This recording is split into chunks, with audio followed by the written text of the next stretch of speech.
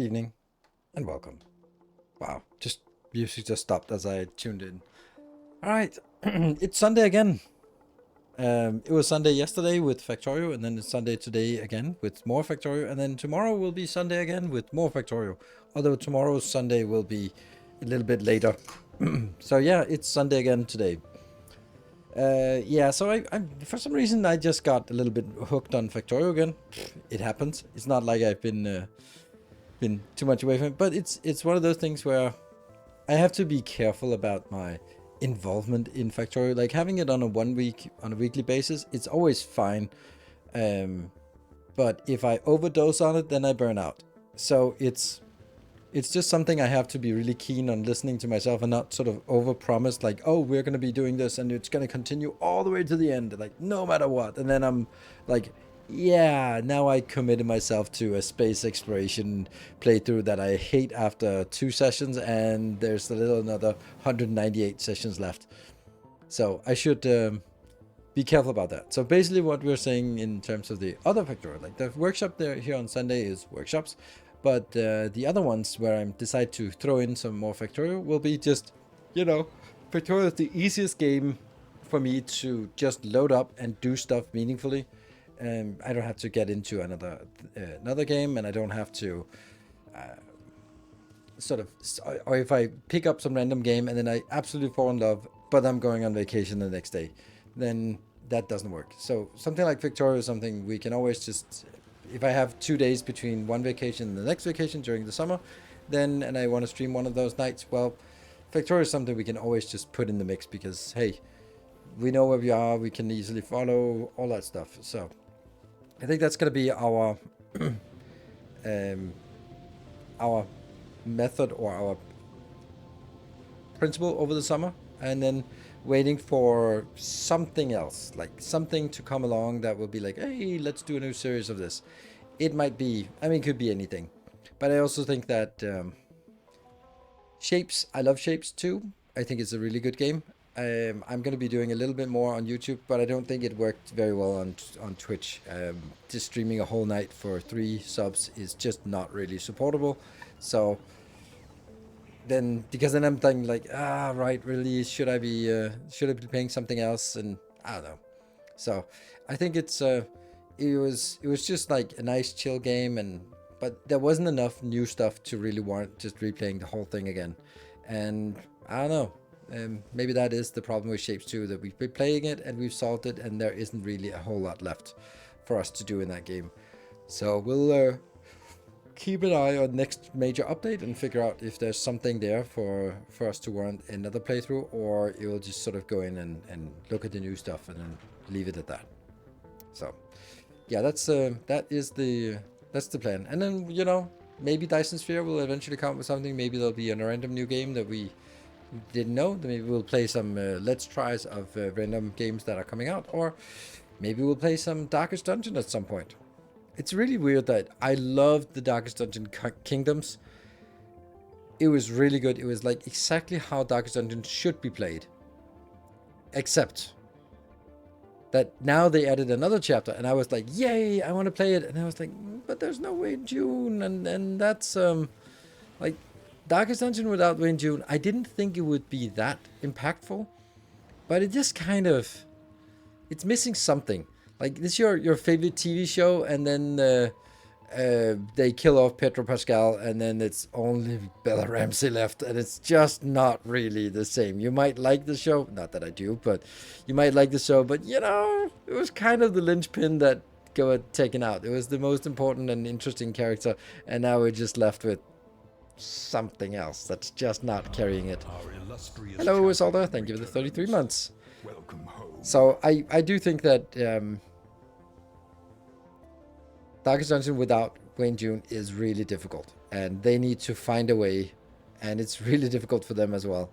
I really appreciate that they're saying we're not going to be doing AI voice of sort of simulating it and all that stuff. I really appreciate they didn't do that. I think that they should do something completely different for the next major thing they do, which will be next year, because this year will be the 3 Kingdoms updates, and I want to play them at some point, but it's just when indeed. So we'll see. definitely, it's definitely happening. Maybe at some point.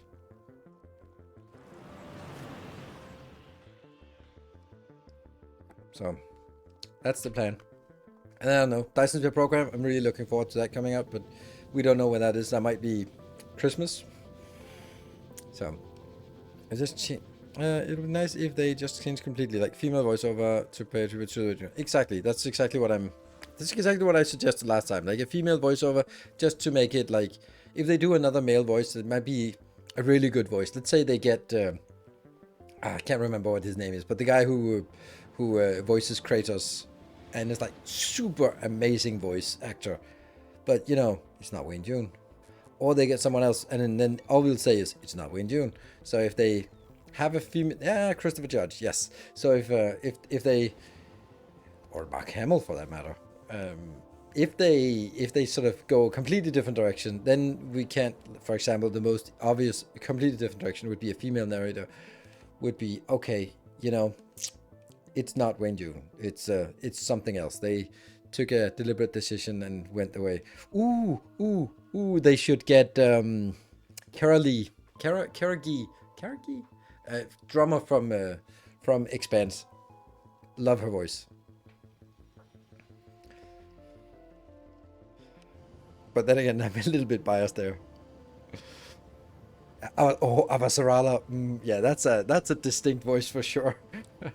That's a very distinct. But the thing is, Avasarala without the swearing just isn't really. I can't remember her real name, but it's a little bit. Yeah, that's a. Yeah. She's also voiced. She voiced someone in a Star Wars game, I think. Wasn't that she voiced someone in I feel that there is a Star Wars reference. I was like, I know that voice. But it was swearing a lot less. Can we find out if that's true?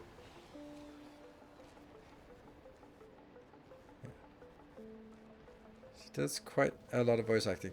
Yeah. So that would be a good idea. We'll suggest that. Yeah, Shuri. Yeah, not certain as well. Yes. Voice Amaran in Mass Effect. Well, I haven't played Mass Effect, so that doesn't really resonate with me. Yeah, so we definitely have something is gonna happen, and we have good old Factorio, and maybe, you know, maybe something happens inside Factory, although I doubt it. Oh, there's also, by the way, I haven't talked about it, and I want to talk a little bit about it. The new or the upcoming auction and not included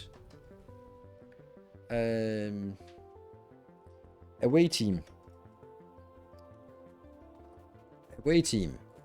to be announced. So that is basically a single player auction or single dupe version of auction and not included, where a dupe accidentally launches himself with a rocket and lands on a planet. And that looks really good, because two things: the fact that it's a single player, or not, so no, single dupe, means that there's gonna be a lot more focus on automation, because you can't have one person running around doing everything. That's kind of my logic to it. The other thing is that some of the things they are highlighting are some of the things that they're really talking to the people who have abused the hell out of the mechanics in the current one. Like some of the stuff, like every tile is like real-time gas, liquid, and heat simulation. Farm with style. Manipulate the world. So the fact that they're doing some of the things, the fact that they are looking at the engine for Oxygen Not Included and go like, yeah, this can't be fixed. This is just broken. There are some inherent things that just are abused so much, like the fact that you can only have one solid or liquid or gas in a single tile. So, you know, those kind of things where that will be abused, and some of the thermal things as well. So all those things, then they can kind of just rebuild the engine and then think about the things that we abused and then try to fix it. But it might also be a KSP2, which you never know.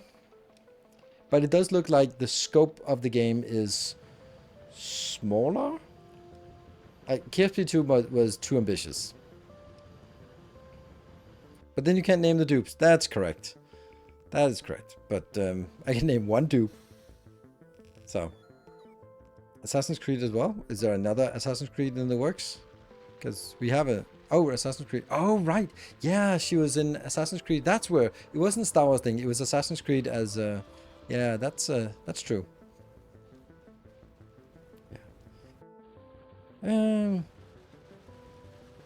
On a prehistoric planet? No, that's not it. It's... Yeah, it's a new away team game. And I think it looks interesting. I don't know how deep it's going to be and how... Yeah, I don't know. I don't know. We'll definitely play it, but whether it's a 500 hours or 50-hour game, we don't know yet. We'll have to see. So, but it has sort of the cute look of oxygen not included. But we don't know. There's nothing about... It just says to be announced, but it doesn't tell us anything if that's next year or if it's in a couple of months or something. But it's announced, so that's the start. Because Oxygen Not Included, I can't really play that anymore. It has sort of... It has boxed itself in or painted itself in a corner or something like that, where like it's gotten too complicated and too many moving parts and too much. You have to understand how to abuse the game mechanics, and then you're not really playing the game. You're sort of meta playing the game, and that becomes less interesting.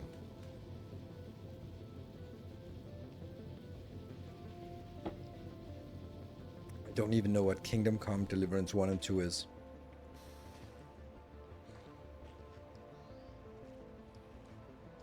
What sort of buffs do you think would be needed to make using trains worth it compared to Volcanus production?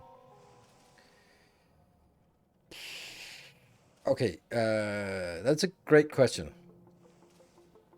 I think... yeah, Sujin, the train car size is the first thing, but it doesn't change much.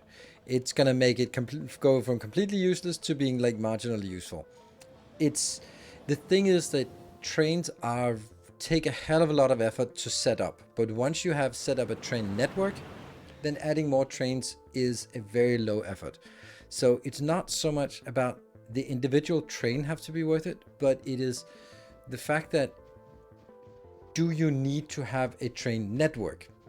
Because having just a train going back and forth, that's not where trains really shine. They shine by having everything connected to the train network and logistics handled by the train network with train limits and everything just routing itself, and you can add more and it'll sort of route itself out. Lovely. I love it. But it doesn't... The thing is, with the production speed and like the way the volcanoes work, it just doesn't make sense to do that. The way Fulgora works, yeah, you use trains a little bit in the beginning, but they are not really very good, and you're really constrained by those trains. So then the next part is like Aquilo is fine for trains. It's actually the train planet because you really want to transport the liquids back, and trains are really good for that. The Gleba, definitely not a train place. Yeah, I don't know. I think that you could say train size, but honestly, they would be a decent candidate for train networks. I think the logic of it would be like, oh, but if you build it so far away, then because it has so short spoilage time, then you want to be bringing it back fast with trains instead of slowly with belts. Yes, that's the logic of it. It just doesn't work like that. That's not how it works. Because if you want to build something remote, you build it, launch it into a rocket, and you forget about it. And I think that's the reason why trains are not very useful anymore. Because the logistics is no longer internally on the planet. It's just build something, send it up. So you really want to avoid the whole idea of just many different components bringing back to one place and then build it, which is you kind of had to when it was on Navis. You also sort of had geographically, since everything was on one plane, it could only spread out in one direction. Now it's on 5 different planets, so it can spread out in multiple layers. So each layer will be smaller, plus the machines are so much faster that basically the base is just way smaller in Space Age than it is in normal. Like I think a 1 million science per minute Space Age factory is going to be smaller in number of entities than a 10,000 science per minute in vanilla. which means that and then it's also spread out on 5 different planets. So yeah, so I don't think there's anything that you can. I don't think there's one magic fix that will just make trains really good, because spaceships are so much easier to manage. Dawn's Morning, thank you for the tier 3 for 39 months. Ooh, keep it coming. I will do my very best. Doesn't building on volcanoes rule itself out in a very long run because of the limitation of cargo landing pad? No, not really. I did. It doesn't really do that. Especially, I thought so too, but I don't think so anymore. So we built a really good design yesterday, and I think that's easily supportable of up to 2 million signs per minute. I think so. I don't know, but I think so. And that's definitely enough. But upcoming the House of Tesla. It's like a Myst clone. Figured might be interesting since you like blueprints. If it's... I hated Myst. I think I played Myst a little bit because everyone was like, oh my god, oh my god, oh my god. But then I played it and it was really boring.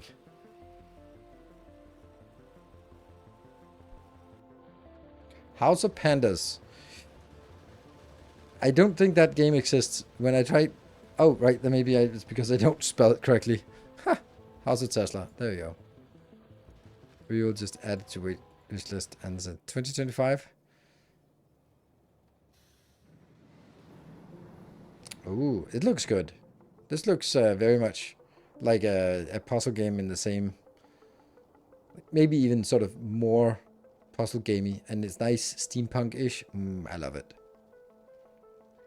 Yeah, this looks great. Thank you for recommending it. This definitely looks like something I'd want. So, I tried something like yesterday's landing pad built in editor and managed 1 million SPM pretty easily with 10k legendary bots. Yeah. I'm totally got Realborn. I'm not sure it sounds interesting, but it'll also be ridiculous. I think it looks more ridiculous than fun. The fact that everything is like, when I looked at it, it was like, oh, so it's Fortnite on a train, because this build style looks more like Fortnite than it looks like Valheim or Icarus or anything like that. So I don't need another blueprints in my life. Oh, yeah. It's a highly rated open world RPG game. Yeah, but I'm not interested. Has it been released in the last 2 weeks? No, then I'm not interested. It's very simple. Like, if there's a game that's been out for several years and I haven't played it, I'm not gonna play it. So there are very, very few exceptions to it. And yeah, an RPG game is certainly not it, because I don't really... RPG games are death to my channels. So it has to be something completely magical. Like, I loved God of War, Elden Ring. Yeah, I'm gonna play more Elden Ring when there's another Elden Ring game coming out, or Dark Souls, or whatever. So, yeah. What upcoming games are you keeping on? Not really anything. Like, I don't have any major upcoming games that we're, like, really looking forward to in terms of sort of new releases. There's nothing... Yeah. There's no one big factory game that's on the horizon that's really gonna just knock our socks off, unfortunately. But, you know, there will be some... eventually, and we'll keep an eye. Remember, I keep saying this. Dyson Share program, never heard of it before 2 weeks before it came out, or maybe 1 week before it came out.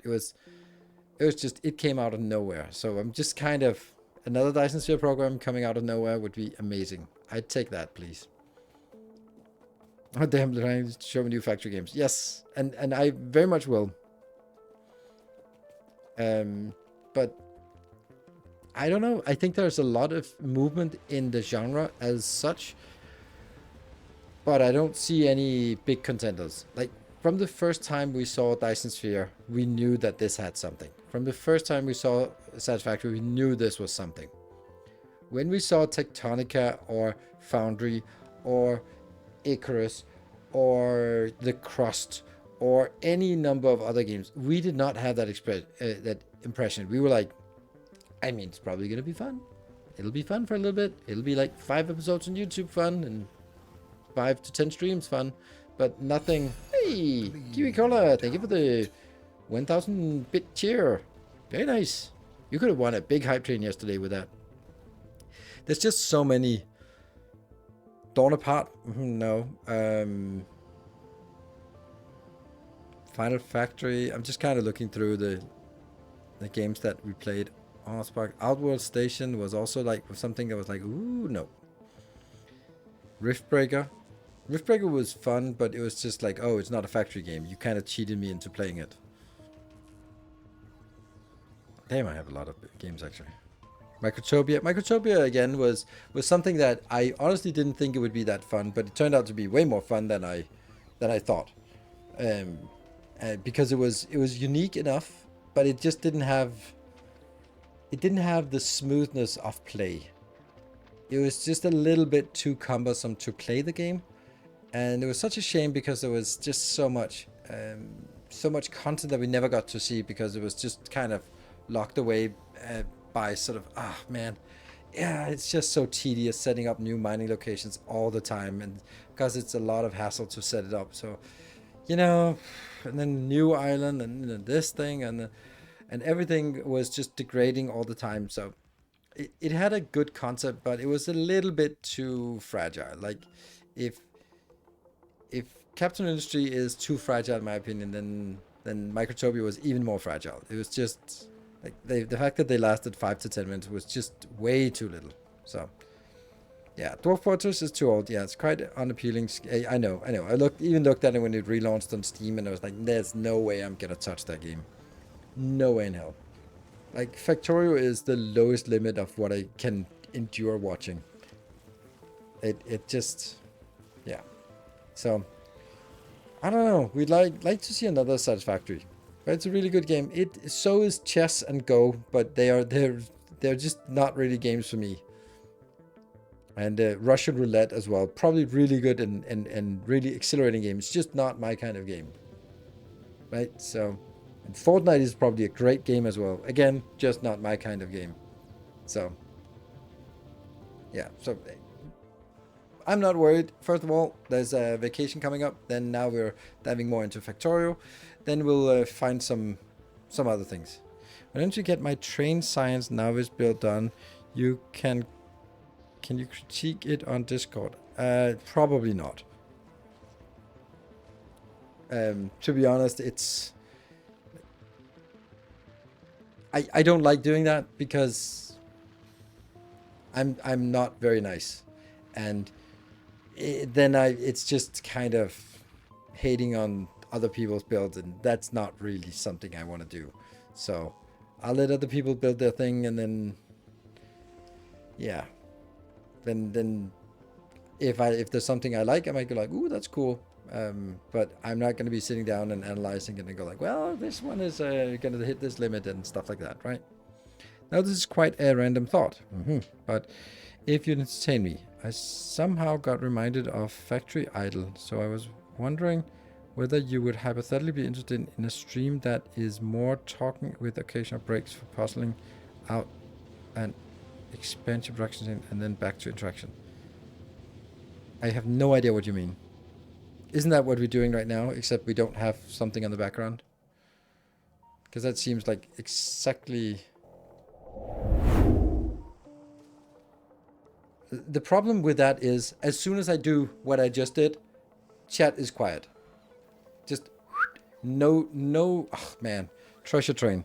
The chat just becomes super quiet, and then all we talk about is just Factorio. So in the beginning, we can do that, but very soon, as soon as we jump in, the conversation is just dead. And that's I wish I could do something about it, and it's of course something I can do, but we can have good conversations before we jump into the game. But as soon as the game is on, then it's just sit back, relax, and enjoy the ride. And then I'm looking at chat, and there's nothing going on.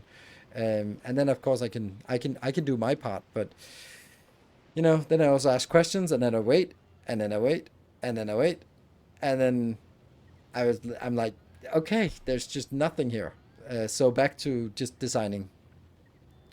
Yeah. I'm missing the Darkest Friday with the deep interactions. Me too. it Mercure, thank you for the 11 months. I wish Bombs and Biters. Bombs and Biters was okay. When I'm talking interaction, I'm not talking like bits and subs in this case. It's more was sort of conversations in chat, because sometimes someone comes in and starts a conversation about it, and we can just go on for 20 minutes about this topic, and I love it. But me preparing topics for every day that, oh, actually, did you think about is, and there might not be something that you want to interact with, but someone bringing up topics is always like really nice for me, because it's so much easier to have a topic thrown into the mix and then just jump on it and be a little bit radical on my thoughts on it, than it is to sort of me sitting there preparing a long list of conversation topics like, well, did you know that? I don't know.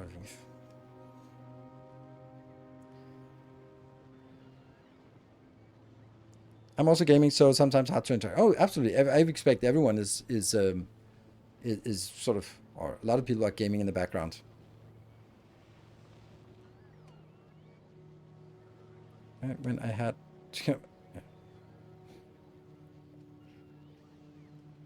so let me start up a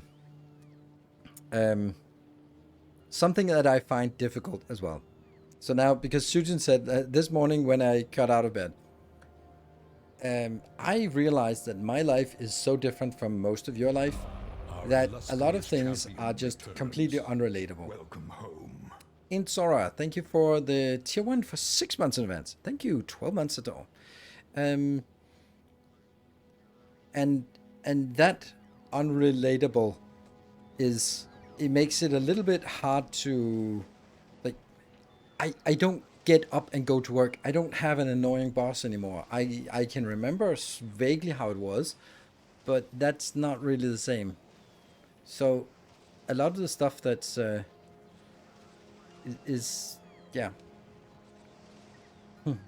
Can't forget has the perfect combination. Seam stitching, right? And I've just gotten so much pushback on sort of random topics that I don't know. I got a little bit scared away from it, to be honest, and I really wish that I could share more of who I am on stream, because I felt that one of the things that I really loved about being a content creator when I started was the fact that I could sort of share my war stories from the corporate universe with you guys, and I loved it, you loved it, and we could have good conversations about it. That's just not my life anymore. But my life now, outside of gaming, is not something that is going to be pushing people away from the stream. Understandable, but it also just, I have to respect that the people come here for factory games and not for sort of factory games and then some adult conversations, right?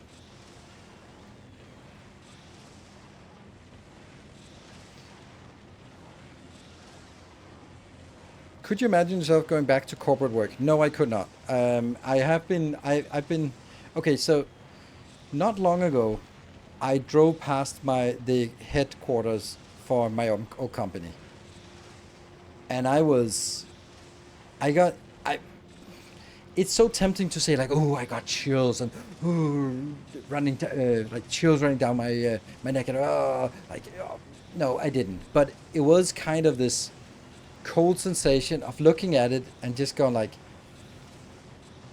yeah, that there's, I thought about it, and I was talking with my girlfriend there, and we were sort of talking about it, and I was like, I have no good memories. Like, I have been working for that company for 9 years, and I couldn't come up with a single good memory. There was nothing that was like, oh my god, this was so great. I mean, it was all just like the milestones, whatever. Who gives a shit? Like, it was just some new software got implemented. Whoop-de-fucking do. That's not something I can go cheer and celebrate about like many years later. Okay, so then the people. Yeah, but you're never really that close with the people. So, really?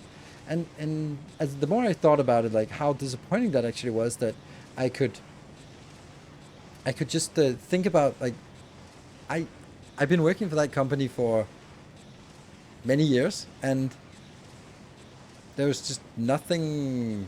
There's no good memories from it, and I can't imagine that that company was any better or worse than any other blue chip company. 9 years and no fun memories. Damn, that sucks. I think it's because mm,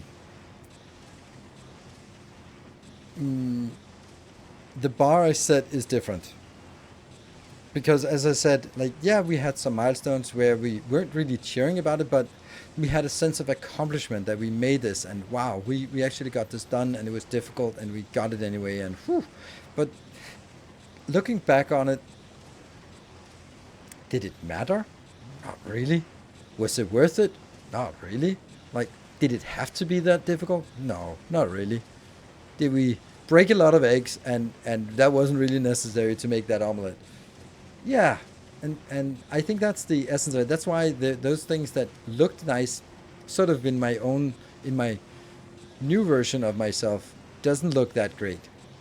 Because of course I know that you need to implement the new version of whatever enterprise software you are using in your company, and that is important for that company and for the company to keep running, and all companies need this, and so on and so on.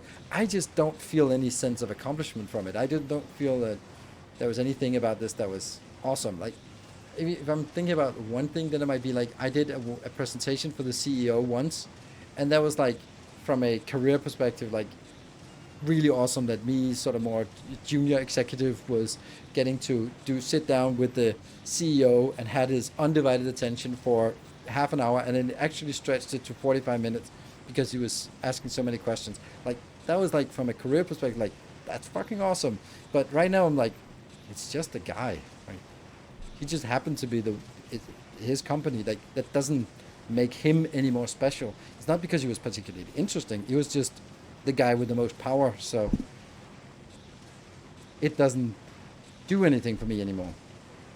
And I think that's the part that my present self don't really care about the stuff that was like major achievements back then.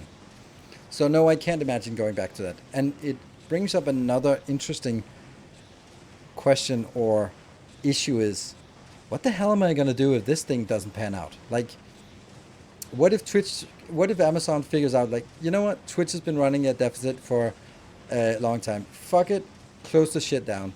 And YouTube and EU get angry with each other, and YouTube goes like, well, fuck it, no YouTube in the EU. They're like, oh, guess I don't have a platform to work on anymore. So, anyone remember Mixer? I remember Mixer. So, uh, so that's there is a non-zero chance that sort of the floor can just disappear from under me, from any number of reasons that are completely and utterly outside of my control. Like, how many people built a business on Facebook only for that to sort of be yanked away just because, well, Mark Zuckerberg wanted to go another direction and he didn't want that kind of thing. And I am not blind to these things, and I know that they can definitely happen in space. However, the flip side of it is, if you work a salaried job, there's also a chance that you get fired tomorrow, and then you have to go out and find a new job. And for me, most likely, my job is not going to disappear from one day to the next. Thank you, patrons. So even if sort of I stop making content now, I will still have some kind of revenue a year from now, just from people forgetting to cancel, just out of that. It wouldn't be much, but it might like be 10%, but it'll be something. And then a little bit from YouTube revenue as well, if I just sort of stop making it, right? So, yeah. Yeah, true, most people just don't realize, yeah. I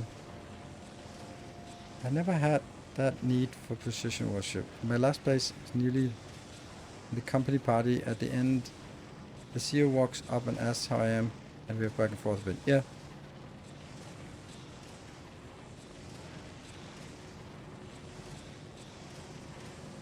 Deco died, like Terraria, but aggressive at night. That sounds awful in every way, so no, I have not.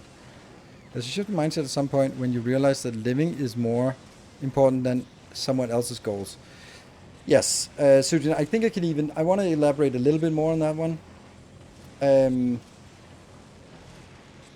I think that I spent my 30s chasing my career. And then when I was 39 or maybe 37, I started sort of going like, why? Why am I doing this? Is this what I'm going to do until I'm 60, 75 and then just drop dead? Or why am I doing this? Like, what is the goal I'm chasing? Because I had sort of, from the beginning of my career, it was like advancing, just another promotion, another responsibility. And then I'd sort of taken a number of steps and I had lots of responsibility, a good salary, good sort of domain to manage.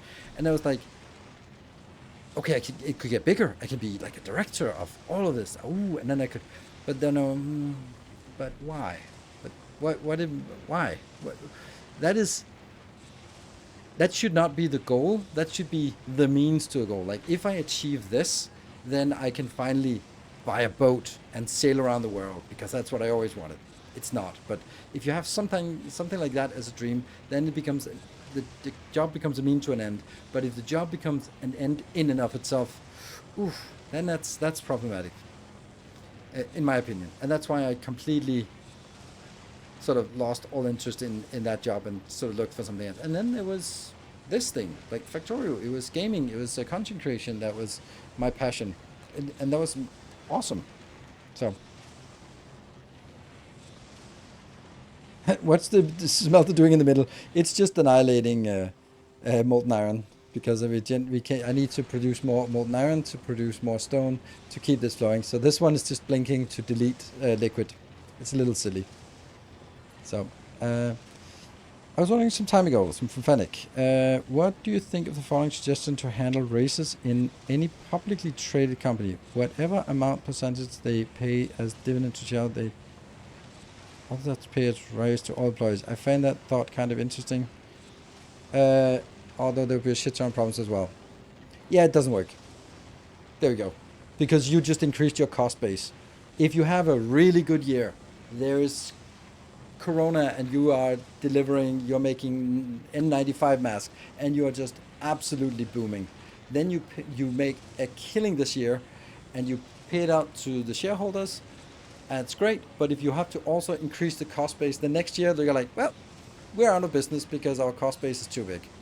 So it's an idealized dream that doesn't have any merit.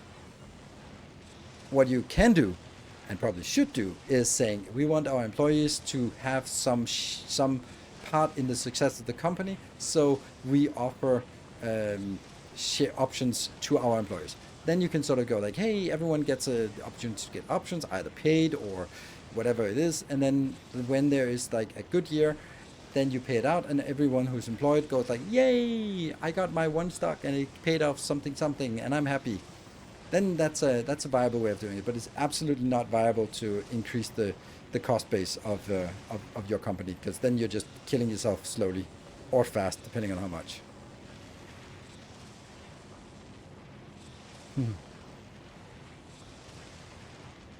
Would you move countries if YouTube, Twitch closed in the EU? Nope, because kids and like community, and I really love living in Denmark. It's a very, very progressive and liberal country, and I absolutely love it here. I could move maybe to Sweden or Norway or maybe Germany, but that's about it. They're all EU still, so yeah.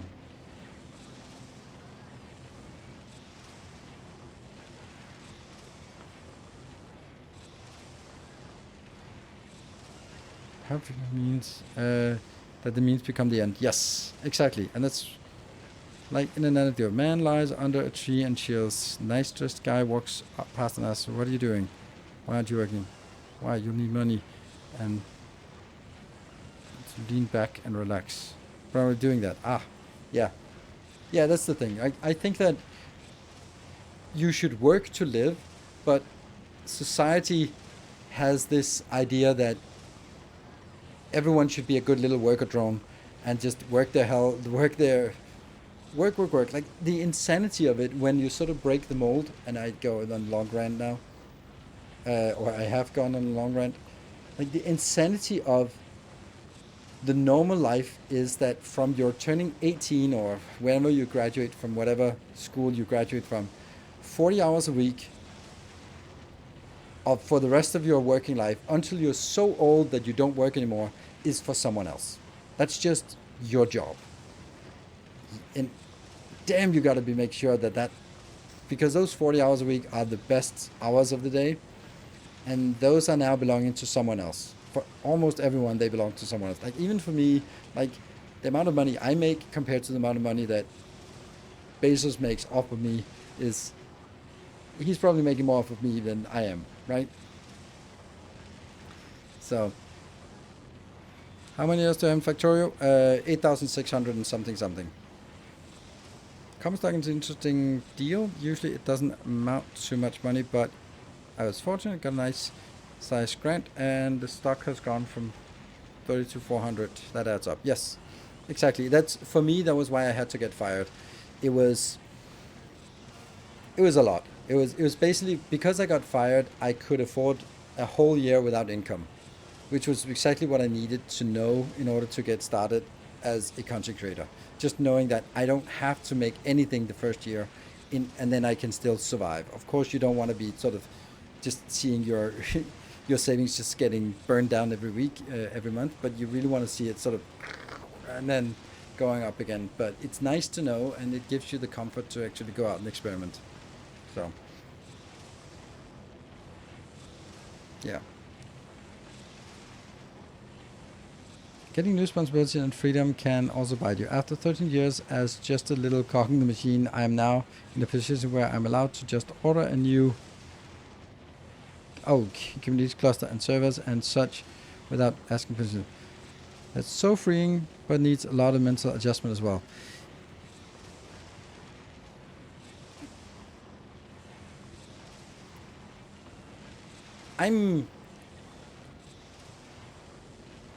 See, oh my god, it triggers me what you're saying, Panic, and not because there's anything wrong with it, but you're saying like, oh, new freedoms and responsibilities, and oh, this is so good because now I can. If you had said, take half a year off to spend some time with my kids, I was like, awesome. If you said like, oh, I always wanted to travel the world, so now I can that. I have the means. But you said you can order Kubernetes servers without asking anyone. Like, that really shouldn't be the goal. That should not be what you need. But that should not be the prize that you get for working hard for 13 years. You work hard for 13 years and you can just do more work. Like it should be like you worked hard and now you're in a position where I can take 2 months off every year because fuck it, that's the condition I've set to the company. They know I'm that good, so they have accepted it, and I take 2 months off and I can do whatever I want. Like, yes, love it, but or work part-time. Like that's the stuff that I was seeing was be the objective of it, not the I can now do more work without someone looking over my shoulder. And I know, it's but it was just it triggered me because it was the wrong kind of of price you were emphasizing for me. But then again, also realize my age, and I am extremely hedonistic. I am all about like instant gratification. But why does a copper plate make a flashing LDS? But it's just because it's annihilating iron plate, molten iron here. So it just deletes it. Everything that goes in, then it gets deleted, and that means these ones keep working more. And since they keep working more, then they produce more stone, and I need the stone to keep this line fed. Yeah. That's why. I worked as an employee for 20 years. When I became my own bum, it was more work. Then when I started to employ others, it was different work. It's definitely different. And I also think that I did a lot more. I worked a lot more, but it was for myself now, which is so rewarding. Like I've done some things. I've saved some disasters in my company, and like things that were just so close to going wrong. And because I caught it, it didn't go wrong, and everything didn't catch on flames and explode at the same time. And then what was the benefit of it? Best case, a pat on the shoulder. More likely than not, being scolded for stopping something. Like, and it was like, fucking hell, this would have cost us 10 million in compliance or something like that. And all I got was a lousy t-shirt, and I didn't even get a t-shirt. I got best case, a pat on the back. But now if I do something brilliant, then it's for me. If I do something bad, it's on me. I like that direct interaction, instead of being like, it doesn't really matter, because you realize in a corporate world that the bar to set, you work, most people work really hard to advance and hold their own and be proud of the work they do, but you also can look around and see the bar to the minimum amount of effort you could put into a job to just not get fired is incredibly low, like incredibly low for most companies. And sure, you probably don't want to be gambling that close to the edge, but it is just interesting that it's that all that extra effort from the absolute minimum up to what you're delivering, who's paying for that? You're paying for it. That's your extra time. That's your extra stress. That's your extra everything. It's not, and you do it for free. You do it out of sort of the prospect of getting promoted down the line. So, actually, I had a year off last year full pay because my old company closed down. Come with new position is something different. Context, mentor, not my goal to work for work's sake. Over the CEO's second yacht. Yeah, exactly. That's the point. The second yacht. Like, come on, work harder. I need a second yacht.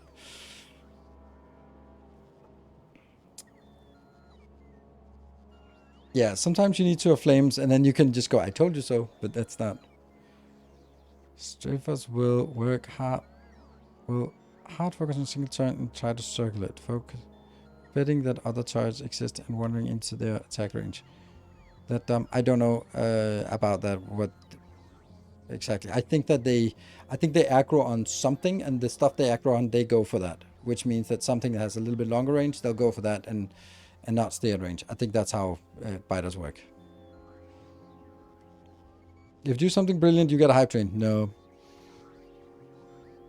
Company I work for went 2,000 to 3,000 location in 2 years. I joined in October. I worked 32 hours a week. I was given 240 and a bag of goodies. After I joined, I was invited to work trip park, all inclusive.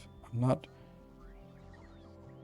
one for blind corporate loyalty, but as long as these guys treat me as a valued person, I'm not looking for the door. Yeah, and of course, and it should be that. I think that it's just, you said corporate loyalty. You know, it doesn't exist. It's a scam, because it doesn't go the other way. There has never been a company that said, you know, he's definitely the slowest, but he's been with us for 20 years and he's been doing good work. And yeah, he's slowing down a little bit on his old days, but we keep him around. Well, okay, there are companies that do that. But I had a good friend, good colleague, who was also my boss at some point, and then I talked to him someday, and he was really down. I was like, what's up? And we went to a meeting room, and he was like, yeah, this new department I took over, we have been working on outsourcing this to Poland, and we're actually done with this. So now now I have to go fire them. And this guy, he's worked 33 years for this company, and I have to let him go. He's been working the last 2 years on making himself redundant. Today's the day that he is now redundant. I can't offer him anything because he's not very good. But yeah, and he knew that this guy, 55 years old, worked all his life for one company. He could not get another job. Like, it's just, and it's not like he can refuse, because then some other manager comes and does the job for him, and he will be the next one out the door. But again, you're signing up to be part of that machine that just throws people out, makes them dig their own grave, and then once the grave is dug, then you just kick them in and go like, well, if I didn't kick you in, someone else would. Shovel the dirt over them. Hello, Tallman. Thank you for the tier 2 for 73 months. And that's the kind of thing, when you see that, or even always have to experience that, then you're gonna be like, yeah, there is no such thing as corporate loyalty. It is something that is that HR is saying to you, so you don't go look for a job. like, oh, loyalty, blah blah blah blah blah. Like, fuck off. They'll sack you anytime. Like, Corona comes along and there's a mandate, just get cut 10% of the workforce, and the manager goes like, expensive, not don't like, and that's just the way it is. So I think in very small companies like 3-1s might have the loyalty going both directions, like tradesmen and such. I think that yes and no, because that loyalty, it's just going to be a wholehearted no. Like, loyalty means that you do something despite what you should be doing. You are going to be like, oh, I should fire you, but I'm not because you've been loyal to me. Not going to happen. If you're sitting in a company and you have 3 employees, you can't afford to have 33% of your salary base being unproductive. You have to cut the dead weight. And there's no such thing about loyalty. But if you are sitting there, you're going to be preaching all about loyalty and company spirit and our little and we're little, with using the family. We're like a family. Except I'm going to fire you if that contract doesn't come in, because I don't know. It's either you or me who doesn't get paid, and I prefer it's you. So much for that family spirit. So I don't. In a cooperative, yeah, but then it's not really loyalty, isn't it? Because then everyone's got skin in the game. I'm just being cynical because of the path that I've taken, but I just don't think so. Like, if you keep someone on who you shouldn't be keeping on because, oh, they've been doing a great work, I can see that you might be doing something like, okay, you're I don't know, 65 and you can retire with full pension at 67. Sure, we'll make some arrangement that we can keep you on for the next 2 years or something. I can see that, but yeah, public sector is different because they're not under the same principles in terms of sort of turning a profit. So, yeah, let's go dinner. Yes. So anyway, I think that I I'm burned on this, and I've seen it. I've seen the dark side, so I don't believe in it anymore.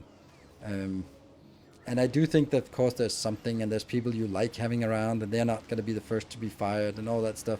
But at the end of the day, if you have to, because it's also it's another thing. Like, you're looking at a company, like 4-people company, and you're sitting there. I have 3 employees. Like, okay, the contracts are not coming in. What am I going to do? I can stop paying myself, or I can stop paying one of them, or we can all go reduce our salary, or we can just burn through the last of our capital and then just go tits up and go like, well, I didn't want to fire anyone, so now we're out of a job. So yeah, it is weird. Well, let's jump. Just looking at the blue science build, is there space to make plastic so you can complete self-sufficient? No. Maybe, but it doesn't matter because I don't want to. It's also I don't know how much plastic it actually is we need. It's about 1-to-1. So it's only like 4 plastic. That's not actually that much. But then I'd still need to bring coal inbound. So then it's just coal instead of plastic I bring in, and 1 coal becomes 2 plastic plus a little bit more. So yeah, I don't know. Yeah, loyalty, I think in a corporate environment doesn't really work. And then now I'm saying corporate because corporate is something bigger than a 3-person tradesman, or you and your buddy starts a company together, and then you'll probably just crash and burn together as well.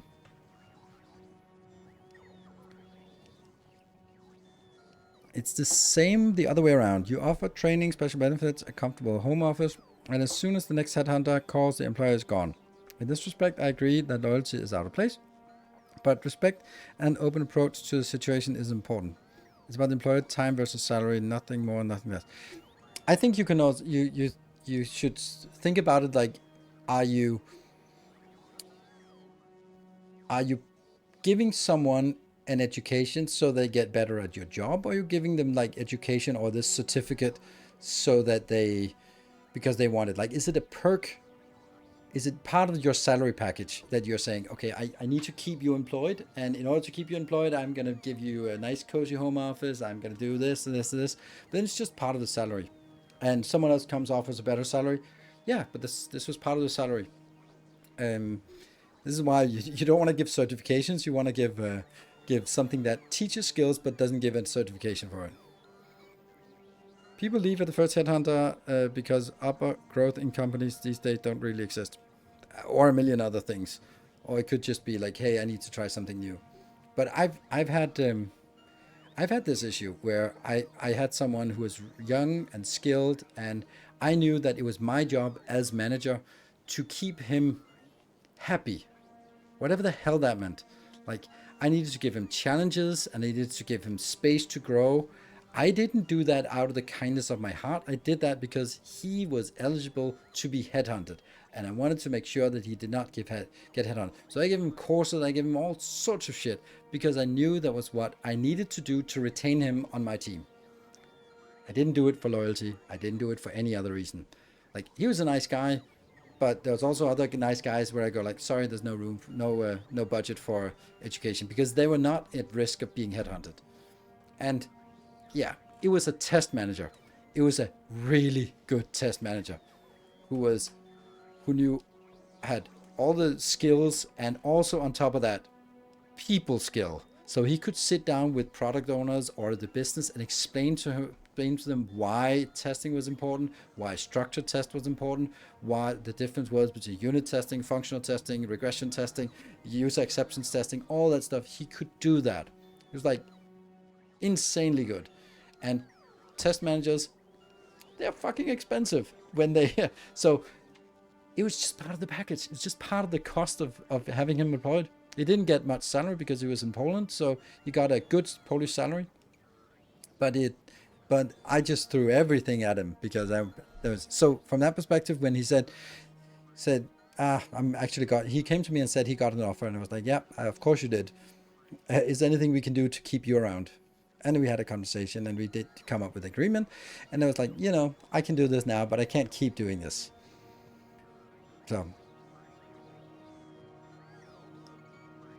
So then that was just like, that's just part of his salary package, nothing more than that. Right.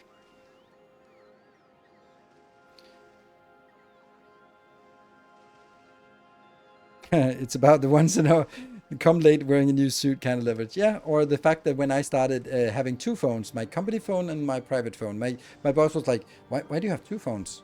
You get a company phone that you can use private. And I was like, I'm not always going to be employed here, am I? Just get that drift? Hello, Draco Falcone. Welcome.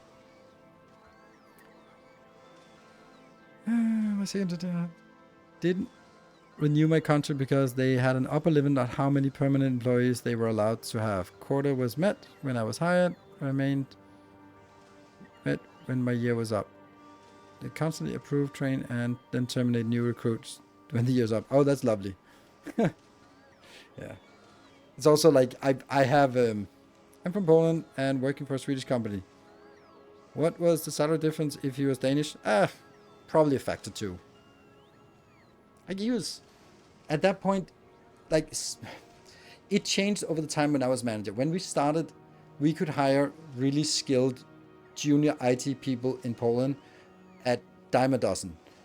But then over the years, we found out that we didn't just want like junior IT people like support or developers. We also needed like the heavy hitters, the architects, the test managers, those kind of thing.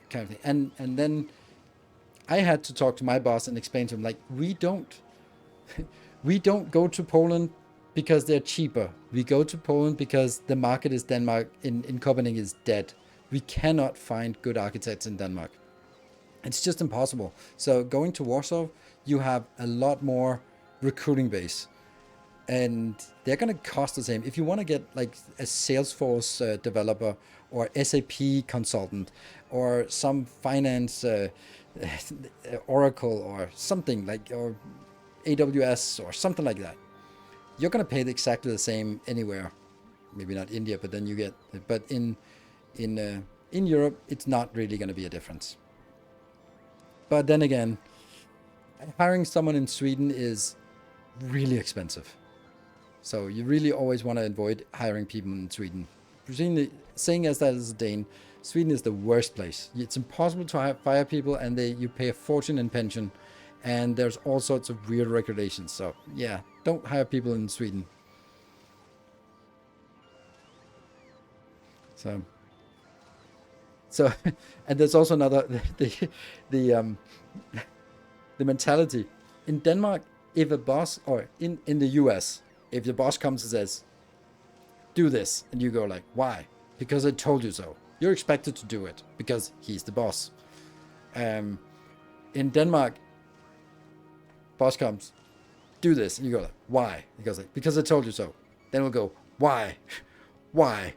Why? We'll just insist to no end on getting an explanation that I understand. I'm not going to do it until I understand why I should do it. And I don't care if you're my boss or you're high powered here. I need to understand why you want me to do this. And I'll voice my. In Sweden, they'll be like, no, I don't think I want to do that. I don't think that's the right way to do it. I'm going to do it this way instead. And it's a caricature, but this is kind of what I experienced, was that you couldn't just tell someone in Denmark, like, you'd have to have a dialogue and explain the reasoning. But in Sweden, it was, even if you explain the reason, and ultimately if they didn't agree, they would be like, no. But nah, that's not how it works. I'm not going to do that. Then I guess I'll have someone else do it. So yeah, working with Danes is difficult. Working with Swedes is a little more difficult, in my humble, uneducated opinion. My boss would want me to understand why I'm supposed to do anything, so I do it right. Absolutely. But there are also things that sometimes I also want to give the reasoning, and sometimes the reason is bad. Sometimes it's, I know we both agree that this is a bad solution, but sometimes I've argued this case to the executives, and they insist that this is a good solution, and at this point, I can't argue anymore. We have to do the solution, and then we're going to have to take the fallout when it doesn't work. That's also an explanation. And that's where the Swede would go like, nope, not going to do it. I'm not going to make a bad solution, which is fine. Working with Danes was easy. Getting Danes to do work was a bit harder. I know. I can understand that. Also, often know how to do your job better than your direct superior. Absolutely. This is why I always just kind of, when I got some pushback, I was like, you have to explain it to me. Like, I'm your manager. I need to explain why this is a bad. If you can't explain it to me why we shouldn't do this, or if I'm saying, hey, business wants something, and you say no, oh no, then you have to be able to explain it to me so I can turn around and explain it back again. And you can be more technical with me than I can be with the executive, but I also need to understand why this is a bad idea.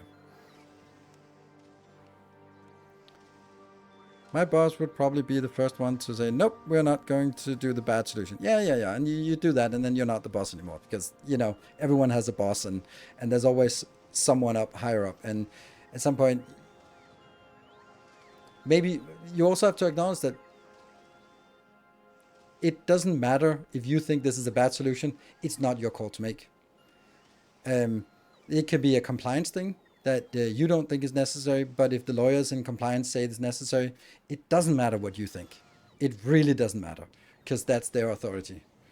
So, would you to know if you do this kind of thing anymore? Do you still do base tours? I ask because I have to sign something that you might like. I don't do base tours. I think it's too heavily on you. I don't do base tours. I think it was I did it back in the days, and it was kind of fun, but I got so many like half-assed bases, and then I ended up with commitments of doing base tours that I didn't really want to do, so I stopped doing that. While we had project managers and line managers, we could tell the project manager No all day, but the line manager determines your pay and future employment. Exactly. That's also why it's good. So the project manager can manage the project. Yeah. So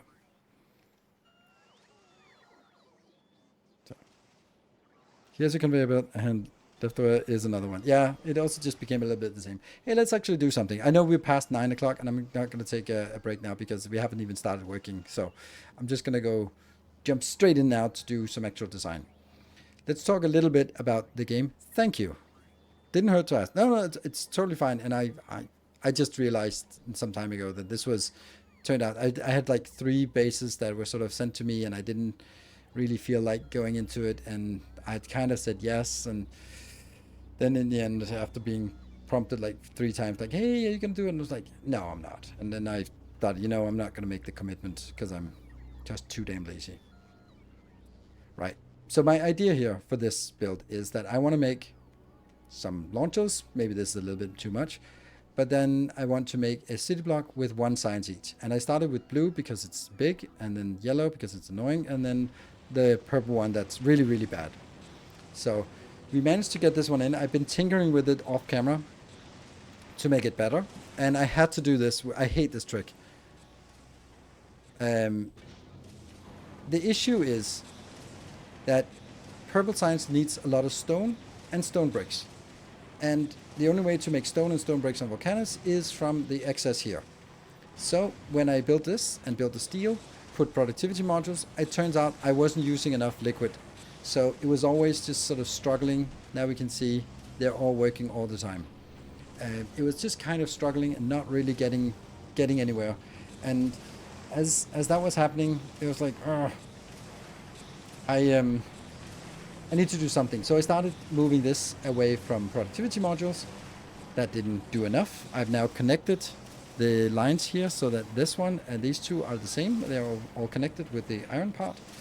I have out here on the belt, and I'm now merging it on this side. I think I actually want to go like that. Yeah. So it's only overflow that goes on the other side. Then it goes in, some of it becomes stone bricks. We can see it is stacking up here. There's a little bit of stack up, that's nice.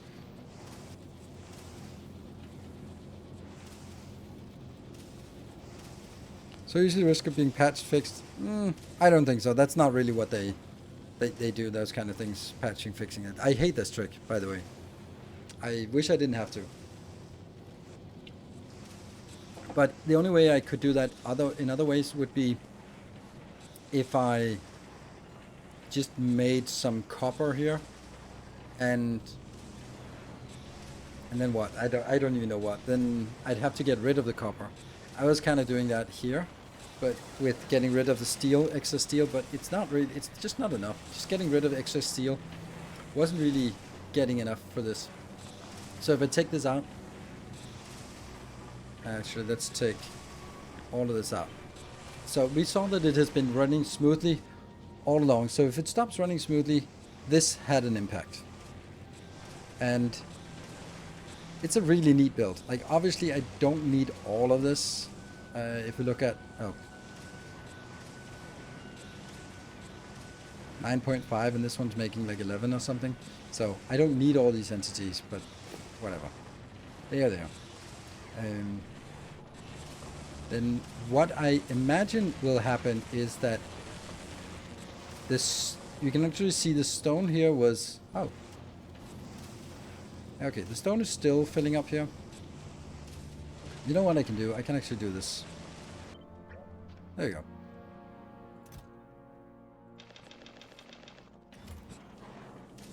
So now we just get it started from scratch. Couldn't you make iron, copper, and feed it directly into a recycler? Yes, I could. I don't have a lot of excess space here, so space is now also becoming a concern. But these are working all the time, and there's also another caveat to this, that is this one. Because as this increases, it uses less steel or less molten iron to make the steel. The consumption of the steel is the same, but as this increases, I'll use less. So I do have to have a way to get rid of any excess. And just having it here, You see, a little bit of it is working. And that's now, this one is probably the issue.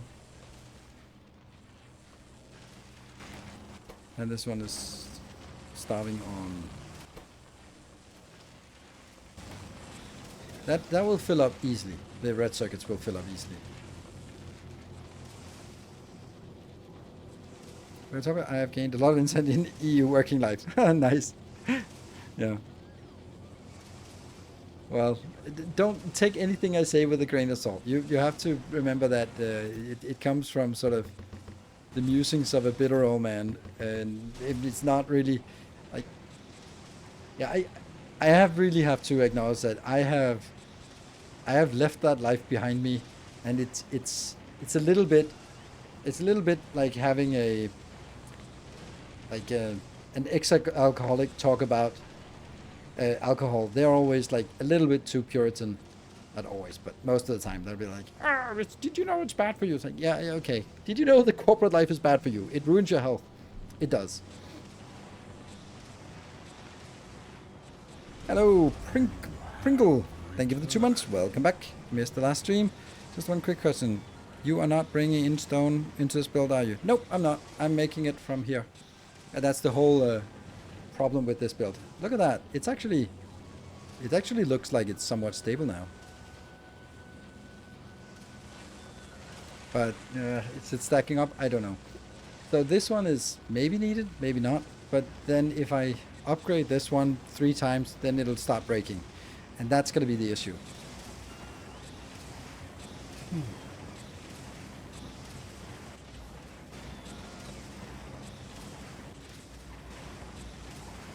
It would be nice if I could have these two be automatically putting it out into something like this to just delete it if they started stacking up, because if this belt is overflowing, then what we will we could also do like a simple way would be if this overflows all the way back here. That's actually maybe a better way than doing it down here. Ooh, I like that.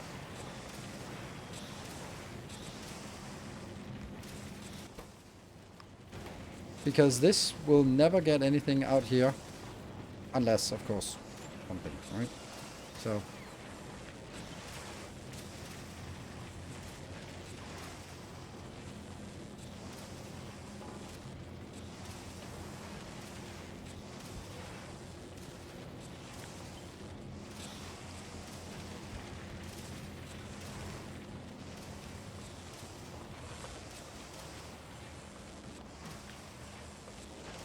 This one has to be not so simple.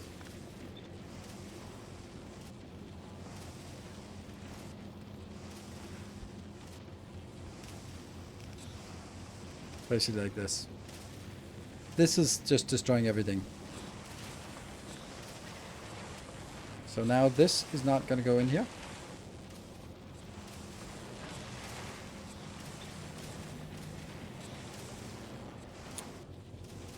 Now it starts stacking up. Ooh, I like this. This is exactly what I want to see. Corporal Peter, thank you for the 18 months. Welcome home. We start seeing stuff coming out here, being deleted. And this one is just the most efficient way of deleting steel. Turning it into a box. 8 goes into one box. One box gets deleted and becomes 2 steel. And so it just basically, this process just goes faster than just processing the steel. Steel is not very fast to put in here. So if you see here how slow it is, but the steel chest is easily, it's a half a second build, and it's a 16th of a half a second destroy. So it's much faster. Grandpa, he was talking from his war days again. I know. My kids are always like, back in my days, like, come on. Actually, this is much better, because this guarantees that everything is on this belt and only sort of excess goes out. This is much better. Why didn't I think of that before? I could also make it up here, so it becomes a little bit separated from, and then move this build a little bit down, but maybe not. So this would also mean that up to the conclusion of how fast this one can build, more than half a build at once. You can also, what?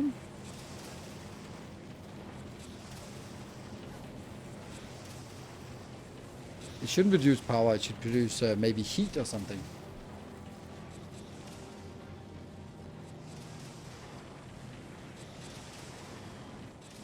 But the good news about this one is I think that with this design, I think it's actually immune to this upgrade. There we go. So now I upgraded to 50% productivity. So this is now 100% productivity because 50% from the foundry and 50% from the upgrade. Now we just produce a hell of a lot more here. And the issue is if they ever stop outputting, then that's going to be a problem. You can see that they are coming in way quicker now. But as long as this belt can actually consume it, then it's fine. It is getting a little bit close, right?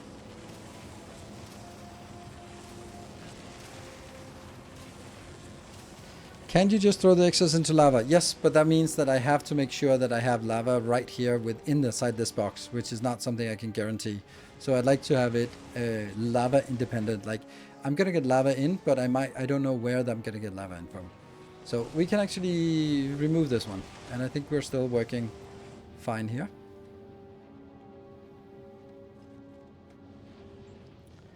Sweet, these are filling up. Might be an interesting mod to need water for the cooling of every building. I mean, that could be like a planet concept of, like, on this planet, it's so hot that things are overheating, so you need water cooling. That's kind of the opposite of Aquilo. Is there enough place for a second remover setup? Current one with an underground build. Yes, there is. I could even do like this, just to make sure that I can go in here, because this one is not going to be overstrained. It's only this inserter that might be overstrained here because of the swing. That just takes too much time. And then if we have two, that's probably better like this. And I could mirror it around on the other side, but I don't think I need that. This is fast enough to support it, and yeah. So I think I'm liking this. Oh, you're not working. Shit. Something broke. We're not making enough stone now. No? I mean, we shouldn't be making less. We should be making exactly the same as before. So somehow we're not getting...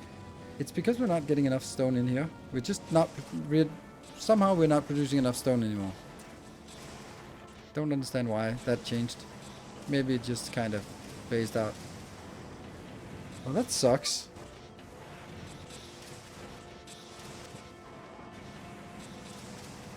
So right now the issue is... Oh, right, I think I know. It's because this one is now idle. So we are no longer producing iron at the same rate. We are only producing iron at the replacement rate. I'm not making less cycles of steel, so no, that's not it. It's less cycles of iron that I'm making. This one is only at replacement rate. It's no longer working all out. While these are working 100% all the time, so they're just outputting more. But any excess output is going to be deleted. Higher steel, less metal needed. No, it's not. No. That's not how it works. Higher steel productivity does not mean that I use less input. It means that I get more output. If I consume all the output as I do here, then the input is still the same. It doesn't change the input. This green bar does not slow down with more productivity. It's just the purple bar that goes faster. But the green bar works at exactly the same, at the same rate. It is this one that makes difference, because now it doesn't consume iron. Previously it was working all out. Now it's no longer working all out. It's close though.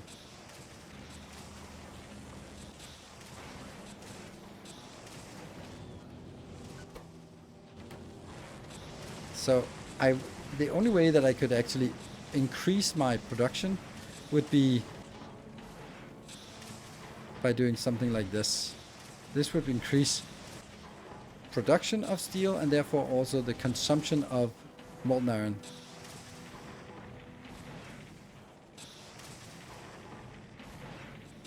Like this bar, when it actually stops.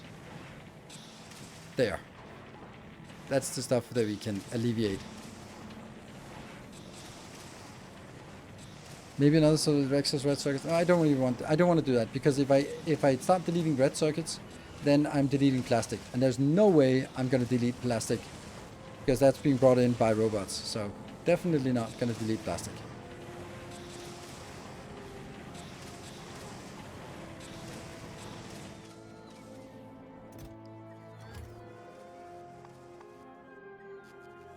Infinity buffer chest. There you go. Ah, no! Can I just clip that here? No. Oh, infinity filters. Okay, not logistics, but infinity filters. That's still the same. Good.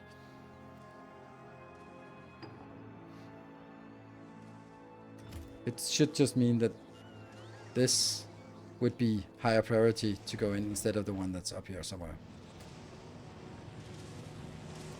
Start deleting excess iron plates. Excess iron plates are less efficient at deleting than excess steel. And I already have a deleter of steel, so I'd rather just produce more steel and then have that be the method. 1, 2. Is this increasing?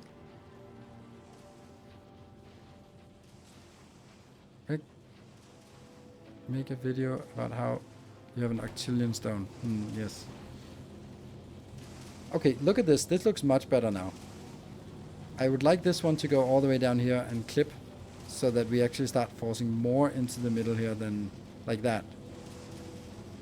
This one is then all of it goes that way here. That means more, that means more, that means this one stacks up, that means this one should be working more of the time. I don't need these. If you look at this, this can produce at, we'll do all of this. I have an excess here, so they don't need to work all the time. I can produce 1.2 and I need 0.875, so I don't need this to work all the time. So it's okay that this one is idle a little bit, but not as much as it is now. It should be less idle.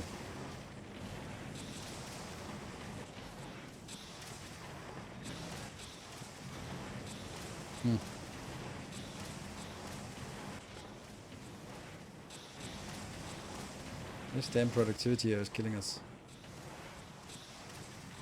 There. Like that pause when it says output full, there, output full, that's the stuff we can work with. That if that never happens, then we're happy. Just that little bit is the stuff we can work with.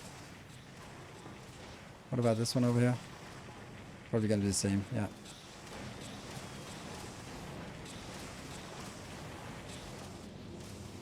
Okay, here's another thing we can do. We can look at that one. And that has been working over 10 minutes, making 186 divided by 60, 3.1. And I think the target should be 3.225. 3.25255. Yeah, so a little bit less than what it should be.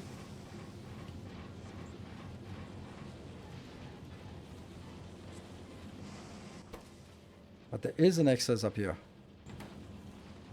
When is shape to continue on YouTube? I'm lost how to make those pinned in milestones. I have recorded the video for pins, and it will be Monday or Tuesday.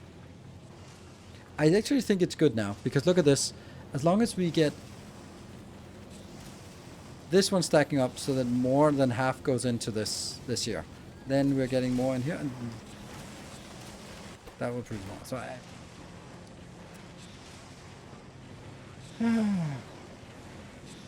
is On the one tile that is blocked, you're not stacking on the belt like I thought you were.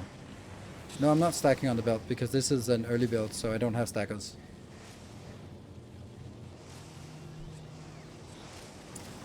The reason why I did this was because it was stuck on one side. Now it's kind of all of it is working or none of it is working. Instead of sort of one half is not working as much.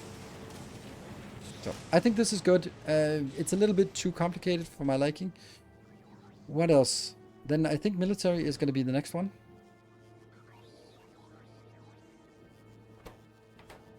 Automation is easy. We'll take the military. So that one.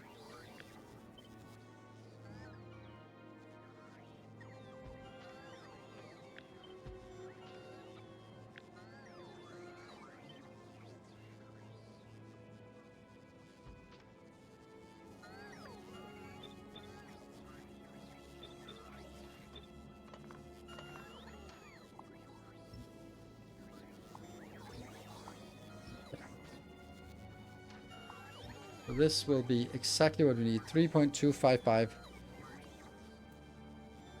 Okay.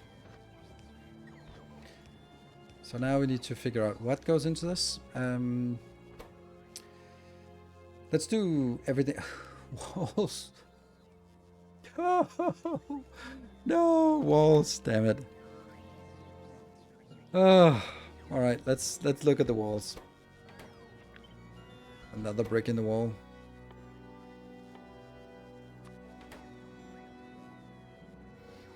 Okay, so this is definitely enough. I need 2.625 walls for this. 2.625 times 5. That's how much we need in terms of the stone here. And this thing here is then not enough. Are you kidding me? This is not enough. That sucks. And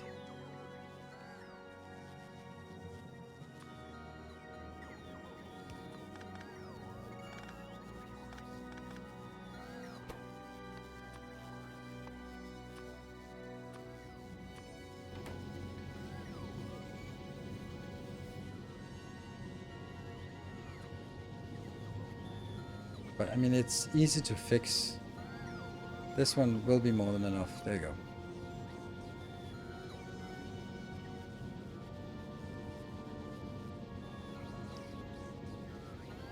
So this one, can you explain to me how I get pin in empty slot for that milestone, or should I just wait video?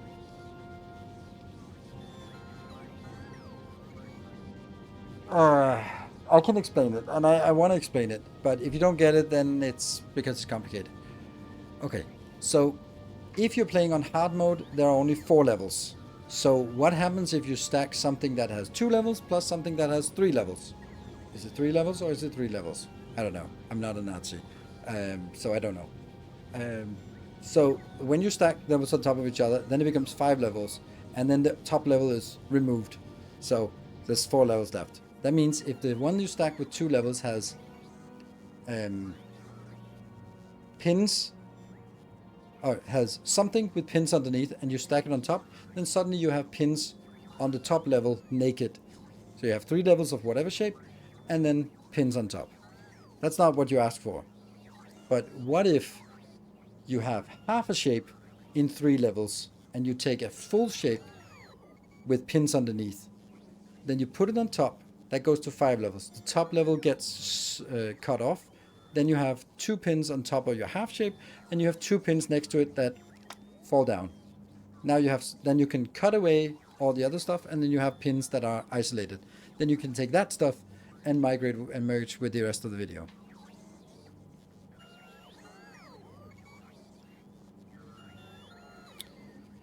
I thought you were going for Gora. Volcans for Gora, Gleba, Aquilo to unlock everything, then return to Volcans. Not really. I'm going for Gora, Volcanus, Fulgora, back to Volcanus, because what am I unlocking in Gleba that's necessary? Nothing yet. And I want to set everything up so that I can go to Gleba with having all the other signs just chugging along. Then when I get to Gleba, get my productivity 3 and my stack inserters, I can come back. So I think that the progression is Volcanus, Navis, and then go to Volcanus just to unlock, go to Volgora just to unlock, and then go back to Volcanus where I then build the science setups. So now I have science taken care of. They can go, then from there, I go to Gleba to unlock productivity and stack inserters, and then that's the only thing I really need. Then I'm gonna ignore Gleba for now, go back to Volcanus, and upgrade to rare quality materials, and then because in order for me to do rare quality, I need stack inserters as well. Isn't the biolab worth it? Oh, biolab, of course. Biolab is something, but once you have the biolab, like, done, right? Biolabs definitely needed. But I think that I don't think it's that valuable. I'd much rather have a steady, good production of science than I would have biolabs. Because I don't like Gleba. Have I mentioned that before? I think I might have said it once or twice before. I was serious, keep it up. I was kind of hoping you were going to do a real playthrough with it also. I am, but only when I'm done with it. Because there's no point in doing it now and then sort of play through and then stopping after 15 episodes and go like, well, it didn't prepare anything else. A new subscriber. Let's see ya. Thank you for the prime. Welcome. Okay, so this is enough. It's not enough stone. How much stone is this taking? 26. Okay, and then we have this one taken care of. This is fine because this is enough to get that going. Then we need them grenades.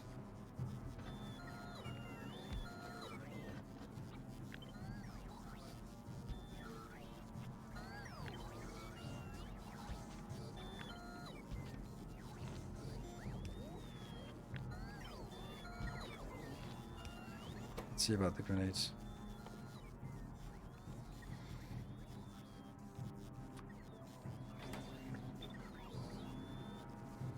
How many grenades do we need?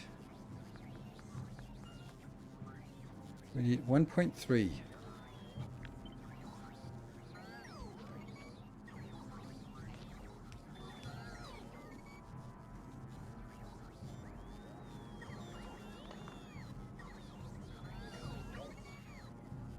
There. So a little surplus here. And then we need also 1.3 of that.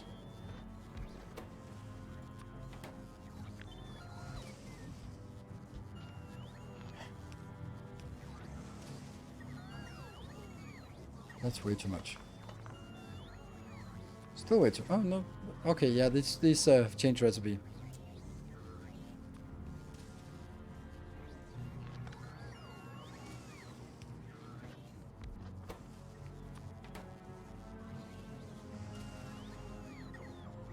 And all of this. That one, we know that's okay, but everything else is green. So this is our build in terms of how many things we want. Then let's say this requires a little bit of steel, a significant amount of iron, some copper. So we're gonna get some iron production, some copper production, and some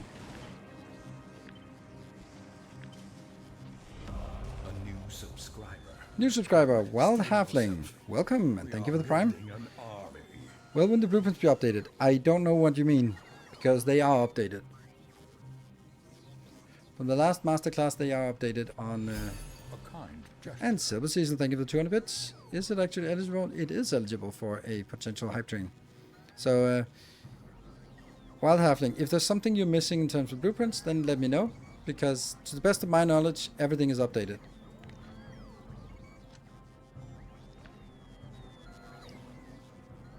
And then we...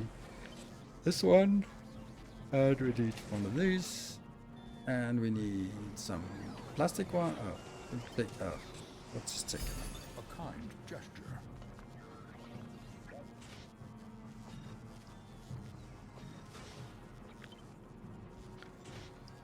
That's some copper.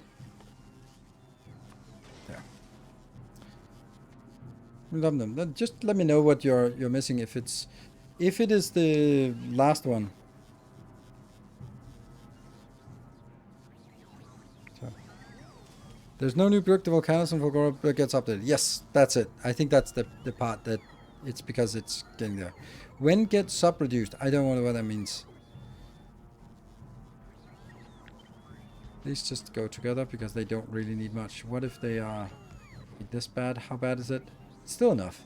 So this generates all of the copper I need. Yeah. Okay. And you are easily enough as well. I do need to undo this one just to make sure that... What if you are not powered? Okay, 1.8. So even without a beacon, it's fine. Maybe we just unbeacon this. What about you? You are very not fine. Wow, that's slow. Wow. Okay, you need a beacon. There you go. Still not good.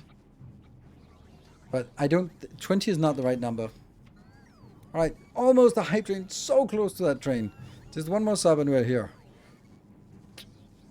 We're at least getting started. But then again, if we get started, then it's barely getting started. And it's probably not getting anywhere. Yeah. So if I look at this, I have a surplus here. I have a surplus here. So I should look at how much I need. Jay Frankie, thank you for the tier 1. Unfortunately, that was like just as it was running out. So we're still one sub away from activating a train.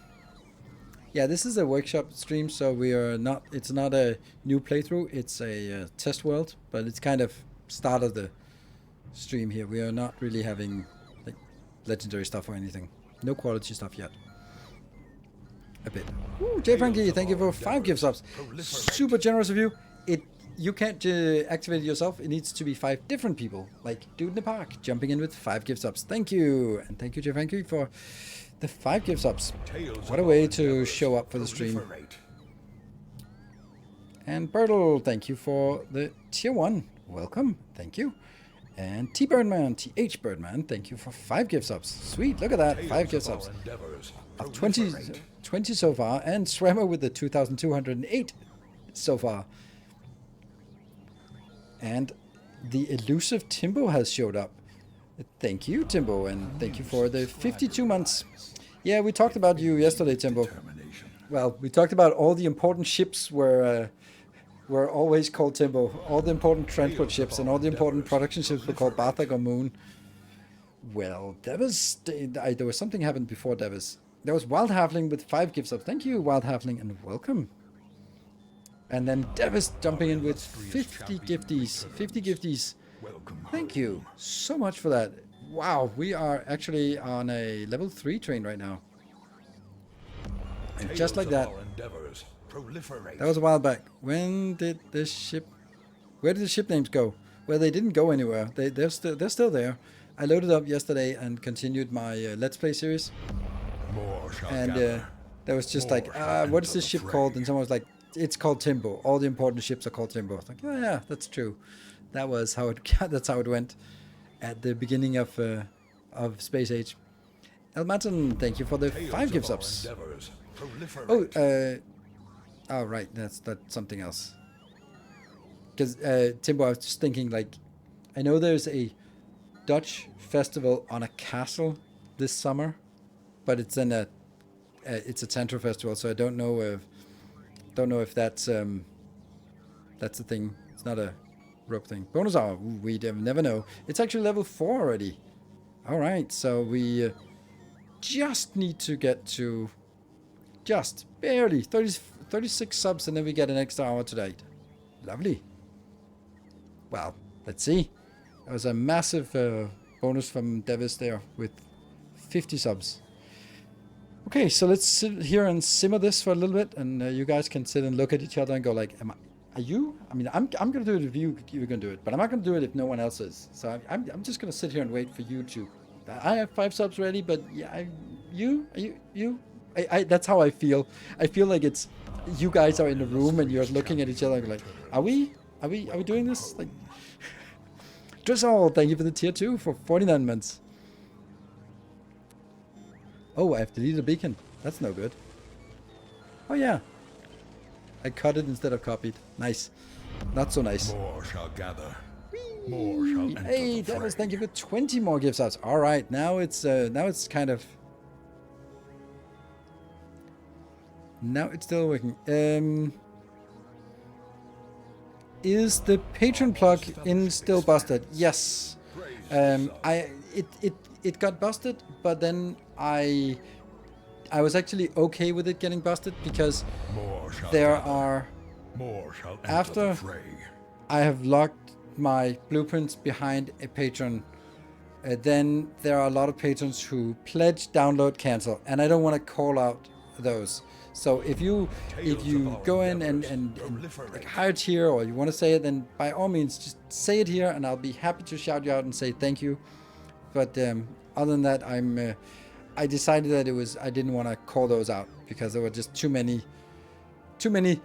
that were like $1 donation. Then by the time it takes to realize that, oh, it's only the $5 that unlocks, then upgrade to $5, download the save, cancel. I'm like, okay, this whole thing is like a 15-minute thing. So instead of going like, thank you, wee woo, then yeah. Anyway, Synth, thank you for the 1 sub, gifting it forward, and Swammer with the 10 subs, and then thank you, Swammer, and Mirage with 5 more gift subs, and that completes the level 5. It's amazing. Window shoppers are usually not worth the time. Sure. Just wondering if they count them for the hype train. Oh, we don't. We can't count them for the hype train because hype train is a Twitch thing. But thank you for pledging on Patreon. I think that's kind of what you implied, that you pledged on Patreon. And thank you for that. It's also they changed the overlay, so it's really difficult for me to see it. Then now it just says like someone and 23 others canceled their membership 8 minutes ago. I don't think 24 people canceled their membership 8 minutes ago like that. I hope not. And then it says 22 minutes ago, someone and 21 others joined as members. So I'm like, this is like a summary of something. But ultimately you can see that it's basically 24 cancellations and 22 joins. So net is -2. That's probably like, like that's how it is, right? So yeah, especially here when there's nothing else going on. So instead of me calling out 24 people go like, thank you, thank you, thank you, but 22 of them are canceling immediately.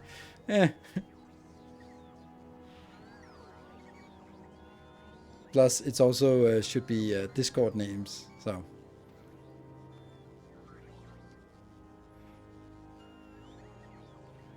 throw my palm in at the channel regardless. Thank you, appreciate it, dude in the park, and your streak. That's also pretty damn amazing. Now I need to do math. Woohoo! So everyone, be quiet for a bit. I need to go here and figure out. So I need 1.3 grenades. Each grenade is 5. I mean, I can't believe I don't know this. 1.3 1.3 times 5. Okay. And then here it's also 1.3 of these, and they are now only needing 1. No, they need 2 now. No, they need 1. Each one 2 for 2 is the same as 1 for 1. So that would mean each of these are 4, so that would mean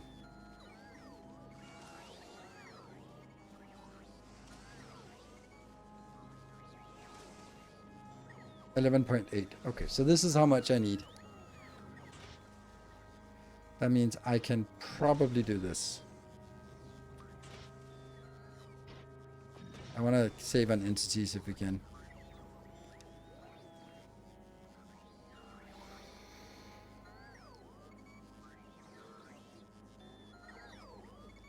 Okay.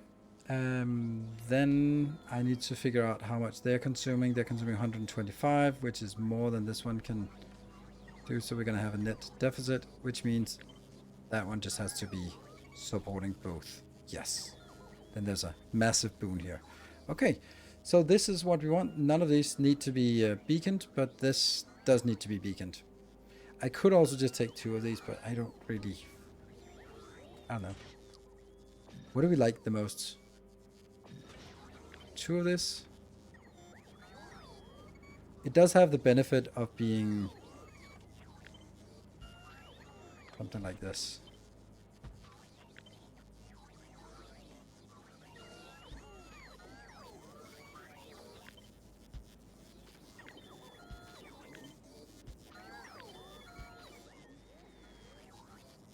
Oh, and then we have the bigger issue. And that is, how the hell do we get the copper going? Or the... yeah, if this here is working all out, which it isn't, like this, we are now producing 9.37 steel, which is not much. And that is the hype train successful. Thank you very much for the level 5 hype train. And Silver Cecil again wins the hype train for the bit side. That's an easy win here. And thank you, Devis, for the 70 subs. That is a massive boon to get us forward.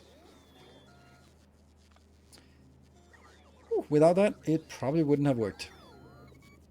So this is probably fine, but okay. Now the next part is, how do we generate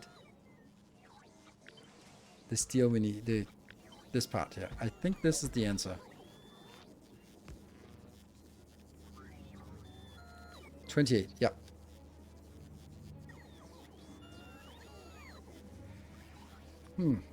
But now I need to get rid of the copper quickly. Copper is not as easy to get rid of, but this recipe is better. This one is 15 stone, while the equivalent here is only 10 stone. So the question is, what is better to get rid of? This? Make the copper, but get rid of the copper, which is not as easy, or make more steel and get rid of the steel. I think the steel is actually the answer. The reason why is because the steel is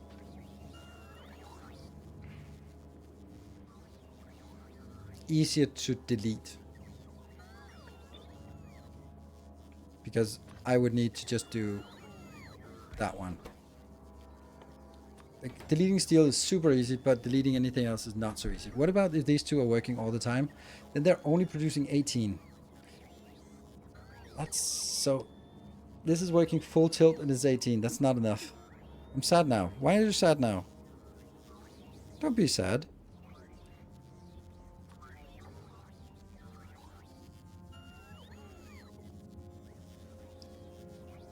This is...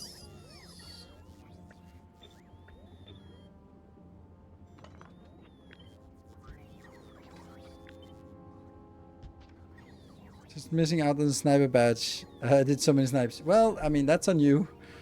You know how it works. So I'm sure you could have figured it out and got it done. Right. This needs to be a little bit up, because this needs to affect the recyclers.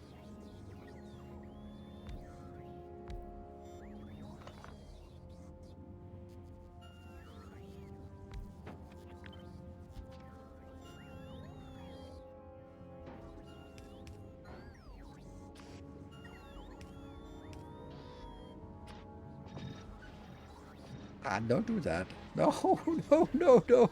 Stop doing all that stupid stuff. Okay, now you gotta work your way out of this yourself. That's on me. That's on you, not me. Nom nom nom nom nom nom nom. Nom nom nom nom. Munch munch munch. It'll just continue forever and ever.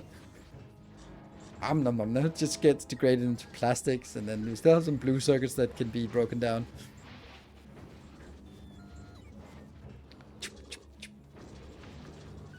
We have that one as well, but there's some weird stuff here.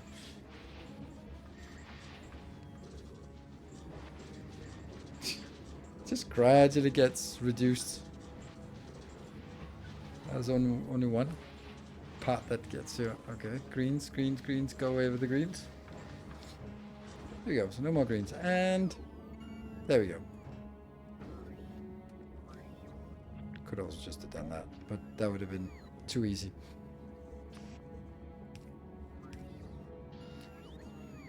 I'm gonna have to test this to see if it actually works. I'm a little suspicious that it might not work as well as I hope.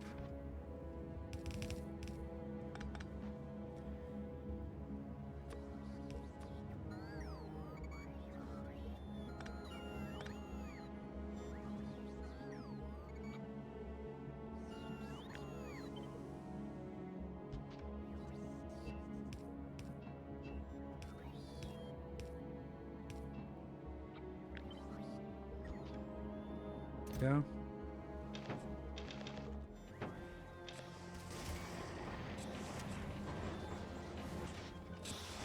The question is whether they can easily get rid of this.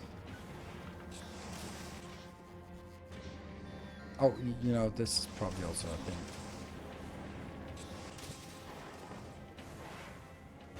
Ah, so this has a little bit of a deficit, the fact that I am not anywhere near consuming enough. I'm only consuming 125, so I would actually need to get all of this like that, even to get close to getting enough. Not even close. Oh my god, this is the insanity of it. Yeah, so even though this is working, then I would need so many builds here just to get the stone. Then I really do feel that the steel version is better. Even though it's still not very good.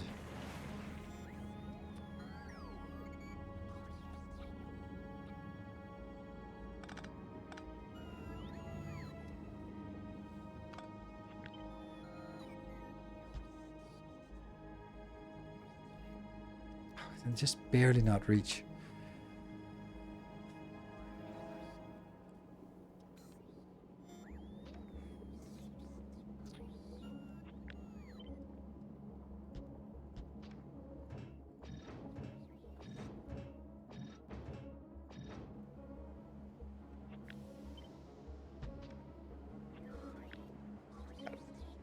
This is just to make stone. I'm just trying to see if we can get stone in a better way here. Don't like this. No, it's too much space.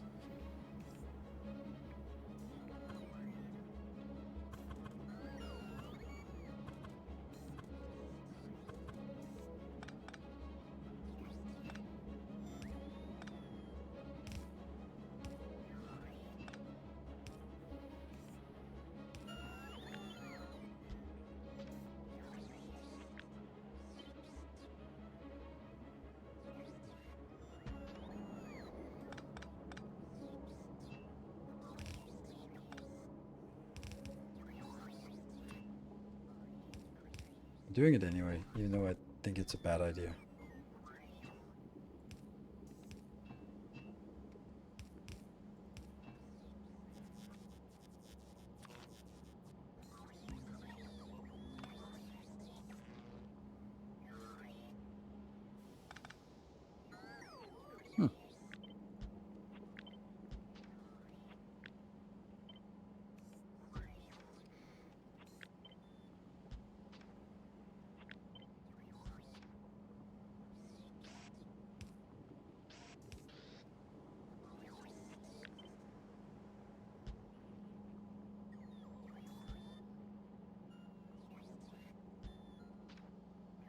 So this one affects here. This one affects. Yeah, okay, so this actually has a good build size. Yeah.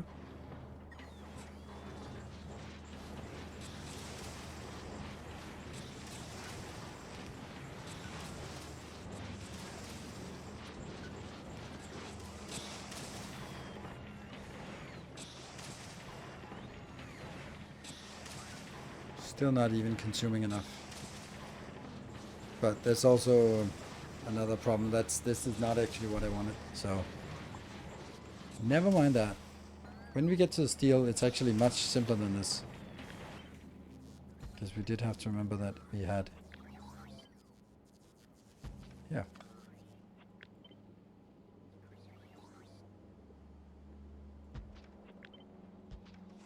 I just needed to go into this one, right? And then from here it needs to go out into a recycler.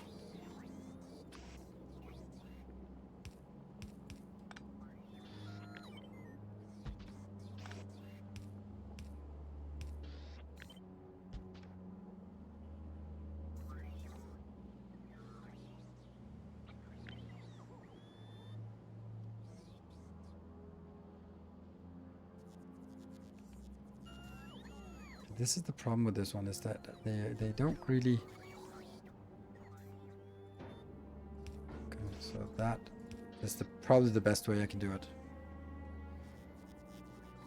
And this one has to go one up, so it gets that one, and you... Ugh. Not making them into boxes, that's exactly the problem I had.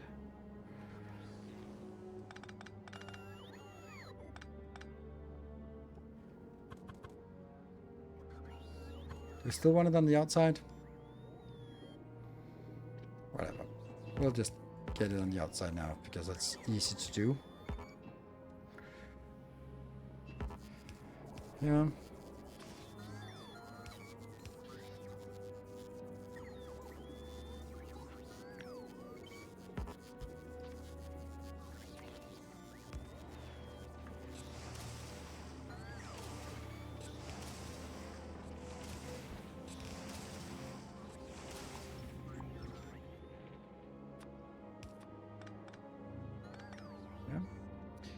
And then we just need some outbound.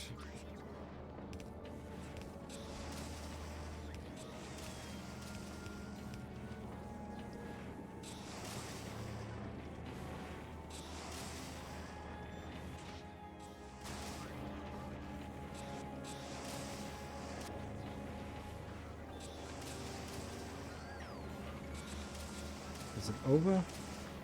Still an overproduction of this. Wow, there's also an overproduction. Yeah. Interesting.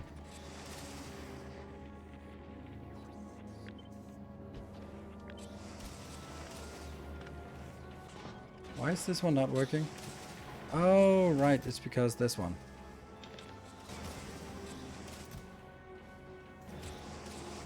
You want this to run all the time, and then we want the other one to work all the time.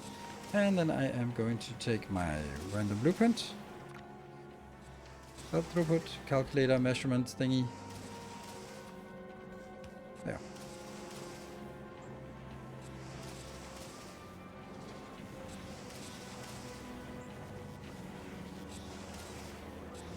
Thank you for that. We'll catch you watch more. Have a good evening. Thank you, Dude in the Park. Thank you for joining. Thank you for supporting the train. And see you around. And thank you for patronage. The funny thing is, this one is supposedly unable to keep up.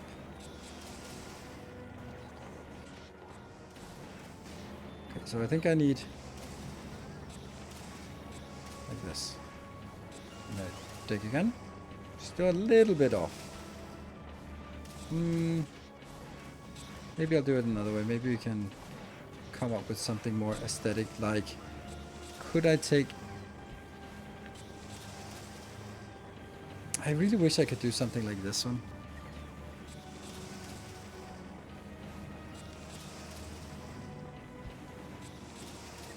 Oh, but now they can't reach. Ah, okay, so that's not working.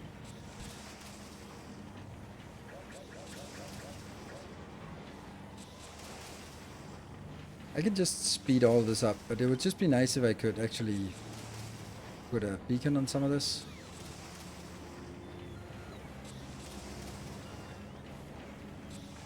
Is this building creating stone? Yes, it's just stone production.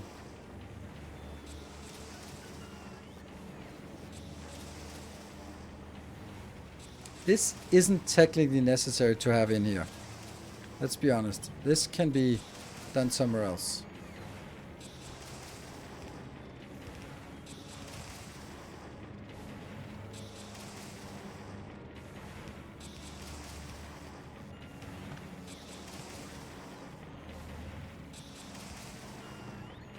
Because if I do this, I think it should be easier for me to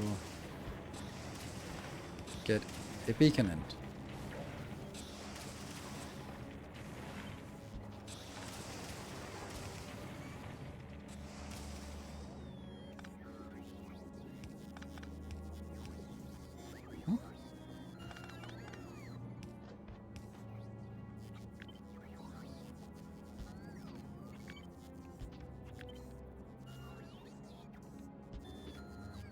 This is exactly hitting these two. This is... Right, so this should be better.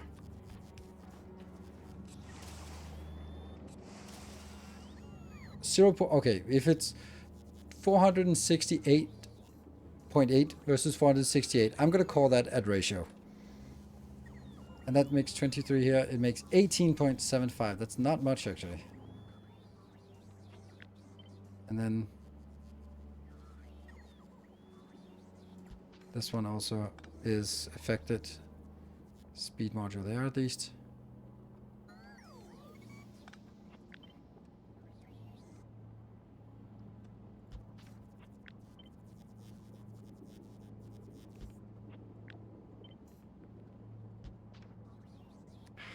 Needed to go one down in order to get this one up.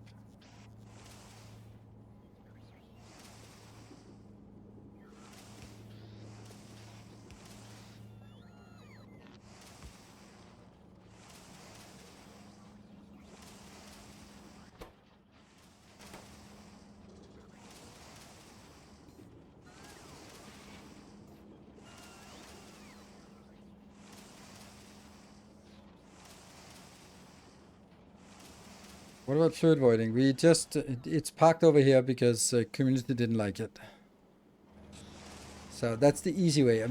This is my backup plan. I'll just do fluid voiding if need be, but I really dislike it.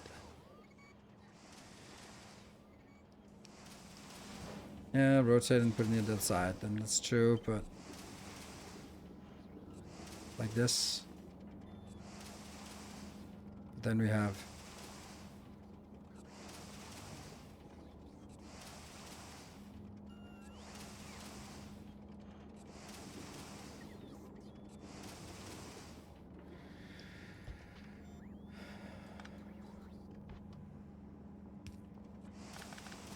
you can't jump this.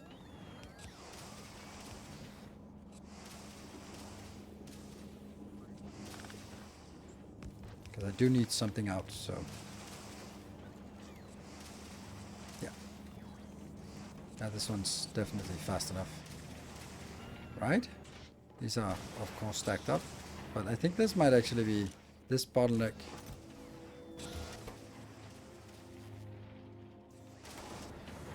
It's this inserter that's holding us up. Damn.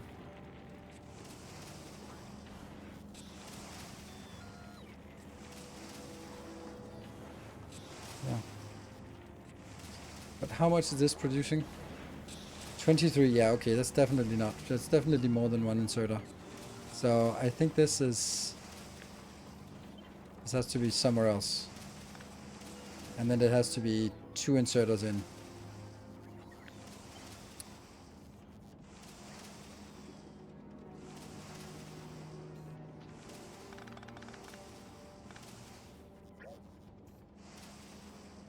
That one has to be here, so...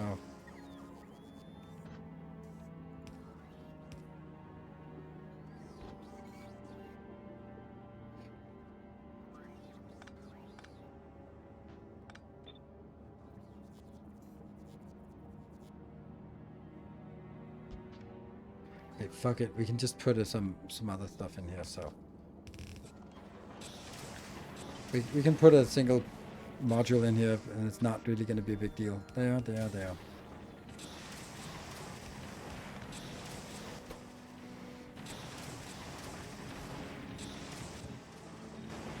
Oh, this is definitely not going to be fast enough, but this one might.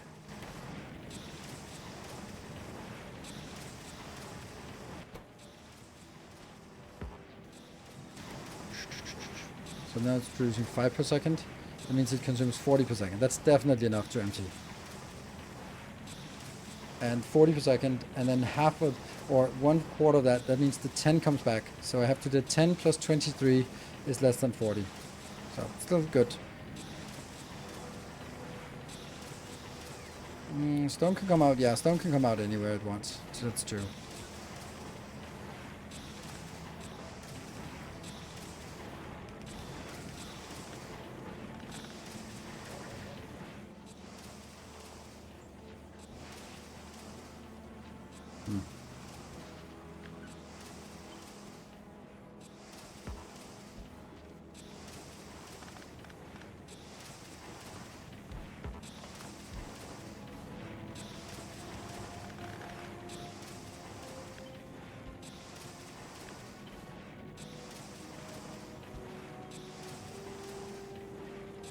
Oh, that's not it.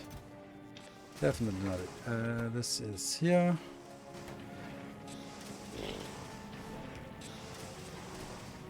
I need 2 inserters on this.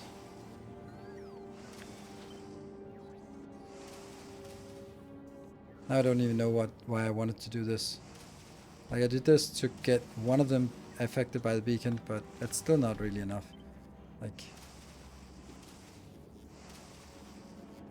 Like that could be, and you're not affected by the beacon, but it would be like this. Still not good enough in terms of having, so. Now it just affects these two, which is nice, but it's not really what I was concerned about.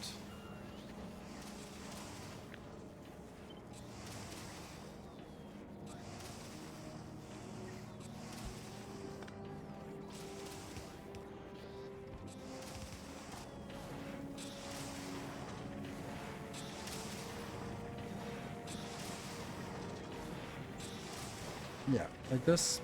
And what is this one producing? Not consistent.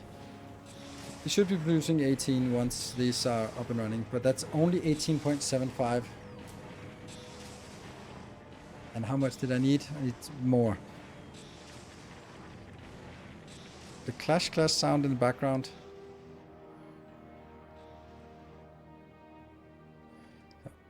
And thank you for joining, Black Cat. I'm going to take a short break. Be back in 2 minutes.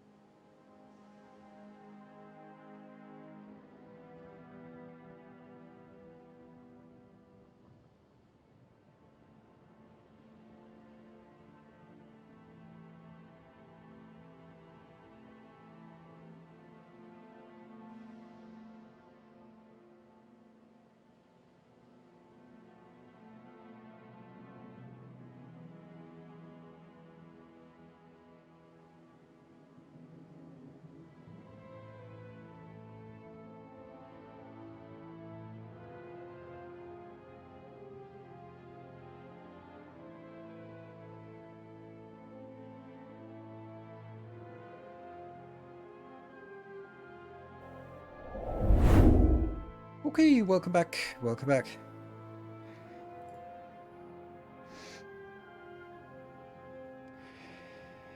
Now this is funny.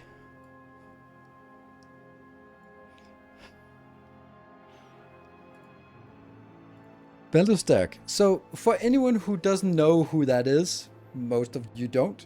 Belustack and Prime Dead said were my first two moderators back in the day, followed since April 2017. And that was when I was streaming a little bit on YouTube, and then I wanted to stream on Twitch, and then I started that up with a 24-hour stream that went completely not off the rail. Completely weird, because I've never seen like such spam attacks to any of my streams, but that stream was just overrun by spam bots. And I didn't have a Discord server, I didn't have a Patreon, and I didn't have Nightbot, didn't have any bots on Discord, and all that stuff. Prime Dead and Belustack were just setting it up while I was desperately trying to answer these automated bot questions during my 24-hour stream. It was very intense, but I was so humbled by the fact that I could just like I showed up and I was woefully unprepared, and then two people just came forward, just stepped up and just went through and just did a monumental effort to just set up everything, and I was so unprepared. It was crazy. So big shout out to Belustack for getting me started in a good way, because when you have you're really fragile when you start these kind of things. If I started my 24-hour stream, and then I was overrun by bots, and I didn't have anyone to help me, then I would probably be like, this is an awful experience streaming. Like, I can't cope with this, and I don't know what to do, and I don't know what. But then this experience gave me sort of the comfort of saying, like, okay, I don't have to do all of it alone. I can just put out the word, and then someone will actually be there to help, because you don't know that before you think like, oh, it's only like celebrities that people want to help, and of course, like, if I don't know, Pokimane can get moderators to do anything for her, obviously, but what about me, who then there's still someone who watches and wants to help out with moderation, because they have the skill sets, and that's something to add in while watching. Then, hey, let me just tinker with this, and let me fix this, and let me improve this thing. Super amazing. So that was something that just gave me the comfort of just going like, okay, I can do this, because don't have to do all of it alone. So big thank you. Yeah, so now, and to answer the actual question, yes, and the DLC Space Age, yes, and then a few sort of convenience mods. But I thought it was nice to just acknowledge someone who hasn't been around for a long time, that you are maybe not around so much, but certainly not forgotten.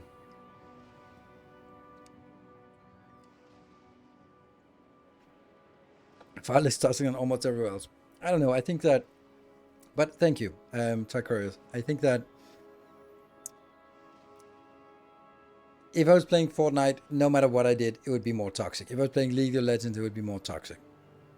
The fact that I'm playing distinctly only single player, I stay away from all co-op, so there's no drama between me and other creators, and I attract a more mature audience. I am as myself, not a maybe also a little bit more careful about what I say about other creators than some people would. So I think there's a lot of things that sort of go my way in terms of sort of make it easy to foster a healthy and productive community.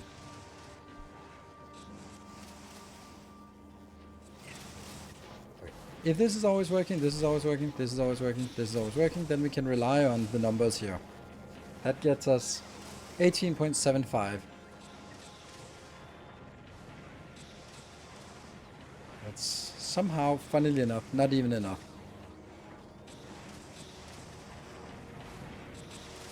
Doesn't feel right, but it's...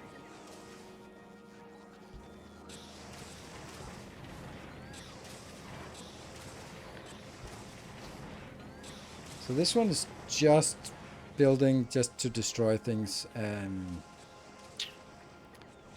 let me get exactly the right numbers I need here. So I need, this part needs,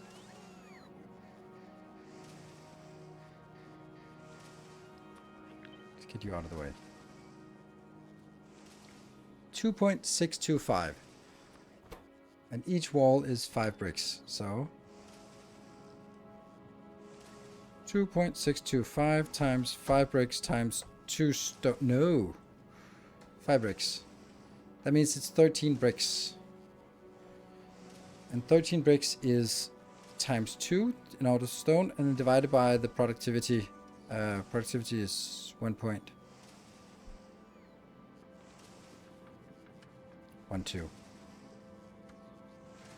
So I need 23.43 to support this. Does that seem reasonable? And I got the 18 here, minus 18.75. Tells me my sense of humor is 14-year-old stuck in an old man's body. Now you say that, then there's also the interesting, that Tom Hanks movie where he was like a 14-year-old that got into a man's body. Like, the implications, the romance he has with the, the romance. Don't stop and think about this for a moment. Just don't think about it. That's problematic. Yeah. Yeah, 80s, 90s were wild. Yeah, it's also the one with where you see like, oh yeah, here we have some famous rapper with their 19-year-old fiance. They've been together for 5 years.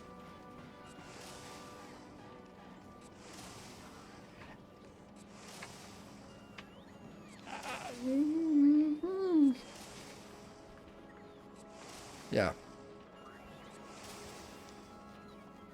Immature with a childlike enthusiasm is the best combo. Yes. Yeah, childlike enthusiasm is great. Okay, so we concluded that we need 4 point something from the rest of the build. That could be doable. So the rest of the build looks like this.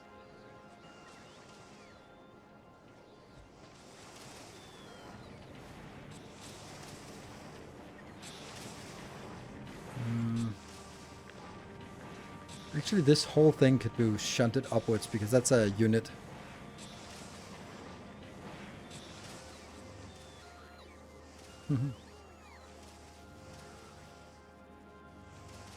And then do I think I can just leech. I need 1 per second here. Less than 1 per second because this is overscaled, so 0.7 per second. So I think we can just go like, yep, that's there. Done. So I don't need this one. And then I don't actually, I can keep this. This will be copper then.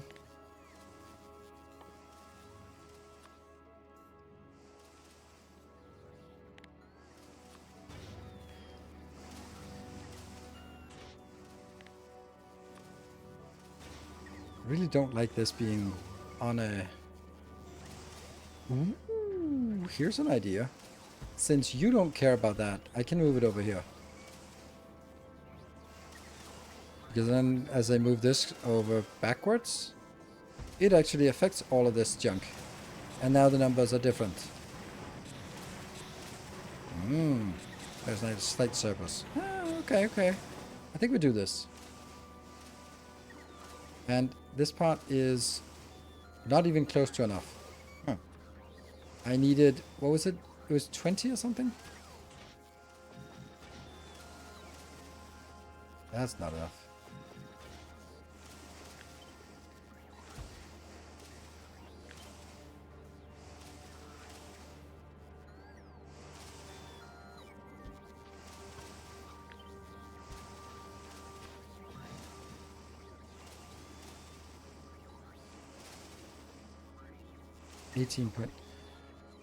I have to do that again.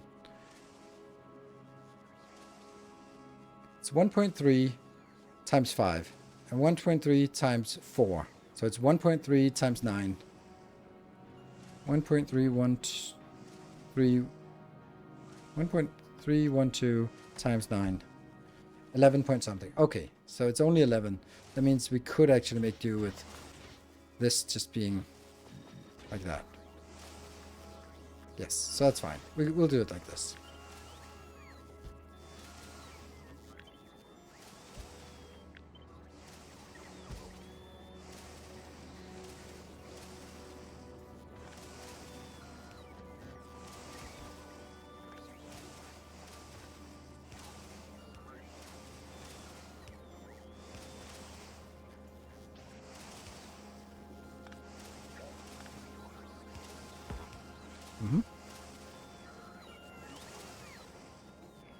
Is the steel production actually just stone production in disguise? It absolutely is. And I hate it. I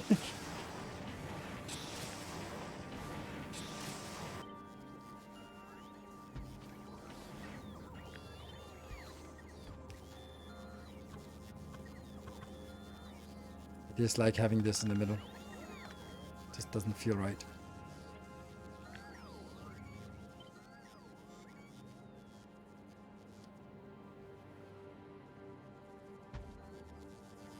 Yes, same height, ideally.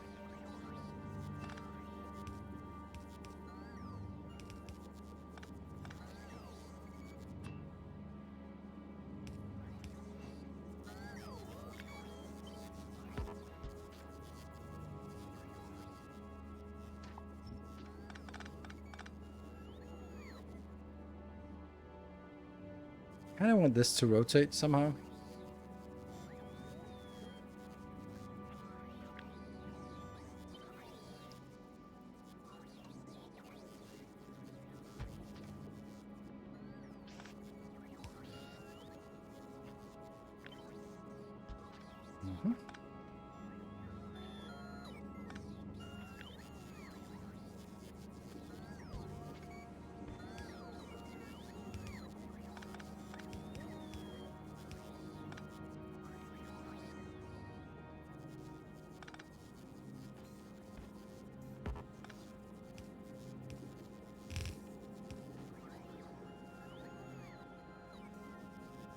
Or maybe not.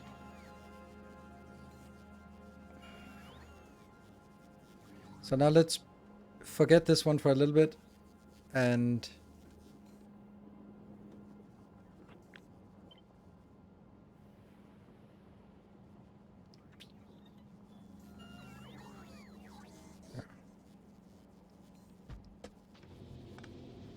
yeah. Why is it not working? It's not working because I don't have this. Yeah.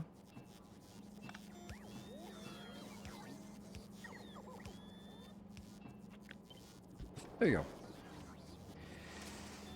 Okay.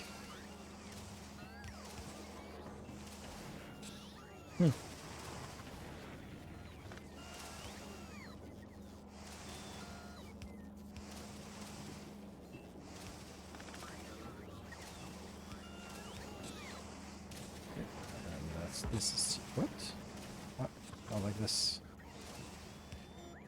And then this goes over here and here. Good. So this is working, except for the calcite and the stone going out. Oh, the stone is coming here. Yes. So we just need calcite in. There. Man, I was finally able to finish up a long project at work, 6+ months, and I've had some free time and energy to jump into 2.0, and this is a masterpiece. It is.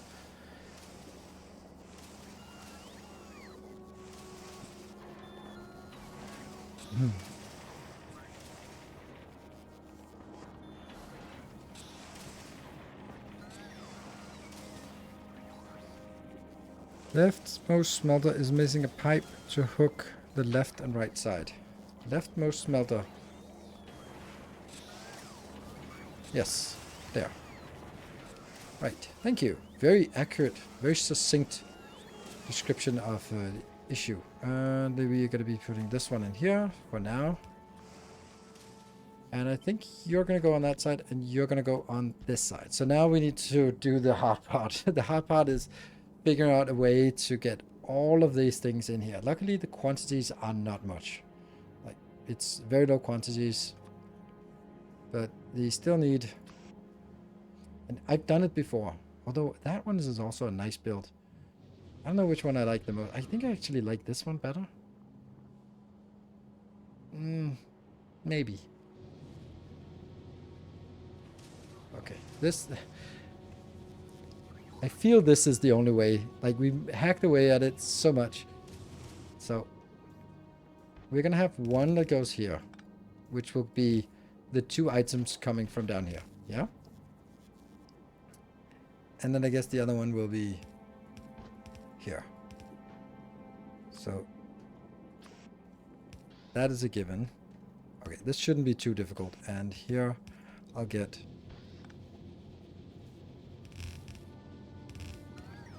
that. And then we'll just delete afterwards.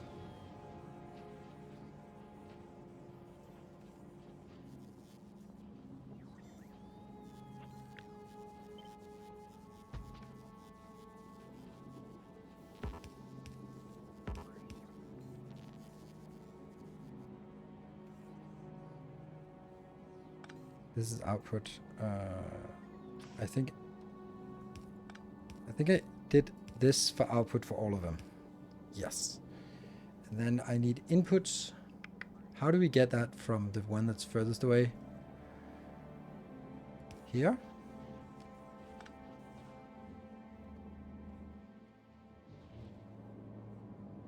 Oh, okay. Right, so the middle one, middle 2.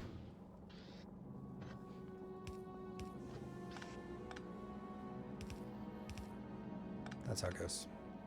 And you are going to come here. That goes grab, output, grab, output. And that makes it easy for us to do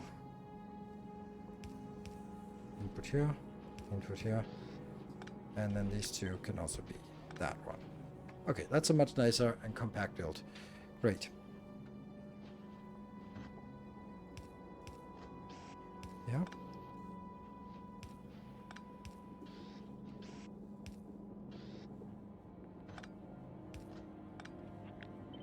Much rather do this. Yeah.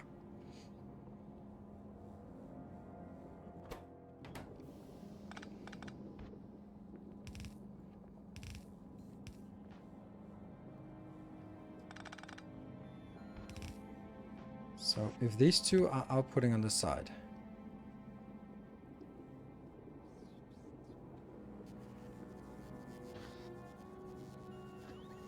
I'm worried about this part here, so let's get that a little bit further away. Let me see, this is... These are going to be the input. That's the stone and... or coal and something. Where the hell did we get the coal from? We just magically whip up the coal here.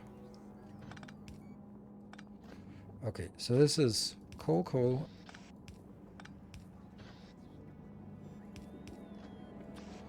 And coal.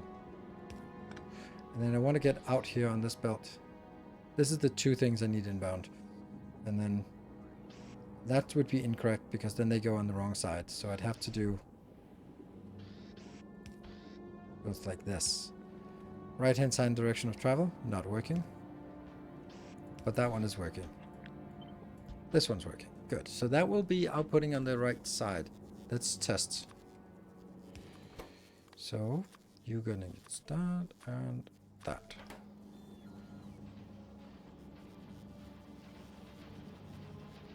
Good. Then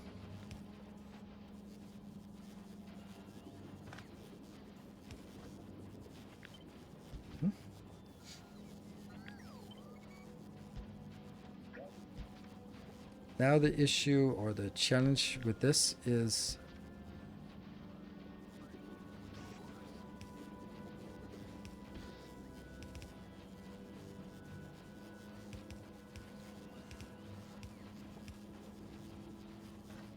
That's probably fine.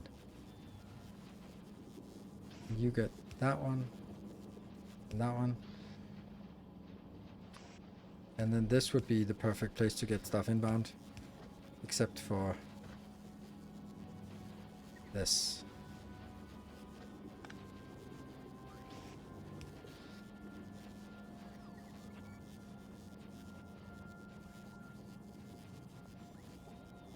Do I even need this to be on the... Oh, I do not want it like this. Mm-hmm.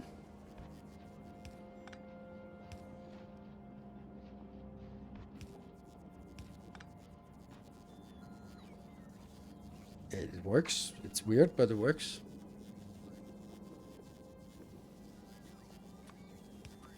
And that's going to be copper and steel. Oh, you.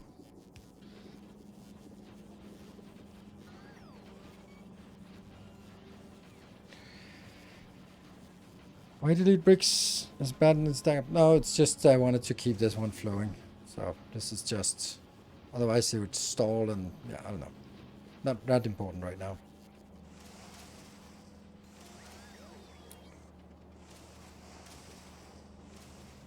Yeah, I was thinking copper and iron would be on the same one, but that doesn't make sense.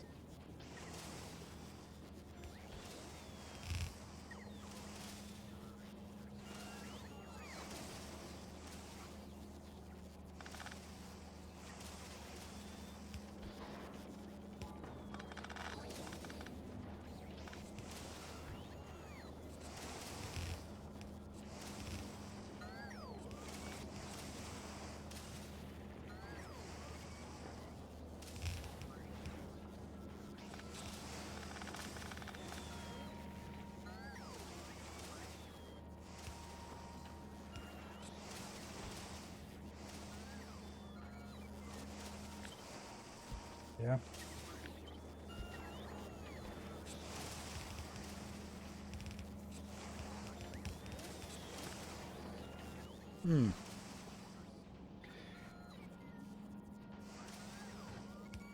Doesn't feel great, this part, does it?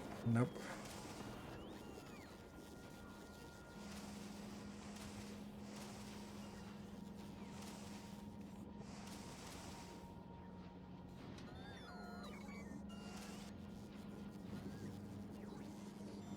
I kind of just want the whole thing mirrored, but then that one could go on the other side, and that's no good.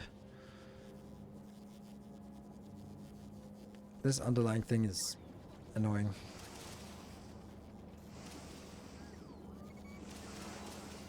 I can also just let you go out on this side. Merge that up here, and then...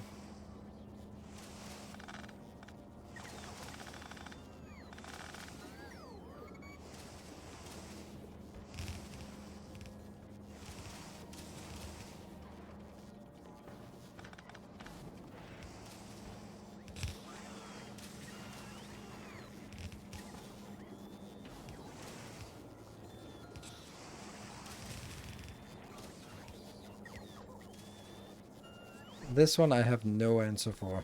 Like, well, how are we gonna get coal in here? I don't know. Somewhere we're gonna get coal into this one. Not a lot, but just a little bit. Since your blueprint book, that was your novice database and separate interfaces, placed step by step. Did you see the message? I did see it. I also looked at it. It's nice, but it's not...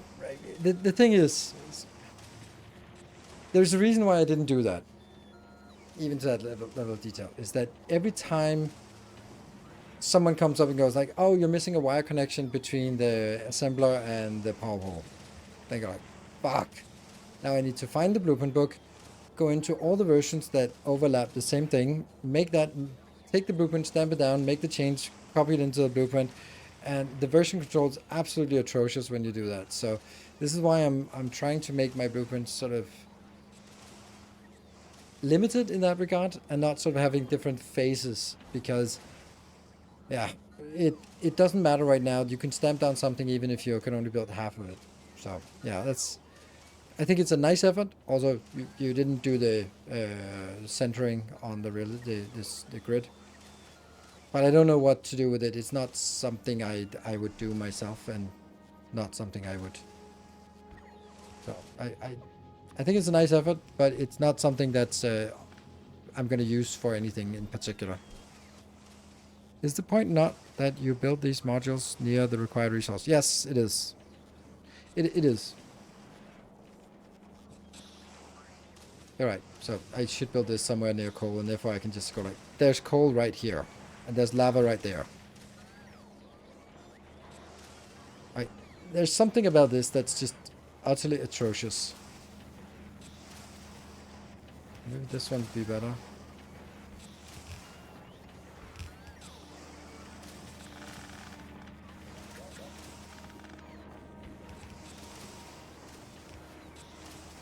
Yeah, this is better.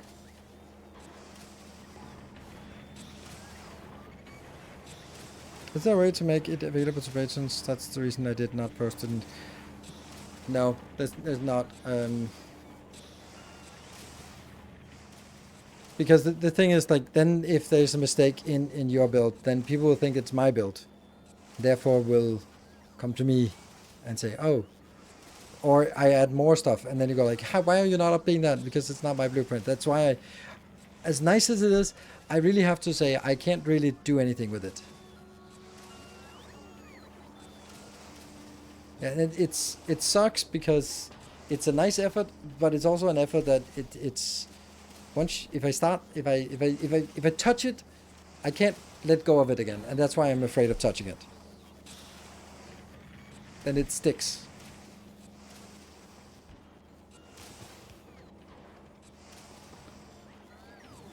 Do you want to store on GitHub? Nope. They just stored on Factorio bin. You can also from steel right hand side insert the copper plate directly. Yeah, then I'd have to do. I was thinking about it like that one. Oops.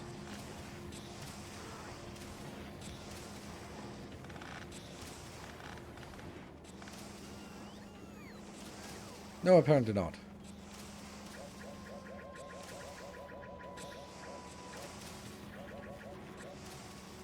I'll do that. Because then I have to put it down here. Can't do that, but then I have to do this thing.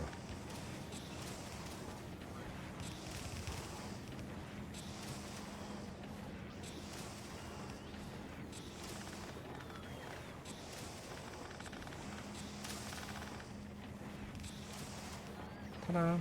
That's better. Now I just flipped it, so there we go.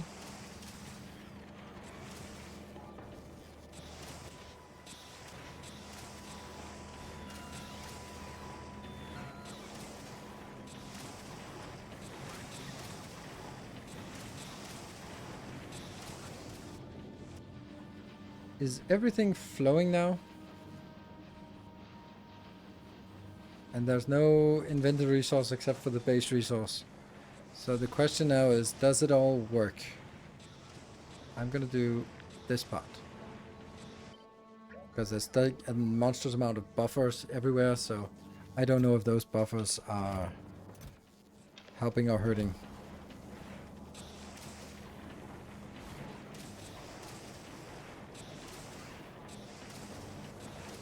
So right now we just let the buffers fill up. We're gonna see if everything works. And we're gonna see if we can get these working again.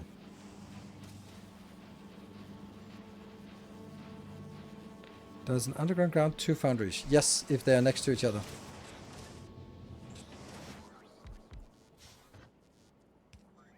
Exactly, but you can't pick it up, so you'd have to do something like this. So it's rarely used. But it's definitely viable. It's definitely an option. This one's producing more than the 12 I need. So it's just going to take a little bit of time for it to saturate everywhere. Like, for example, this one needs to saturate. Why is there so much more on one side than the other side? Oh, it's because it's coming from that one.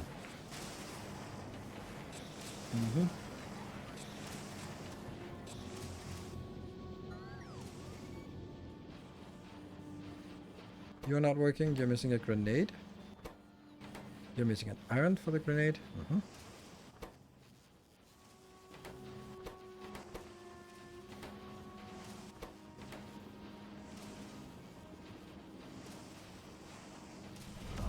Our illustrious Woohoo! It's champion. Neverly. Thank you for the 59 months. Cheers. Cheers right back at you. Okay, so now this is starting to stack up. That's nice. That's what we expected. Oh, hold on. We don't have an overflow for this.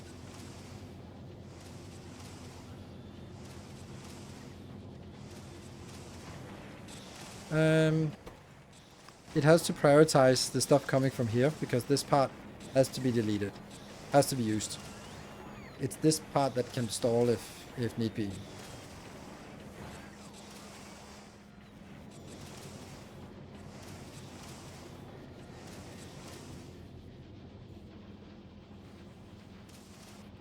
Is everything working? Yes, everything is working up here. Those 5. And we're filling up our buffers. Not fast, but eventually.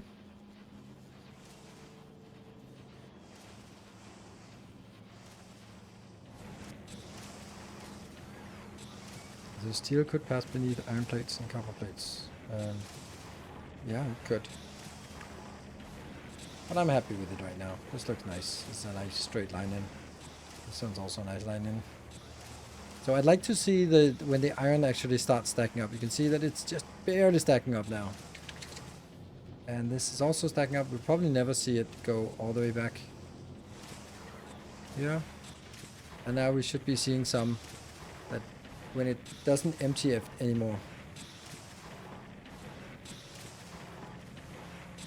How many silos is that? 16. 16 each. That means I can do one launch of 16,000 if I want to, or just... But I've also set it up so that it fills these 8 first. So this design here ensures that I will launch as many as I can, as fast as I can.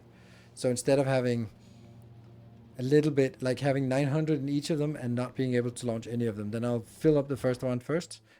And then basically only when that is full, let the next one go and next one. So it'll be easier to control, or when a spaceship comes in and says, give me all of your stuff, and if I have 2,000, then those 2,000 are almost exclusively into these 2, and they'll launch and be done with it. Because one of the issues I had previously was that they just gradually filled up, and then, oh, another 1,000. Then this one got filled. Oh, another 1,000. This one got filled. Another 1,000. And then the ship never left because it was just always waiting for one more. That shouldn't happen here, because as soon as the first one launches, everything new that comes in will go into those 2 that just emptied. It just launched. Which means that it's going to take a long time for it to fill up again. So I think that's better. That's me. Hello, Isolda. Thank you for joining. This is stacking. That's nice. This is stacking. It's slowly moving up. Good. This one has been stacking up for a long time, and then it'll be stuck. But we don't want to be seeing these 2, the stone not being able to be processed, but it'll always be processed because we're just only having a little bit more than we need. You can see here, this one, it's 100, yeah, 100, something, good. So it's working. This one is annihilating all of that stuff.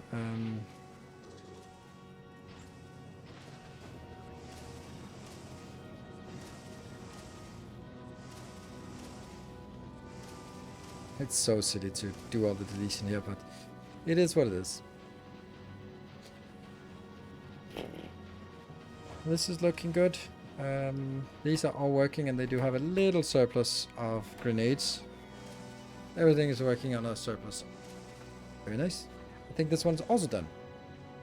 So we're just needing the red and green now. That's interesting. I don't know what that was. Off you go.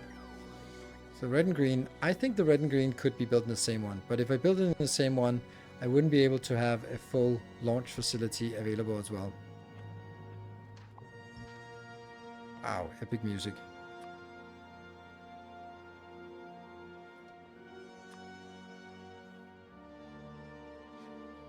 I have no idea which one it is.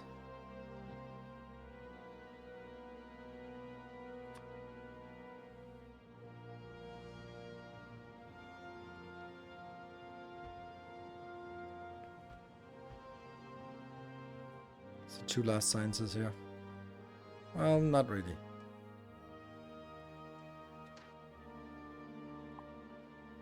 Oh, I forgot to check if this is inside or outside the area.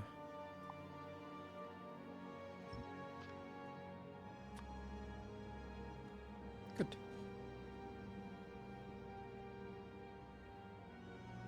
Can we do plastic today as well? I mean, I have plastic, but a better plastic? I don't know if I want how I want to do a better plastic. We can try to do that. I think this shouldn't be a problem. Right, the real challenge, the green ones.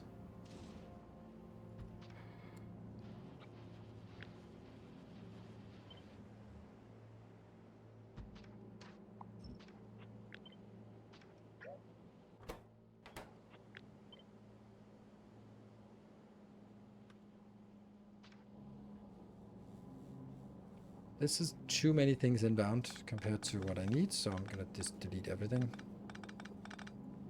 Because I get confused.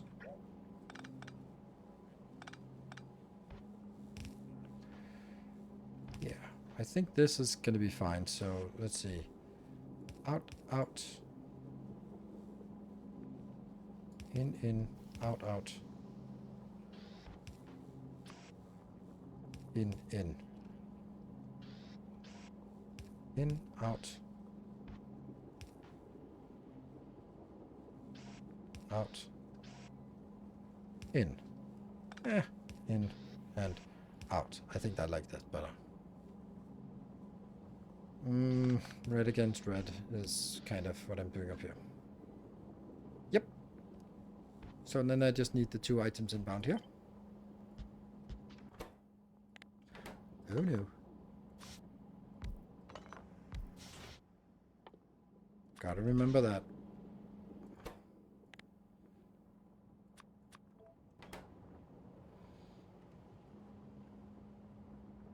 Oh no, it's not fast enough. This, oh, that's because it's not, yeah.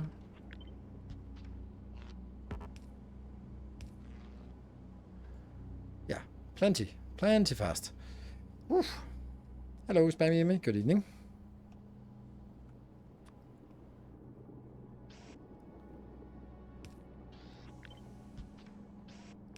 It's perfect. Look at that. Except for that one not being perfect. But everything is perfect except that one.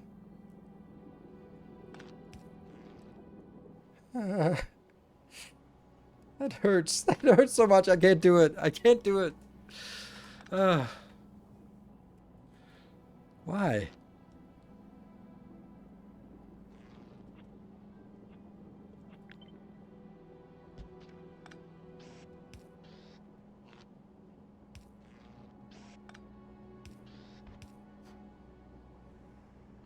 Yeah, I was thinking substation. I was just like, all of this is not substationed, so. Also, we don't need to do this silly thing here, so we can actually put it back on the middle. But you can also just put a substation in here just to make it, just to do that and go, oh, look at that.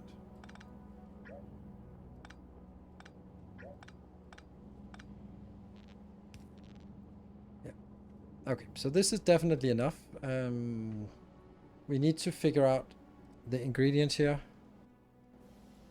So if we look at this, this is the target outbound 3255. That means 2.625. Then we need to go backwards and calculate this manually, unfortunately. If I need 2.625 of this, then that is the same amount of iron plates and same amount of gears. So that's not a big deal. We'll do one of these for iron and another one for gears, and we'll scale them up as we figure out how much they need. Good. Then we also need some greens.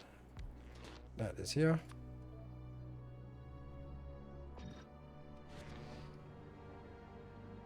And this one just needs iron and gear. So this is probably it. And oh, one more thing.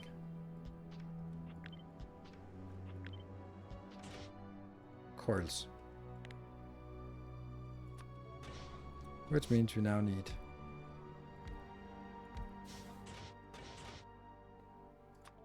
copper and maybe 2 iron, I think. I'm also pretty sure we need 2 iron builds here. Or maybe beacon. Let's see. So if I need 2.625 of the inserter, then that's the same amount of gears I need and the same amount of iron plates. So we now know how much iron plate and gear we need for this one. If I need 2.625 transport belts, then that's not as much. 2.625, then I need to divide by 1.5 because that's the productivity. That means I need resources to produce 1.75. And since this craft is outputting 2, then I divide it by 2. That means it's 0 point something. It's just one of each of these. So the quantity wise I need is 2.6 plus 1. So 3.6 gears, 3.6 plates, really inconsequential amounts. The only thing I need is this one. That doesn't even need a beacon. It's 3.6 and it doesn't need any more than that. Crap, that's crazy. And this needs 2, so it's 3.6 plus 2. So this one needs a slight improvement.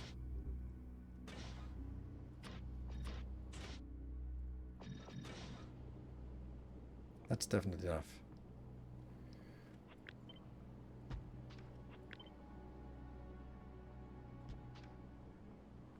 Like this.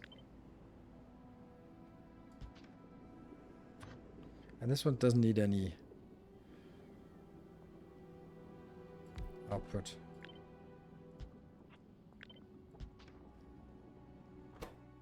This one's just junking again. Because we can't say that what we have here is also reliable for something else. And that just needs to go in here. Yeah.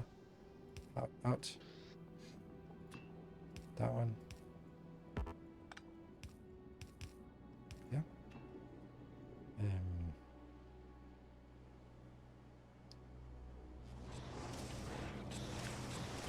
This belt.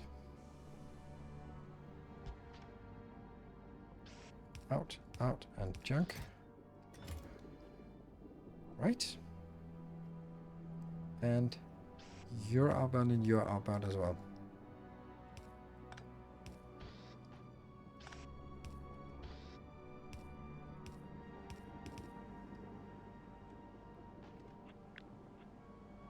Did you do an LDS for volcanoes yet? I think I did. Yes. No. I think I did.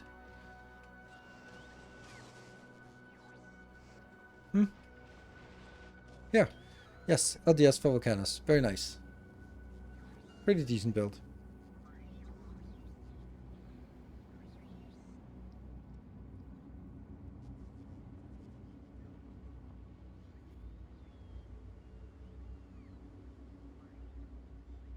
I have a heavy dislike for that previous power pole placement. Yes. What previous power pole placement? That one? Yeah, I understand that.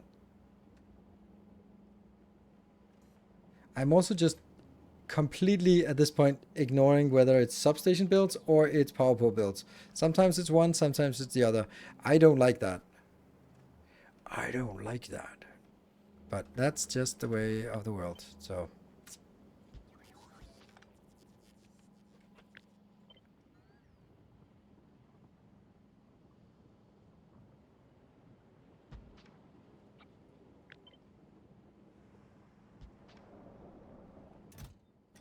and I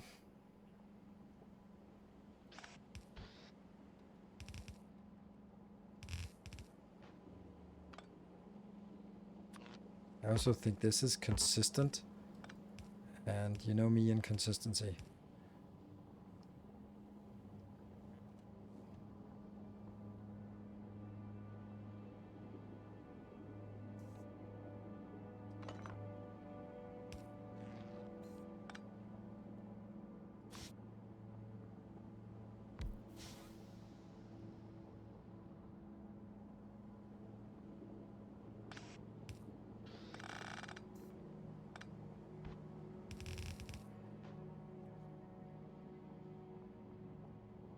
Well, you have to be here. I need this to be inbound. And the problem is this is going...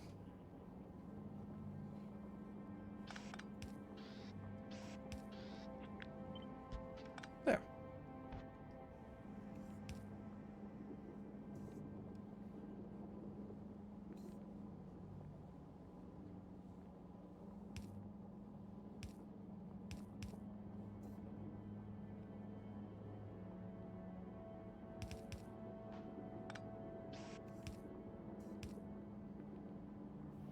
I still have the same issue. God damn it, it's the same issue again.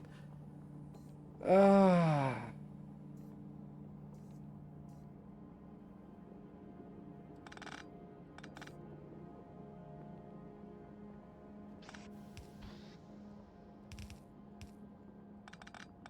This is fine.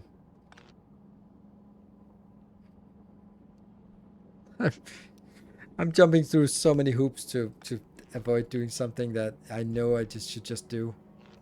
I just build it in here and go like, whatever. It really doesn't matter.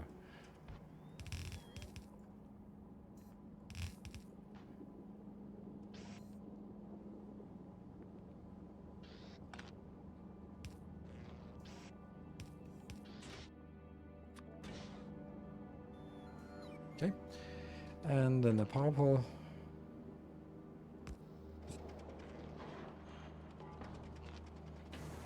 Slowly, slowly.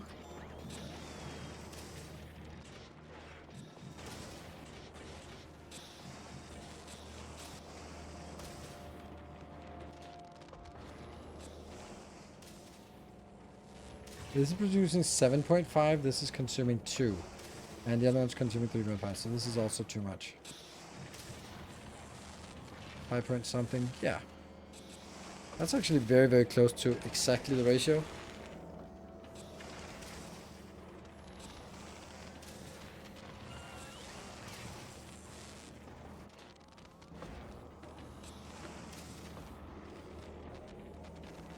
Being productive over beauty. Sometimes substation is better, sometimes powerful. Pick the best poison. Yeah.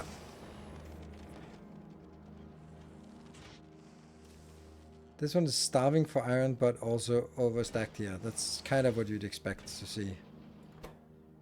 This one's also overproducing. Oh, right. I think I know why.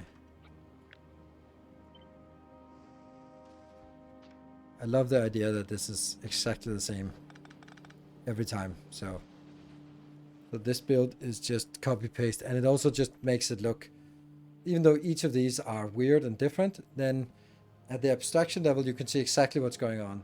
Science, launching, done.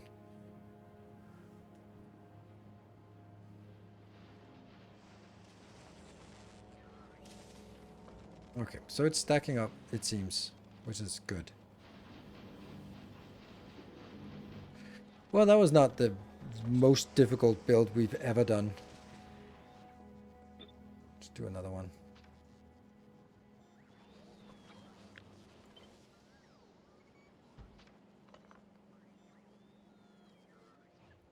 I have a sneaking suspicion that the red one is not going to be so difficult either.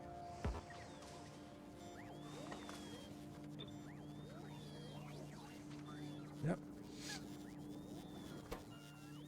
Copper and gears. Yes. No, no, no, no, no. Don't do that. What am I doing? What am I doing? Stop doing that. What am I doing now? Now I'm replacing something else. There we go. One more in. Yes. There we go.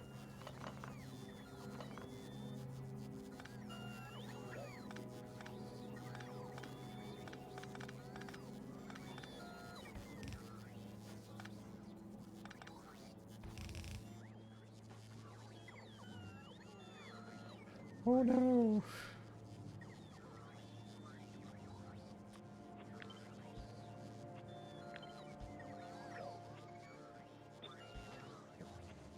There's no need to put it in the ugly position unless I have to. Here I have to, right? Yes, because that can't go up there. So For the crowded ones, the ones with 3 inputs, I have to slide it to the side. 3 input, 3 input, 3 input. And 3 input is but weird and awful. But for the ones with 2 inputs, I don't need it like this.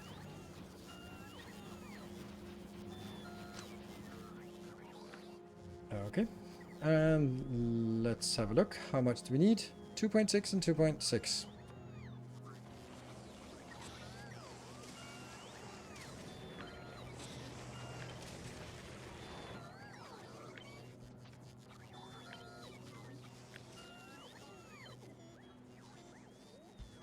Yes.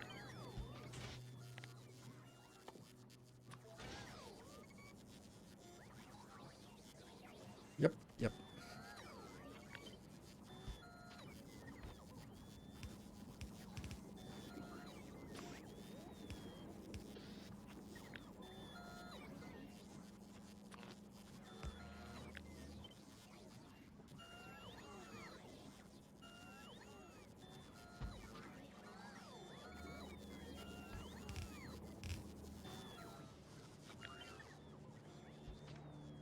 Good. Think we can manage this one.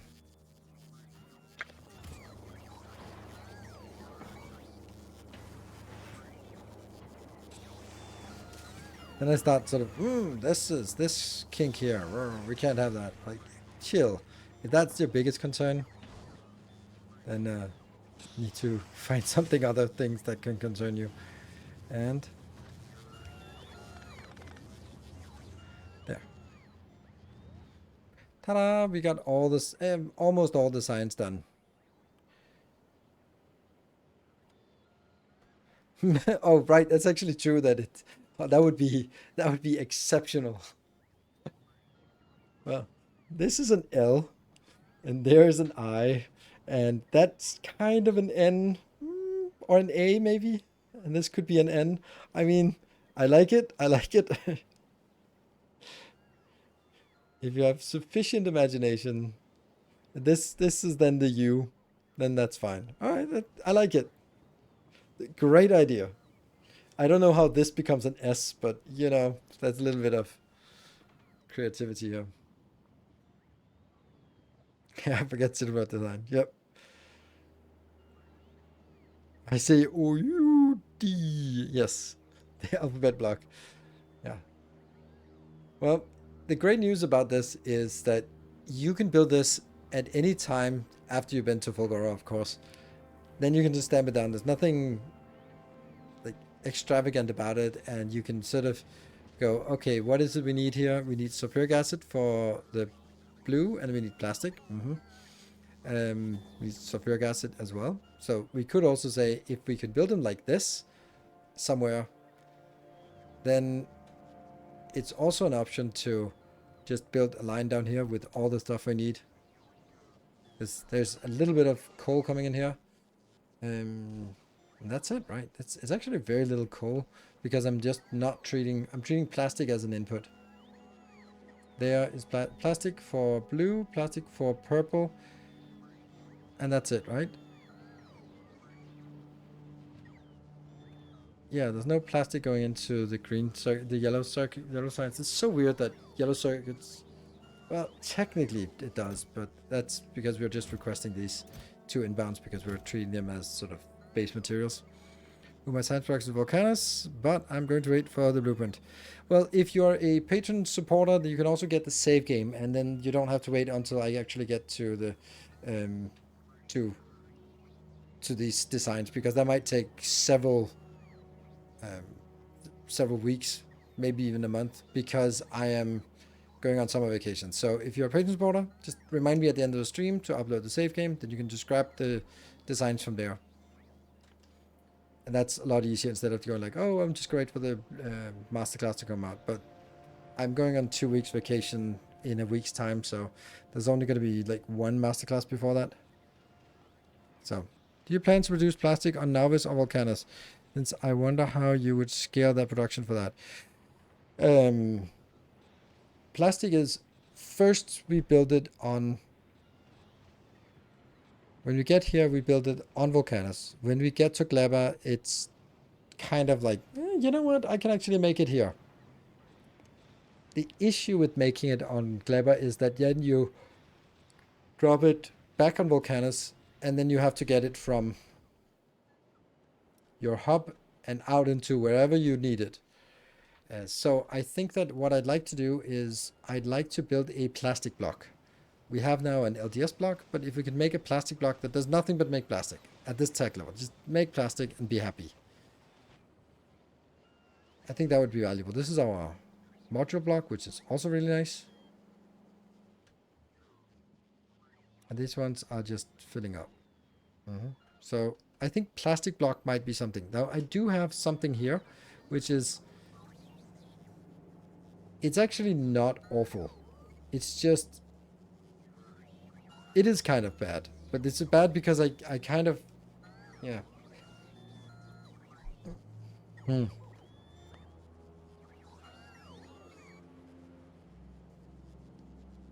I think if I optimize this by taking out that part, I'm not actually going to end up with more plastic, like not significantly more plastic. I don't want to produce anything on Navis. Navis is the worst place to produce anything. So Navis is reserved for making uranium and biters. That's it. And Bulgora is reserved for making holmium. Aquilo is reserved for making whatever it is. What is it called? Lithium. And chloroketone. Gleba is reserved for making carbon fiber. And everything else is made on Volcanus. That's how good it is. Yeah, now it exists to consume science packs. I built a really cool design yesterday.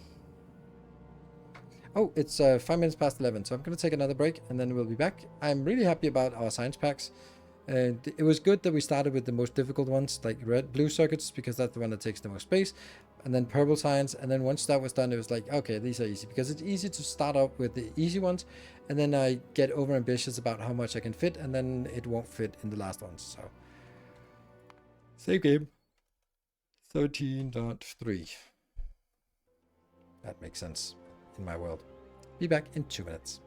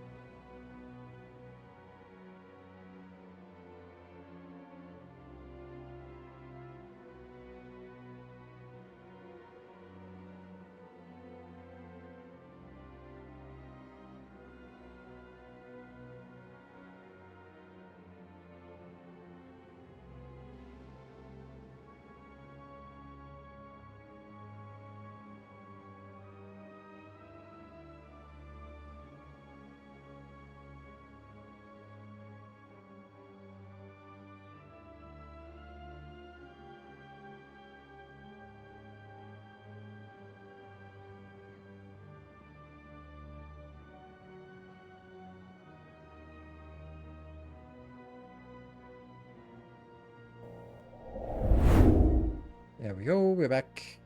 All right, with the bonus hour as well. So Right. Let's look at plastic.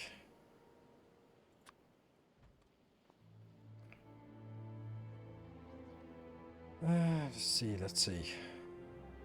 Maybe over here.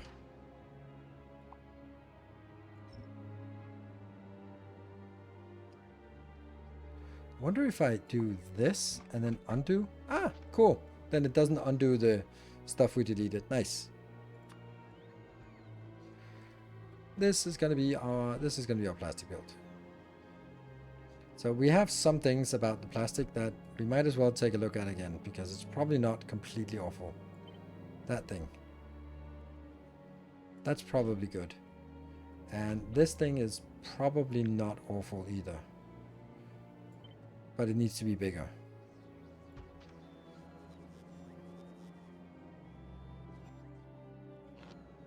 Start by cheating some power in here and just have a look at...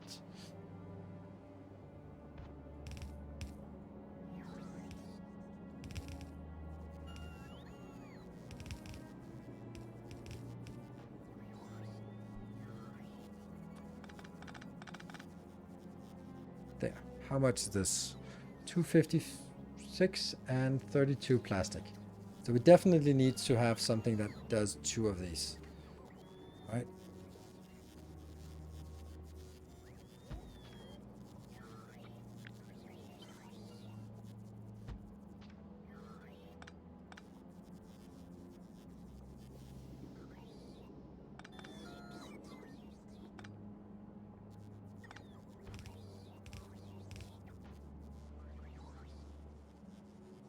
Not a problem. And about 64. So this is 60 out. Speed modules could be upgraded as well. Yeah, speed modules. Yes, that's a good idea. And then I also really feel that there should be a speed module in here. And then we're going to come out with something that's too fast.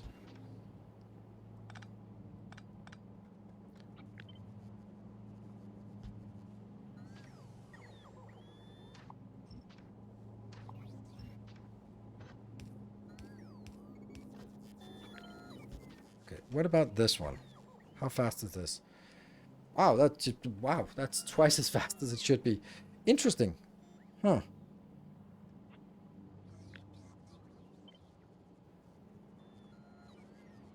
Then I think I want just 2 of these builds. How fast was this?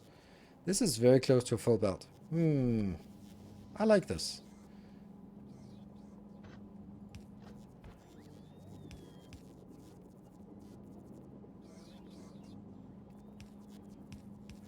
So let's get 2 of these next to each other. That will give us 1 full belt out. I don't think I like having it continuous, because it gets difficult to get stuff outbound. Then I'd have to take one of them up and one of them down and then rotate, and there's no room for just jumping past here either. So yeah, it is what it is. There.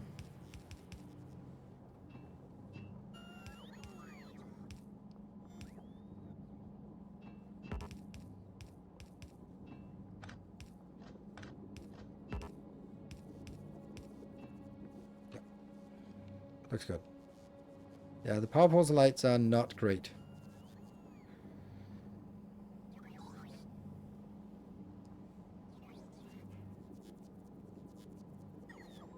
But I don't know how they would be better. Actually, let me just try something.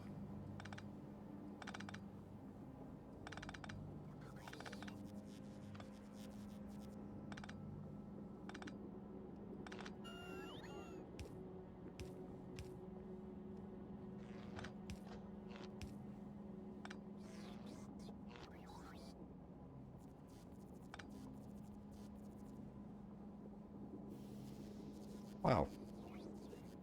Wow. There are not enough room for lights. I think we can say this is better.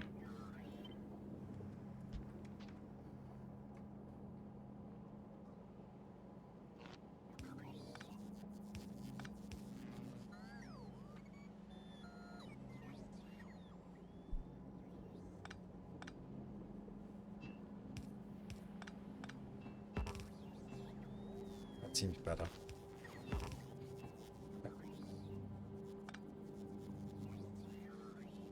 Much better. Yes, good. We agree.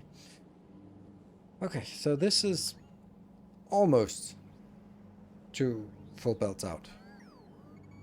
And how much do we need? Now we sort of have to whip up 900 petroleum gas. Arc. Yeah, I think that's not really happening, but whatever. This awful thing here is just not producing a lot.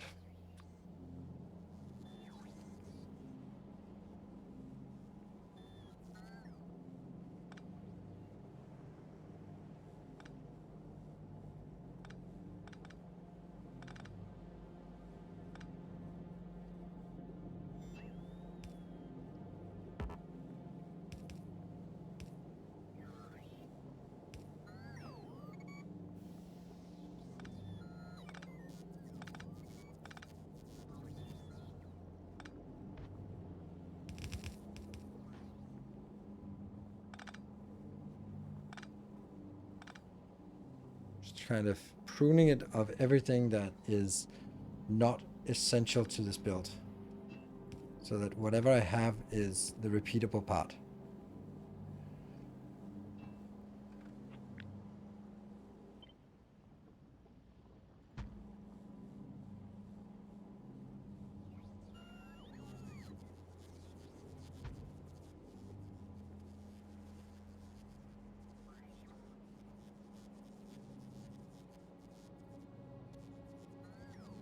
One time.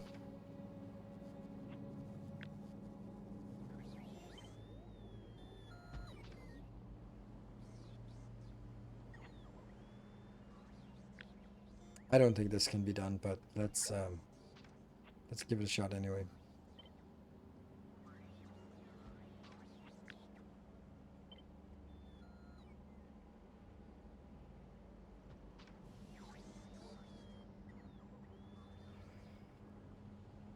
So the question is whether I can convert the 100 light oil and the 328 to more. I don't think so.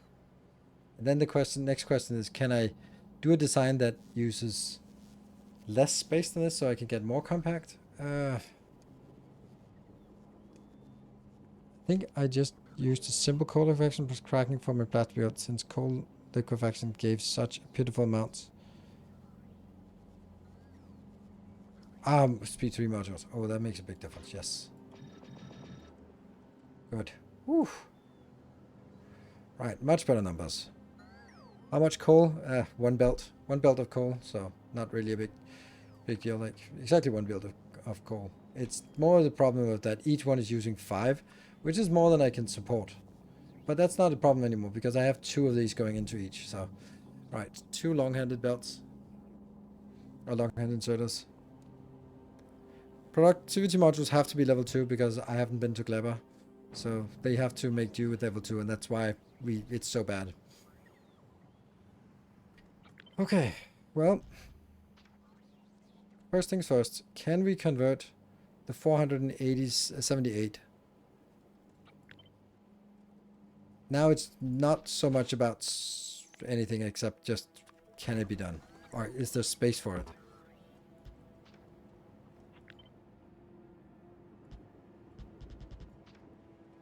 What does this take? 500. And what did I do?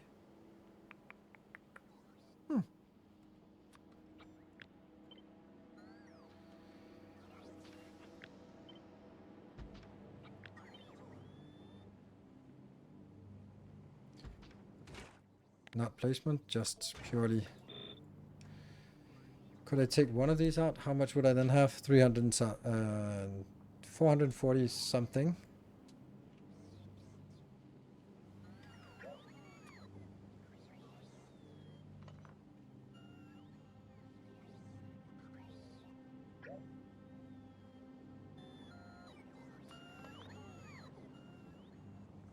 Okay, so it's a negative number. That means everything gets consumed. So we now have 600. That's not even close to 600.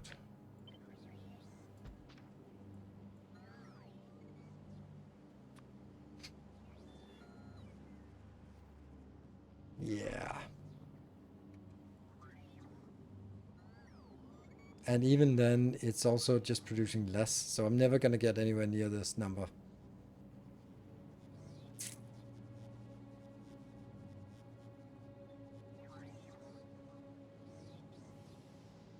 Yeah.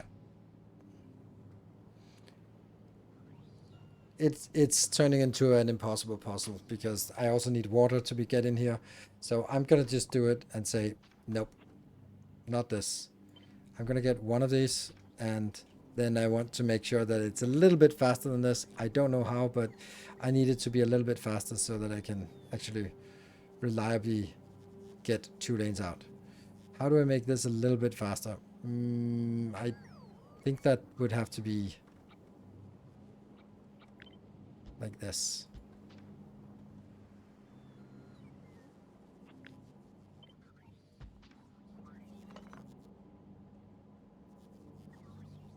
Yes, like that.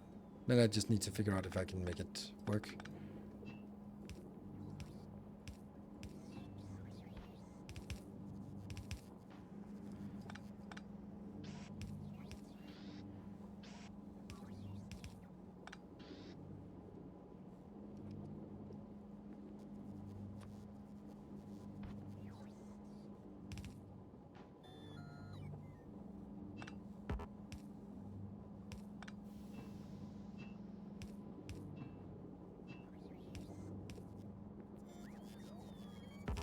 That's better.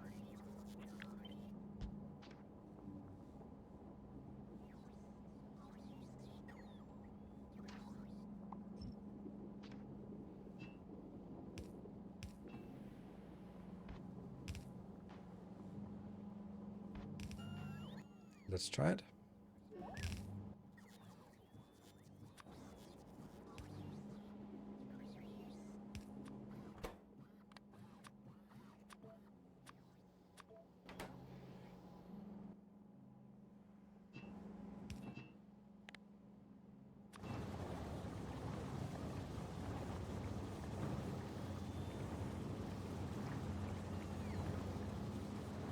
Oh, clips here and there. Whoop, whoop.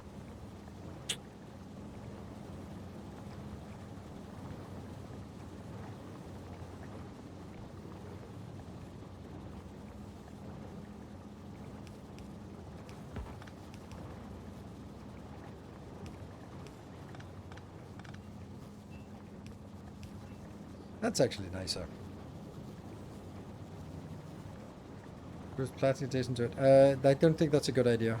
About a separate oil block and a separate plastic block, because then the oil block is doing. Then I'm basically just having a 2-block size. I want to have one block and go like, I need some plastic here. Stamp down a block. Done. So having it sort of conceptually saying, okay, it produces 60 science or 60 plastic. That's fine. That means it's a full belt. Good. Happy. Yeah, that's the build.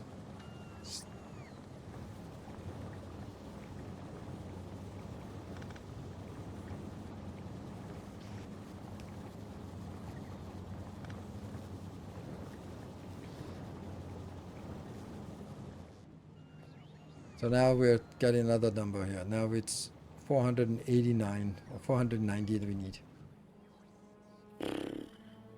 And there comes the hassle of trying to decipher that and go, what if we do this? 375. So can I convert 375? Sure. What about now? 375. Yes, 75. 370. That's good.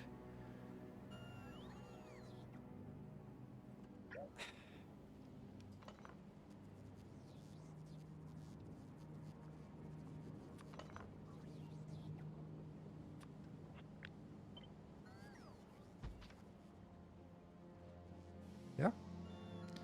Slight surplus. Good. So now I need to get rid of 478, which is a little bit off, but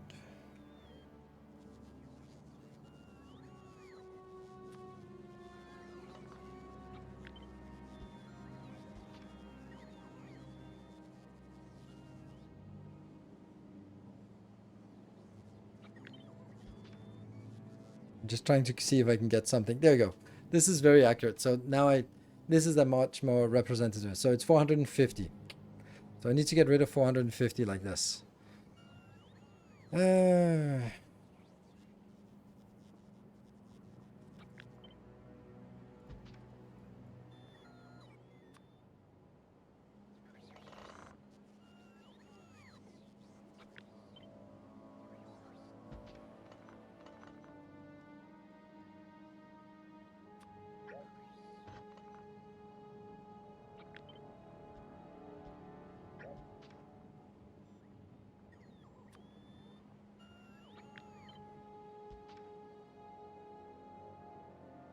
Very close. Funny thing, it's not even enough.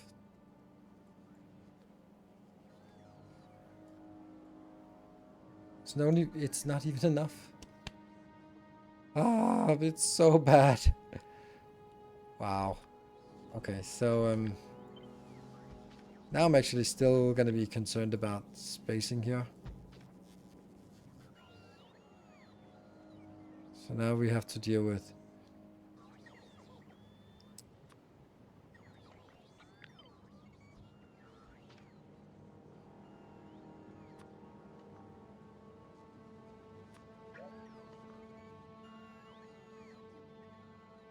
there you go, that's nice. This one. There's now a deficit of 7. What about only one row of refineries? Next to a row of beacons. Saves a lot of space. Does it? Does it save a lot of space? I'll try that. First, let me just get the numbers. Although, if I do that, then... Okay.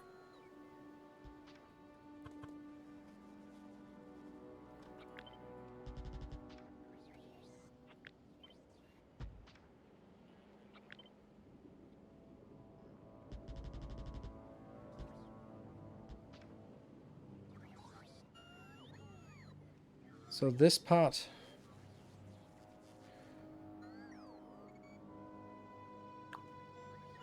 It's almost this part. So I think you're right in terms of sort of... They can somehow get a good design that covers... Oh no, this is not good. Because 3 and 5 are not compatible. So these are now randomly 3 beacons, 4 beacons, 4 beacons, 5 beacons. Yeah, this is a 5 beacon because that's the one I want. I think it'll actually be better to just do this one space between. Because then they're all affected by 5 beacons. Except for these two.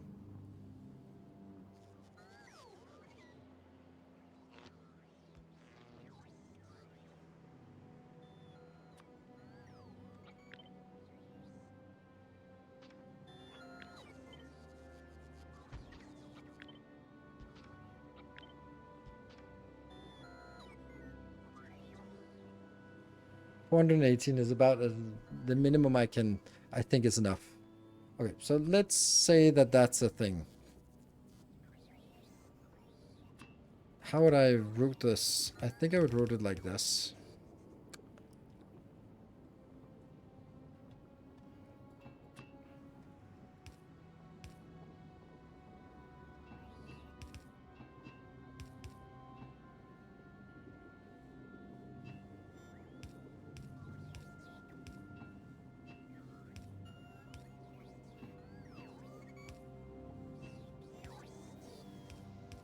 And then this one also has to come up here, but that can go from the side.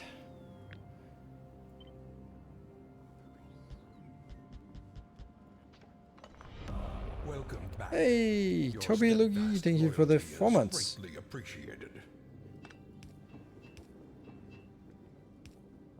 That can just be. Actually, that's probably over on the side.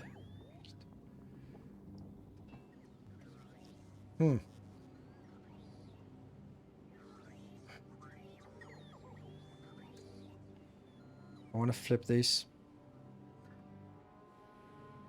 Yep.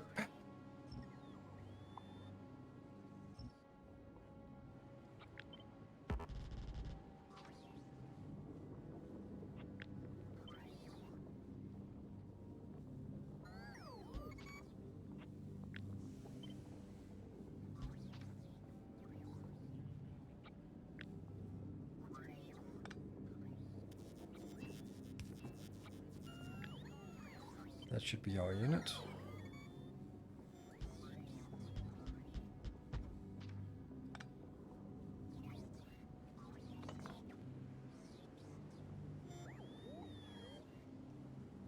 That's actually worse.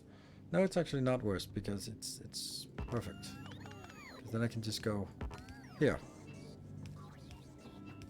for example, or whatever. But this is much nicer.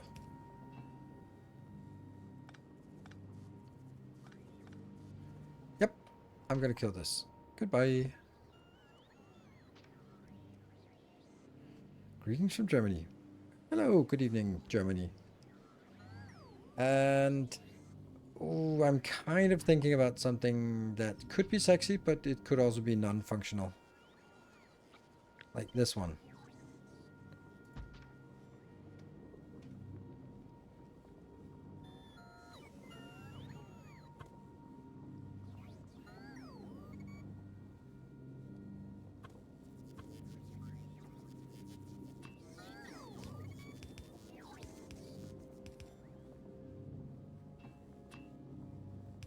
I think this qualifies as sexy.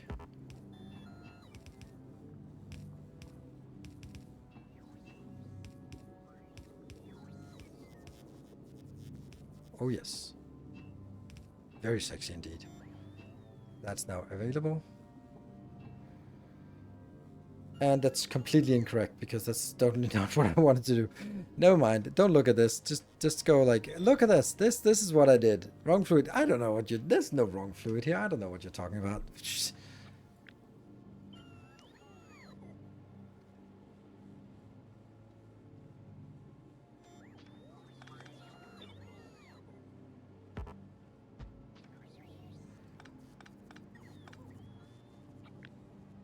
The only problem is,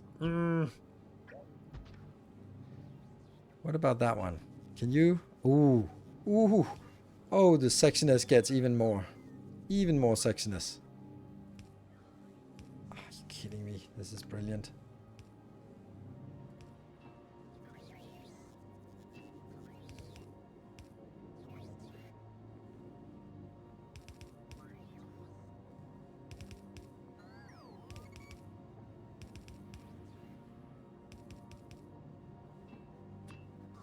And then they branch.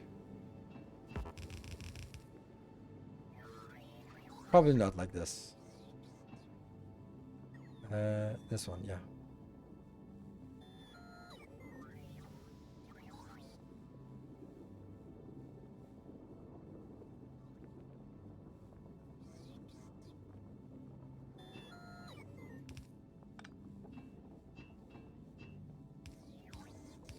I wanted to avoid this one, but I couldn't.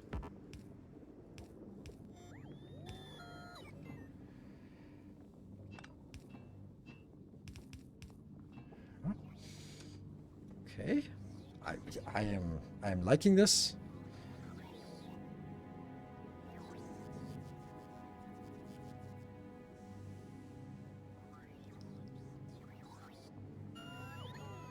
Now we have the other one, this one.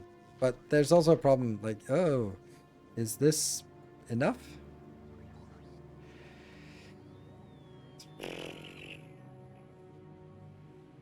Well, we don't have the light oil yet, so...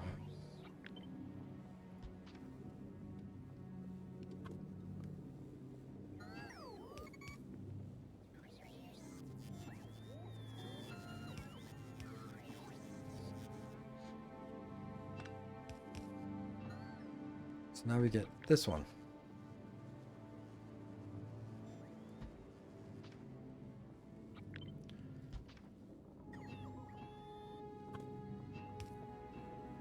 What is this? This is the water. Okay, so water goes here.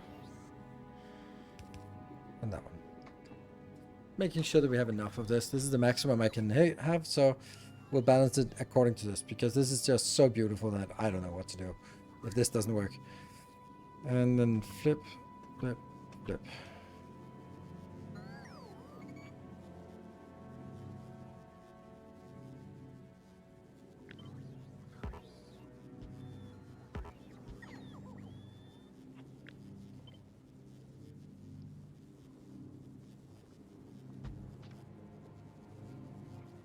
I think these designs just got so much better after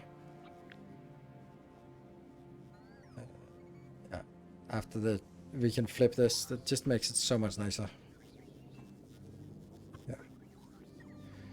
All right, so now I should look at only whether the heavy oil is being consumed. Yes. Okay, so let's scale this down until we... Just looking at heavy oil. We're still over-consuming the heavy oil, but now we're under-consuming it. Yes. Okay, so this is consuming all the heavy oil we have. That's nice.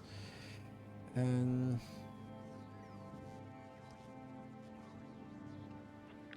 I think I want to have them over here. Nope.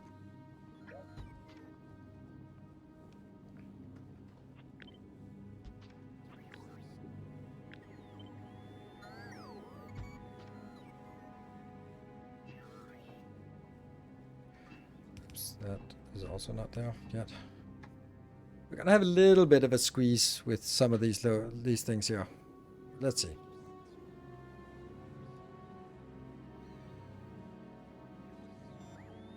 Hydrate.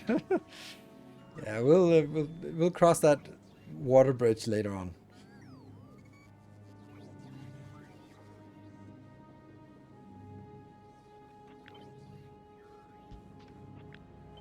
A little bit in doubt whether it should be one way or the other way. Okay, these two, and that one. These two and that one. No. So the water. This is the closer one, and water goes out. This is the design. So let's try to stick to this.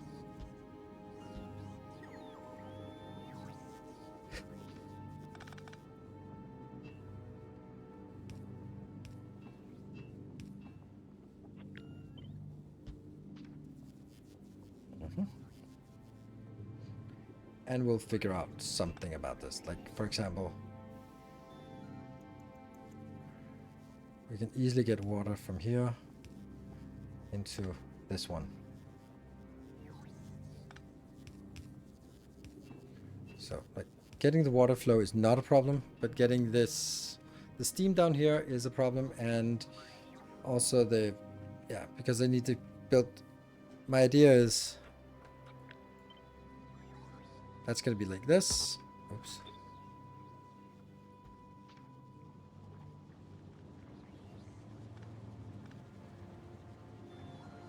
Or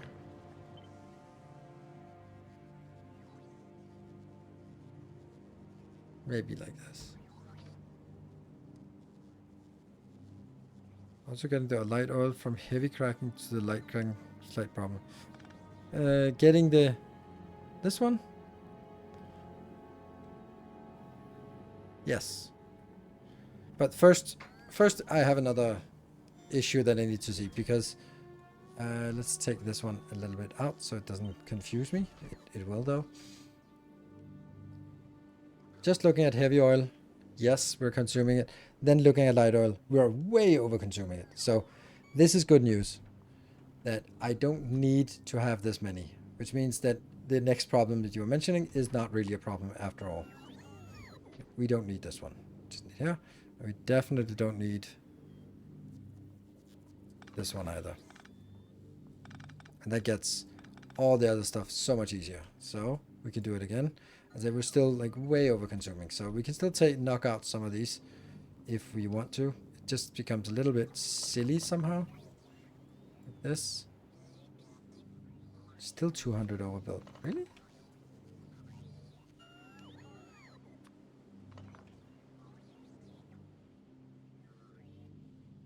That was the...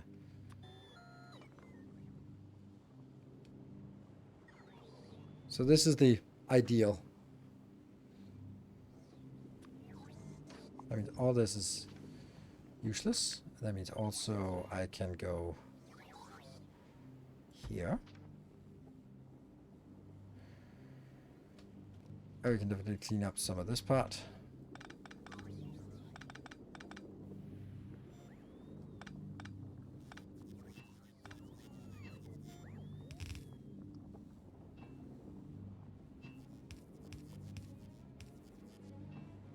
have to be here.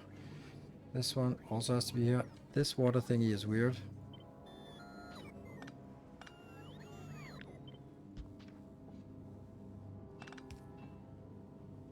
This thing is weird. Oh.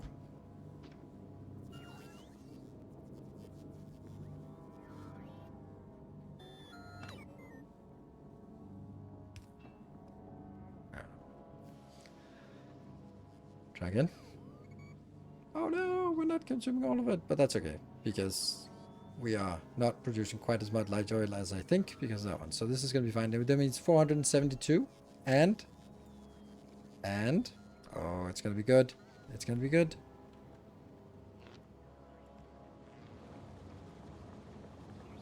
Almost. Fuck. It's not quite there. Damn, it's not quite there. Oh, I thought it was just good enough.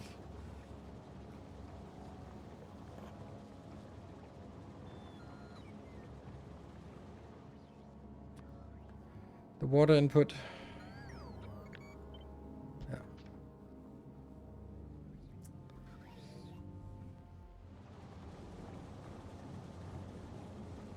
Yeah, but if I do 62.67 and divide it by 489.6 and multiply by 472, I think it was, then it's actually just remarkably close. So yeah, okay. It is 472. Yeah, 472. And is it actually making this?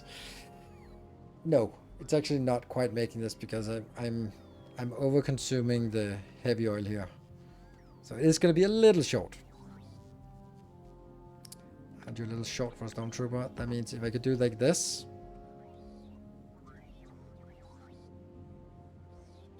It really didn't change much. Wow.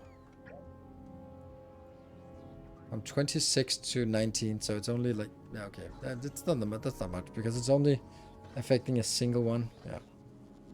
And diminishing returns. Okay, I'm gonna get... So we're gonna get light oil here.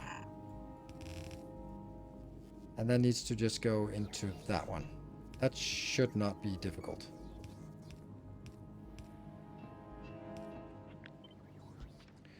So now the light oil is connected.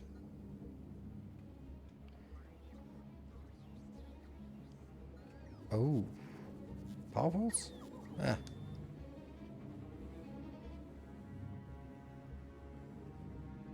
Petrol output. Alright, that one, yes.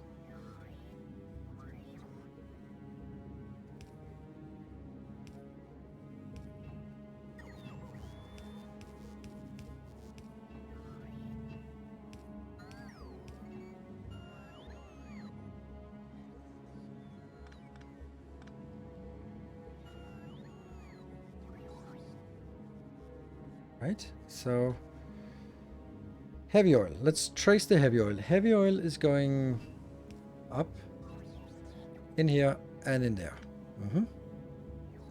And it's circulating back and forth, so it's fine. If I wanted to be really safe, then I would put in one of these to make sure that this only pushes up once something. But I don't know. That doesn't seem like something we need to do anymore.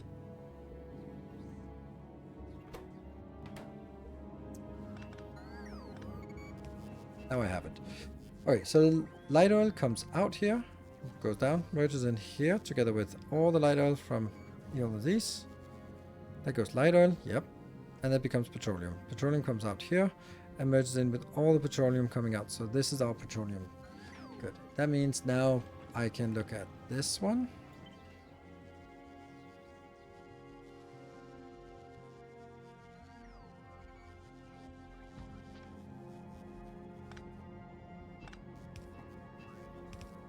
That's a pretty neat place. Ah, beacons.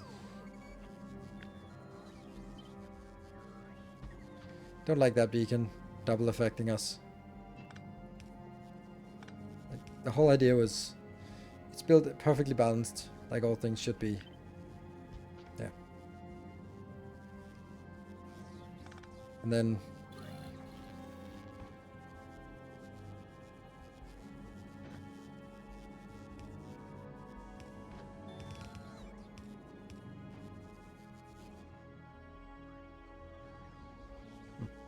lost that.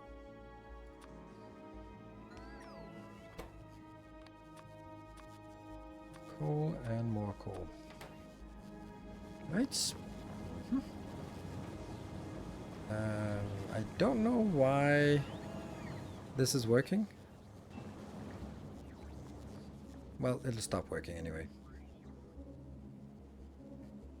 Right, so the only thing I need now is the water production and the steam production. Luckily they are kind of the same, so let's have a look. Steam. How much steam do we need for this? 270 something. Done. So it's more the water that's going to be an issue. How much water do we need? And we can pretty much trust this number, so it's 851. If 850 water.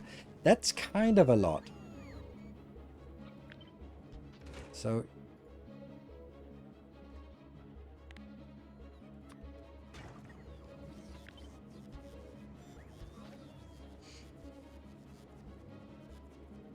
this can consume 1000, 1000, and this produces 2000. So this is the ratio for sort of even trade.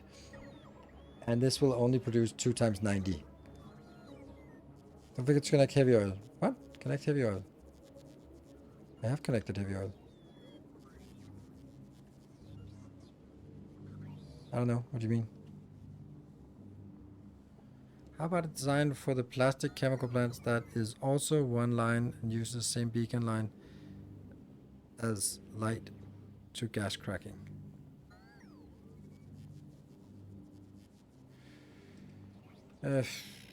And then take this one out because I love this design.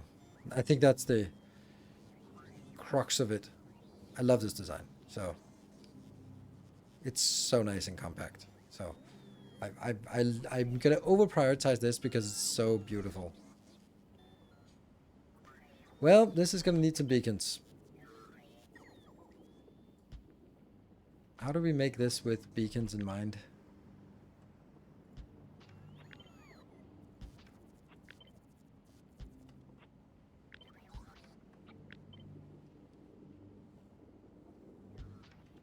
How about this? Now we get to this annoying thing about... It gets us at exactly what we want, so that's good. But does it also give us the 270 on top of that? Yeah, it's a small surplus. 50, yes, because on a normal day, 50 is 500. So this one is overproducing water by 50, and those 50 that's overproducing corresponds to 500 steam. And 500 steams is more than I need for down here for the steam. So this build is actually just perfect, surprisingly.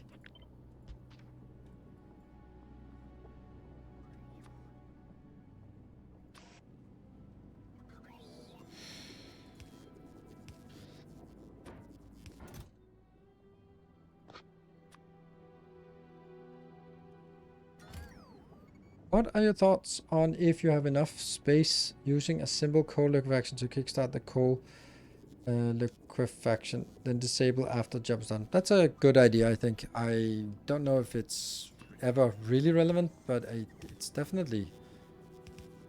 It's a thing.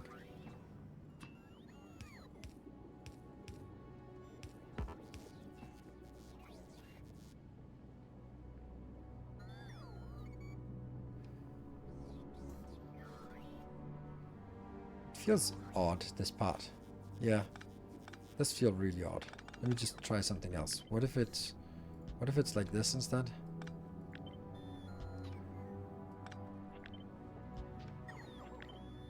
Ooh. That makes this one a little bit more difficult to get in. I'm also just now I'm stuck in this symmetry hell. Where I'm like, oh, I need this to be symmetrical, but I don't really need it to be that symmetrical, do I?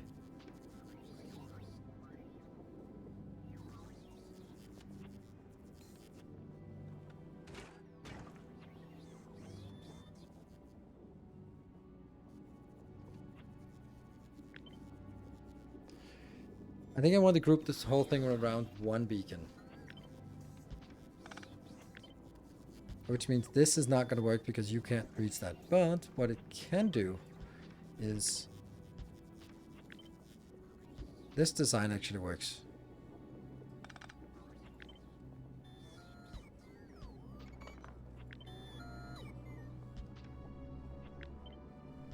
Because this is a design I've been used a million times before.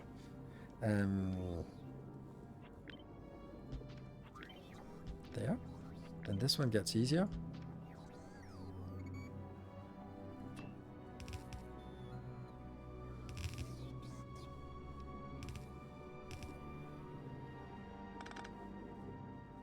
I don't like that it's only on one side.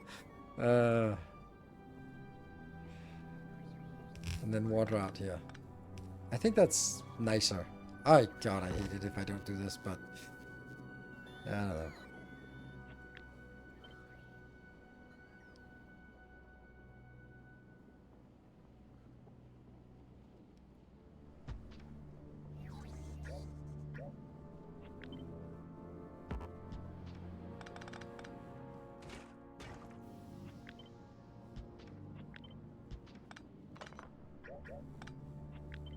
There we go. That's better.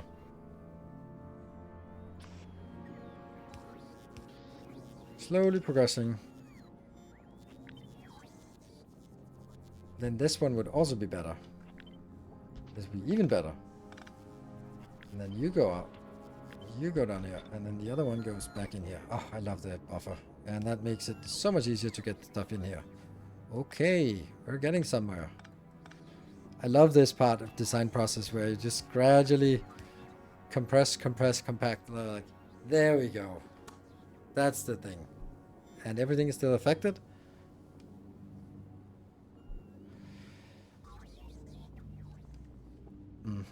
So this is a singular thing.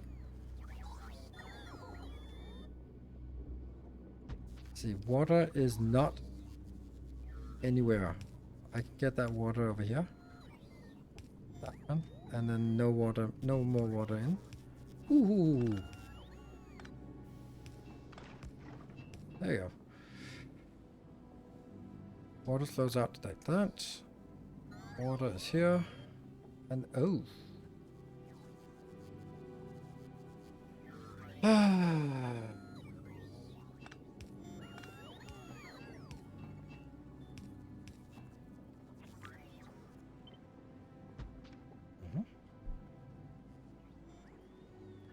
Problem with this one is kind of where is my inputs and outputs. I would usually sort of go, it goes in from the bottom, comes out the top for I don't know what reason.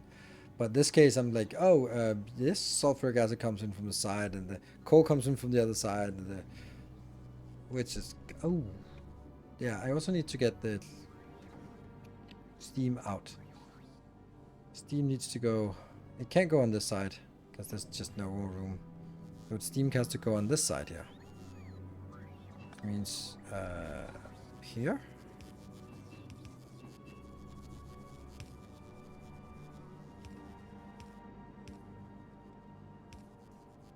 I like this going so far.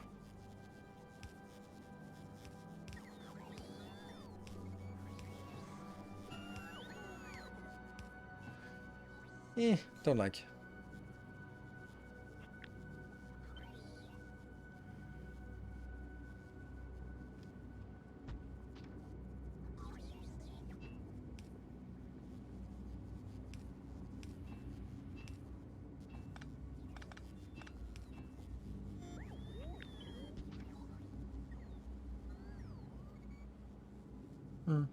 I like it.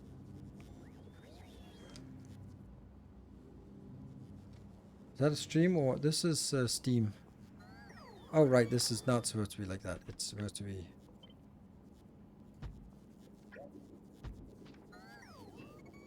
You're right.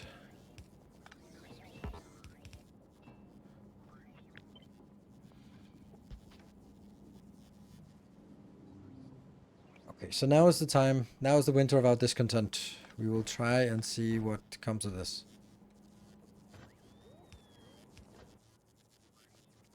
I'm gonna build my belt measuring tool here, because I'm a little bit concerned whether we actually have enough. Right. This one.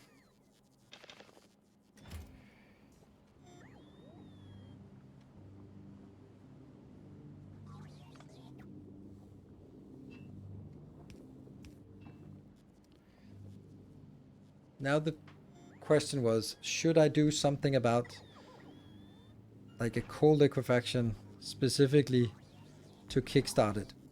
I don't dislike the idea, because we do have to kickstart it somehow. The coal's over here.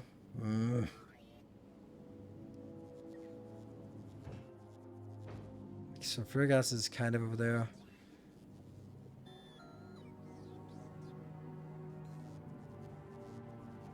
Like this one really wants to be over here, so it's close to it, so I can just get the coal going up here and then go in.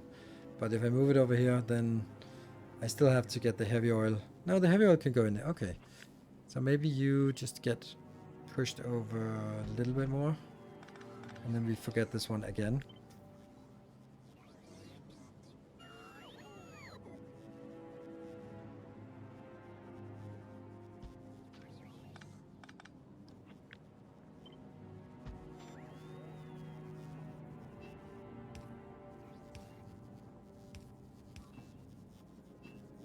So this is fine, but what the hell are we going to do about you?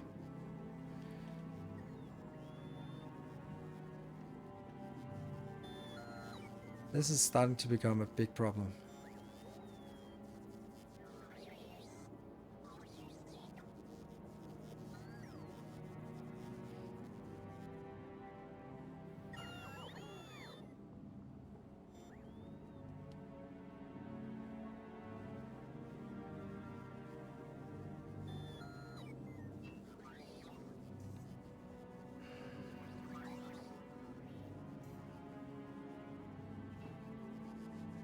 Turn plastic.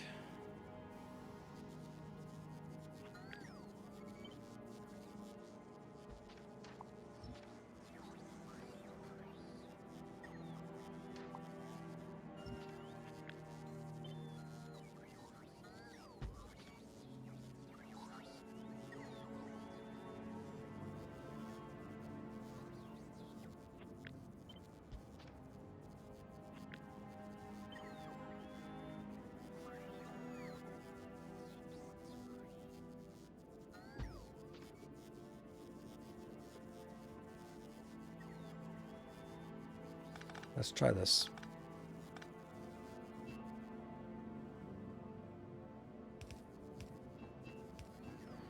And then the water comes in here or here.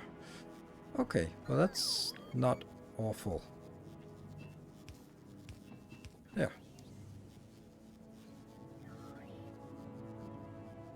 Dislike this one, because it affects this one, which it shouldn't be, but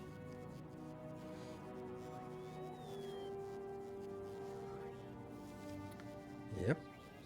And then this is less important. This is more important.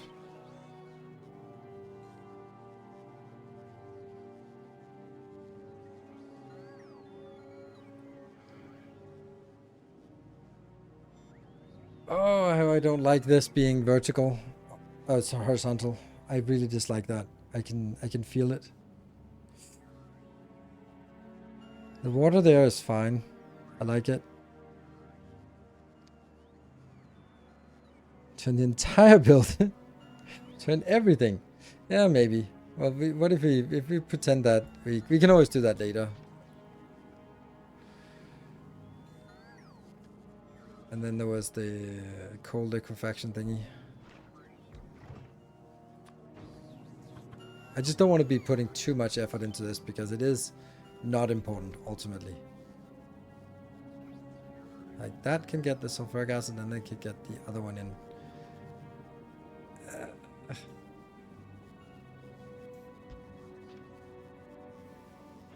I also need the coal coming in here, so let's say coal's coming in from this side.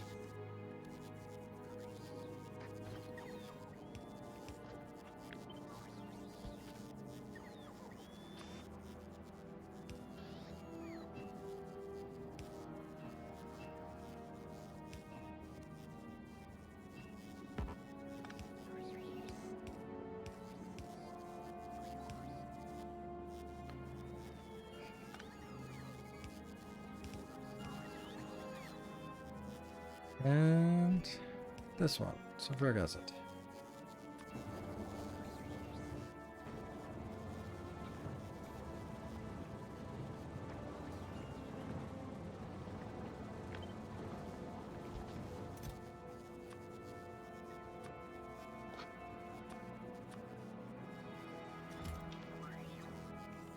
Oh, I haven't done any power poles. Oh, I've skipped power poles completely. I hate when I get so careless about this.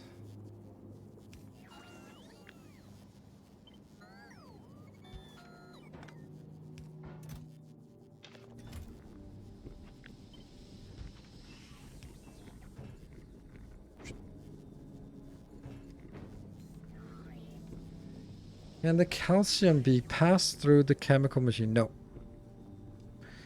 You can't pick up from this one. It doesn't pick it up.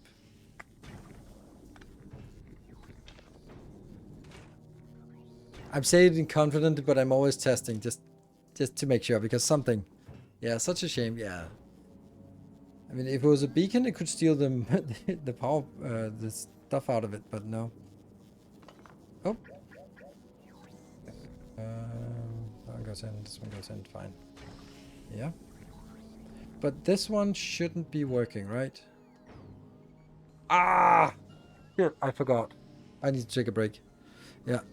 I forgot that this one needs coal as well. Shoot, that makes it a little bit worse. And by a little bit, I mean a lot. Well, break time.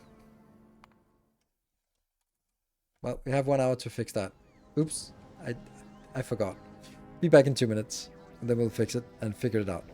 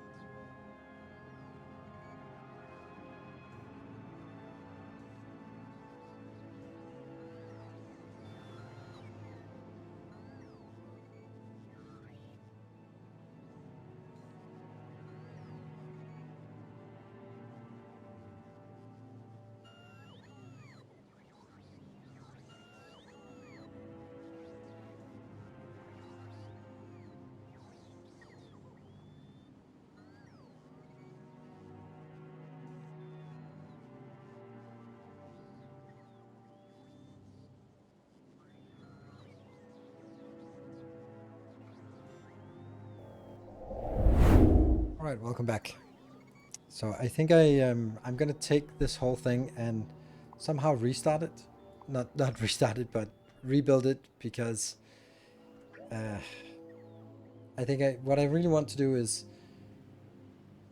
basically take this part and shift it up, so that the plastic part goes below, so that I have this plastic line and the plastic line that inevitably needs to go in here next to each other. Each of these are going to request 7.4 so that means it has to be here.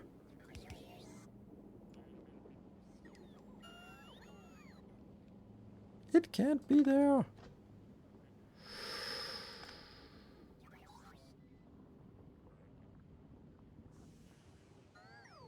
Hmm.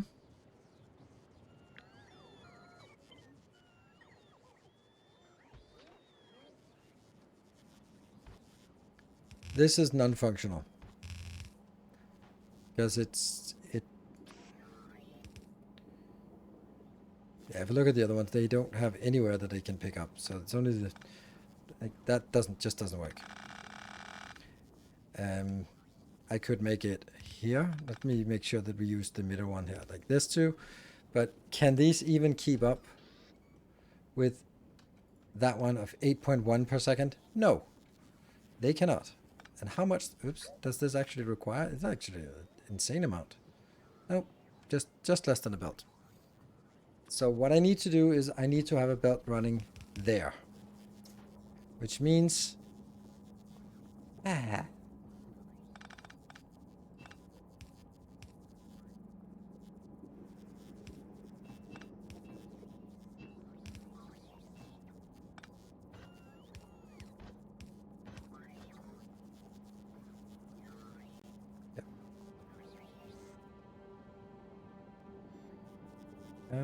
Could you put extra... Ooh, that's a much better idea. Thank you.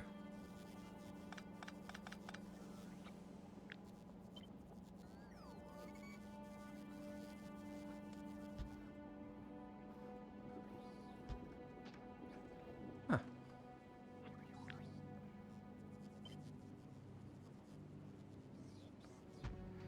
If they can reach. I don't know about these... this is max distance. Oh, this is max distance. But that's okay. What else do I have? These are not max distance. This is not max distance. Okay, so it's only this one, but that's inconsequential. So I can get... But it's still not great because it's no longer the same place, but it's definitely a better option. But then I can go something like these two coming in, and you're going to go over here.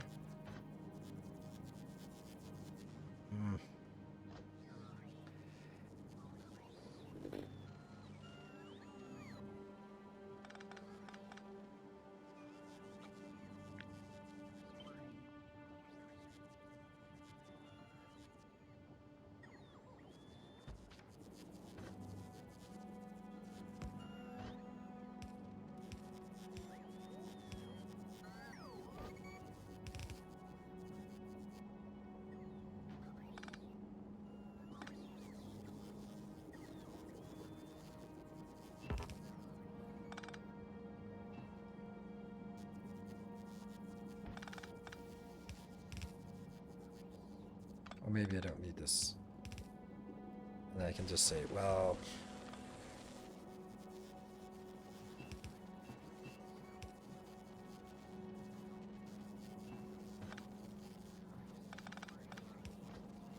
I also think I need to be taking the power poles a little more serious now. But let me kill this and just make sure that we have power poles functional. Ooh, that's not a thing.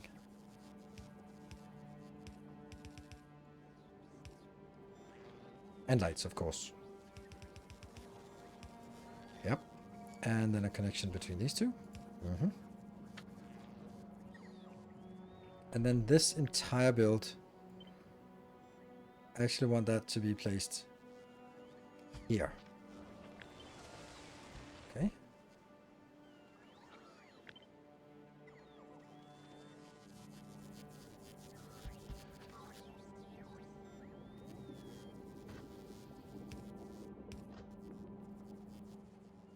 Because this one.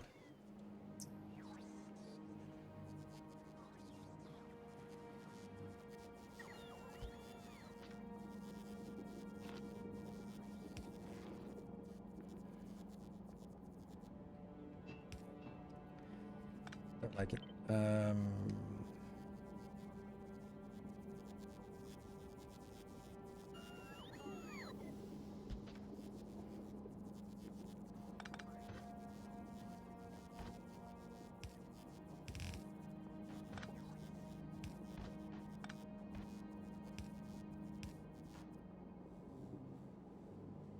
Or maybe this one isn't doing... No, this is only 24. So there's plenty of stuff coming through.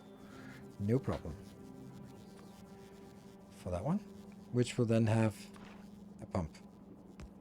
Because I need to control when this is active.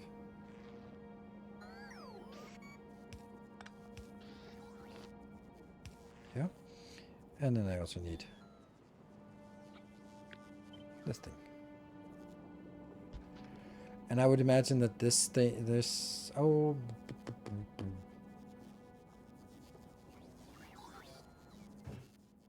this coal liquefaction needs 25 oil to get started. So the easiest way is just to say, you are reading, including the crafting. This one is enabled when this is less than 25. So if I don't have enough to get this started, we don't need to go. That's simple, right?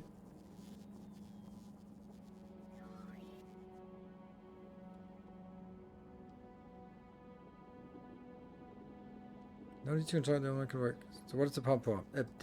One way, nothing really. Doesn't do anything.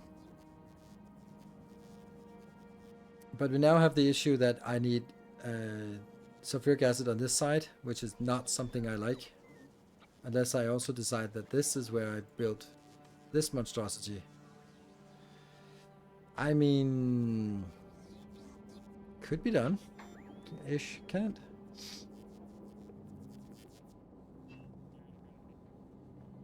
This one also needs to get then the light oil or the petroleum in here, which is not going to be easy. So I might be a little bit overambitious now. Let's do the rest of it. Let's do this part. And then look at it.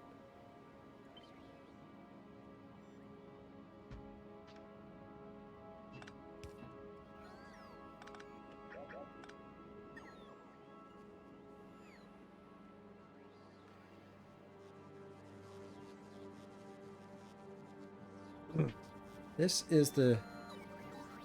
Yeah. Here, that one. This actually also could and should be out here, but then it gets into conflict with all that crap.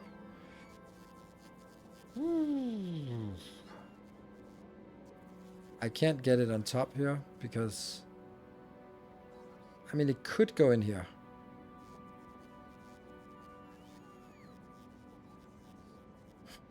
Want to see something stupid? No, it can't work like that. Ah, good. There. This is the output. That could be like this. And then go into stuff like that one.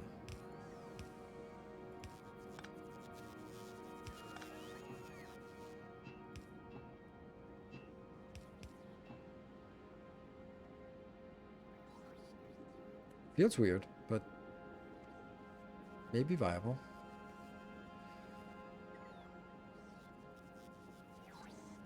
Definitely rules out this one here, which means that now I have these diagonal completely opposite of each other.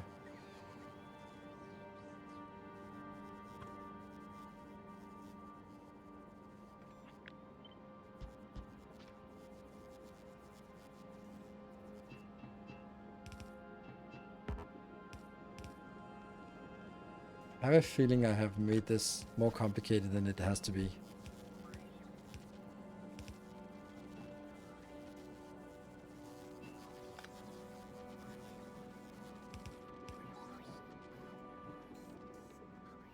Sulfur.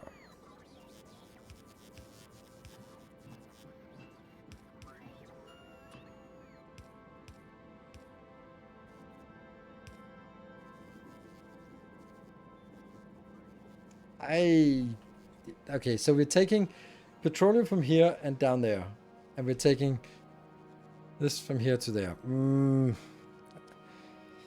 was trying to rocket build for science, but once you reach legendary, it doesn't work that well. Oh, of course. The ship comes back while the silos are still building. Huh?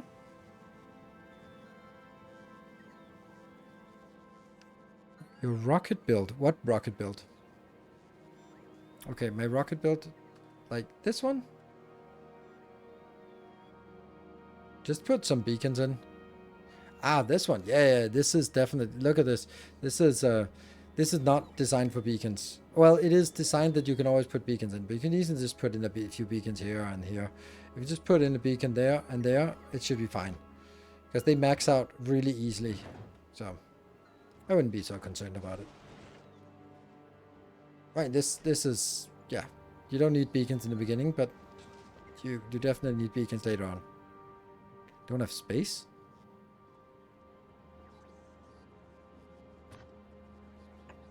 There we go. Done.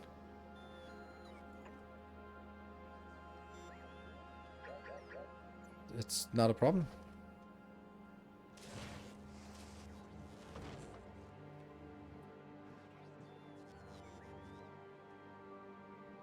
That's part of the design. Okay. Another option that would make this maybe less silly would be switching this build and this build. So you're gonna go up here.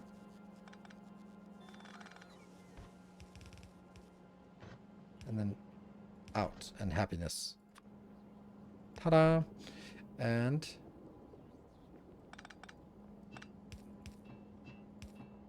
you know, it can even be further up here just to make even clearer that this is where it goes. Okay, so now I just need petroleum up here.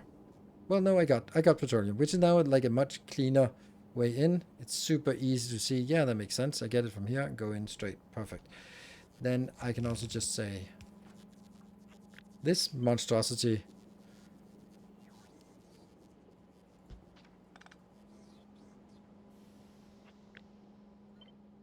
might be fine to build down here.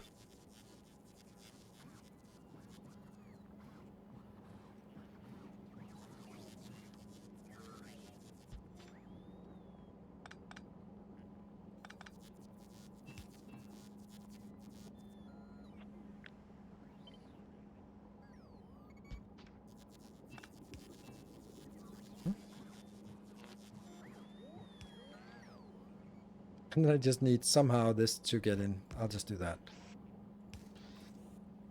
Yep. Calcite. Sulfuric acid comes in here. Oh, that was not a great idea. Oops. Whatever.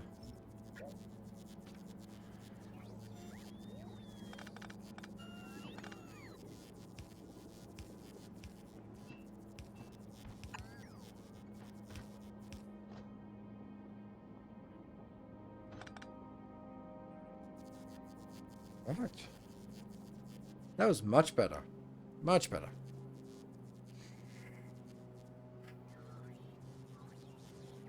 Is this one? This is...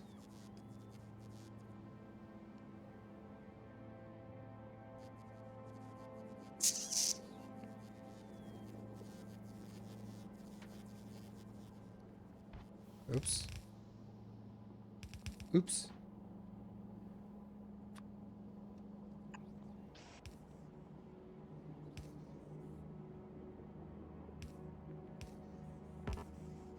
So I have a little bit of an issue with all the lack of power.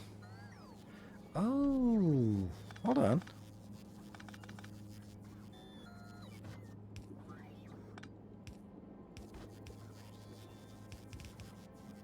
Nice.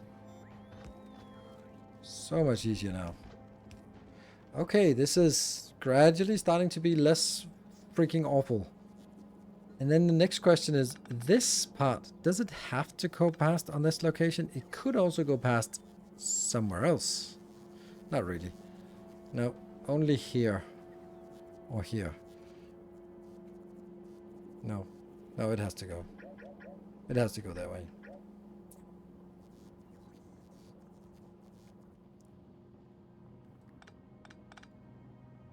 Heavy oil. Heavy oil. Heavy oil. Heavy oil.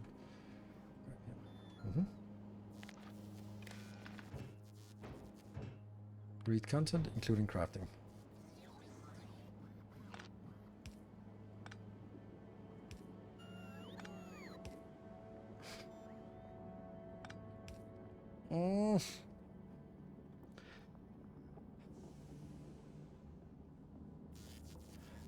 Maybe there's another way.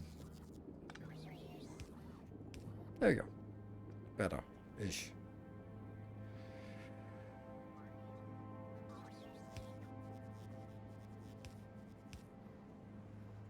Why is this not connected to that one?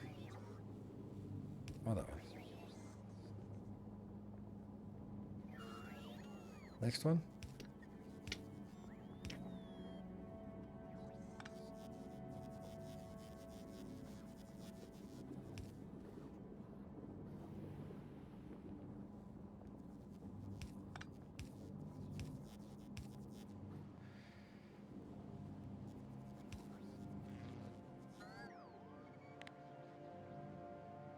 Need a connection between this side and this one as well.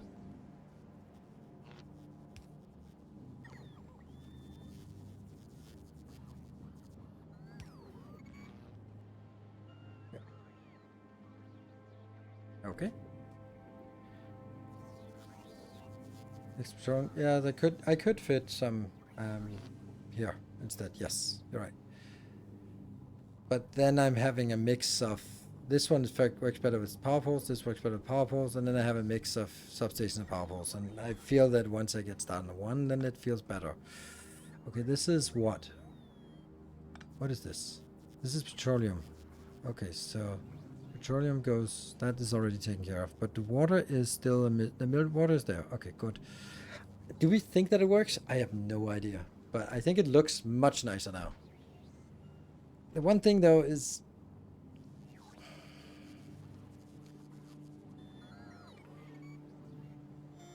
this one seems a little bit much to the side, and it's also like really annoying to get this out because that means I have to get a line like this, which I really don't like.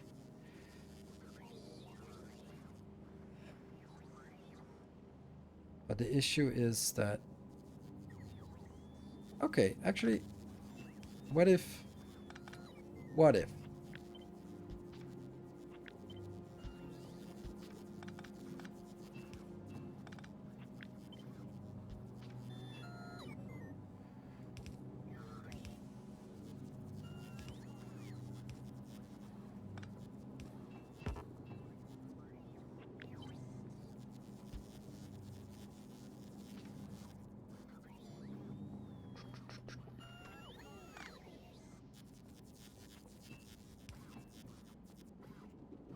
much better, because then I can use this one to get my sulfuric acid inbound. This one's working. Get a little bit. This doesn't have steam. Why does it not have steam?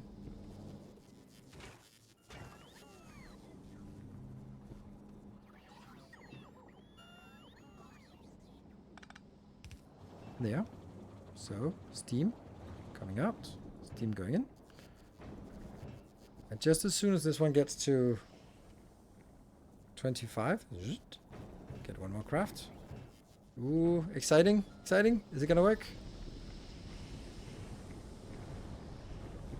Oh, it started working, and this one should be disabled now. So as soon as one of them is working, it starts flowing. The main issue is, have I mixed up some belts or messed up some belts? Luckily, it's harder to just mix belts, but it still can easily happen for someone like me. Someone as skilled as me, it can easily happen to. Skilled at messing things up. And this one.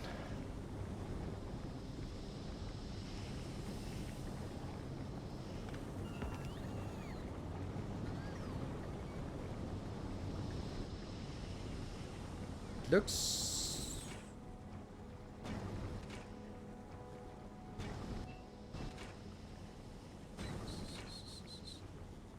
they're not quite just hitting the max all the time. They have to go up to 40 and then get stuck. See, look at that. There's a little blinking here. Let's see if all of these are working. So this is working entirely. That's good. Then the question is everything else working? Yes, this is working steady. This is working steady. So I guess the whole build is working entirely awesomely working right now, except that it's just not big enough. The build is just 10 petroleum per second short.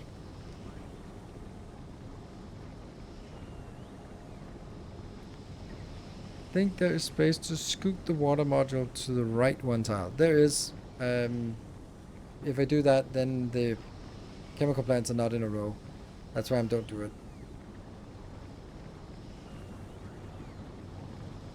Because then I was thinking like we could just swap the water and the heavy oil, but then the heavy oil has to go up here. And then by swapping these, they are going to be conflict. So I was thinking about it, but I couldn't get it to work. Lamps. Sure.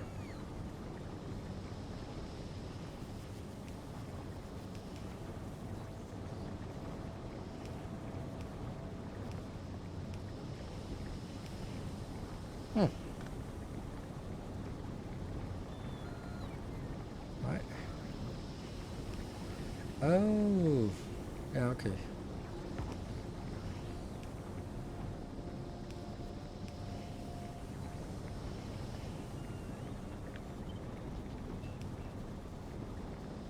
Now it's consistent with the other ones. So all the oil we have is being consumed. If we wanted, if we just kind of do all of this.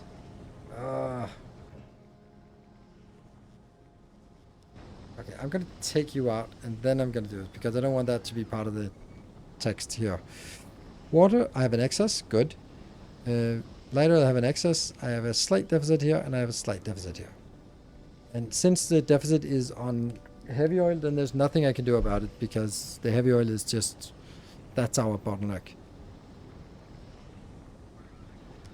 That being said, I think we have a really good design here.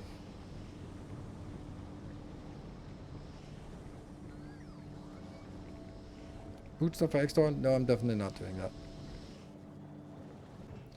Because that's, yeah, that's it feels awful to do that. But why did it stop working? Something has stopped working. Why? Oh, I'm not consuming enough light oil. What the hell's going on? Light oil, light oil. Light oil is full? Is it? Yeah, it's full. Why?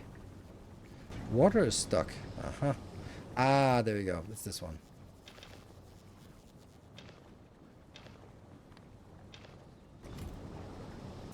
Because this is actually using quite a lot. And this is shitty robots and all that stuff. It's coming from these boxes down here.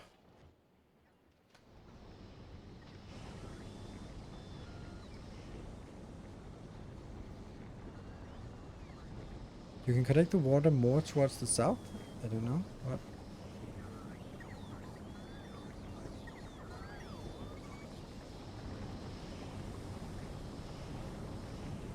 Ah, yeah, the water actually continues up here. That's actually true. That is a little bit of a silly build for the water.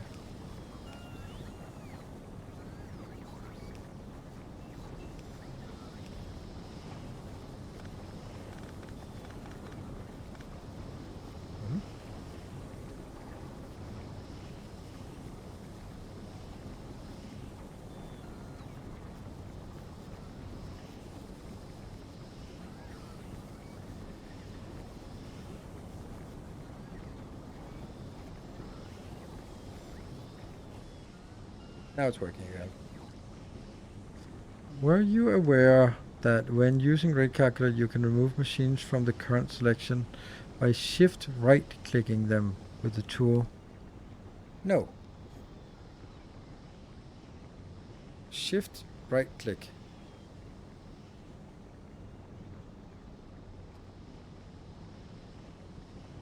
I was not aware.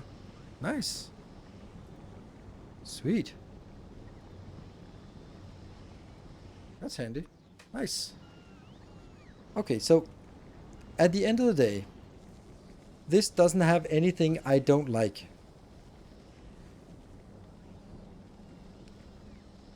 Add a few more beacons behind the first refiners to get a bit more oil. Ooh, yes, I could, but I really dislike that idea.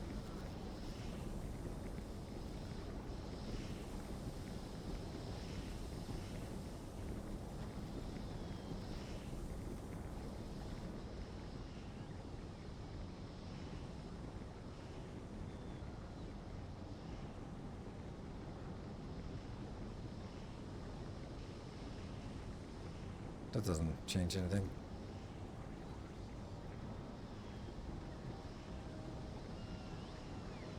Okay. Okay, so it's only machines, not beacons. Beacons and heavy oil doesn't make a difference. Like, okay. But thank you. This actually made everything positive. It just made a little bit more of this, a little bit more of this. And since I could then...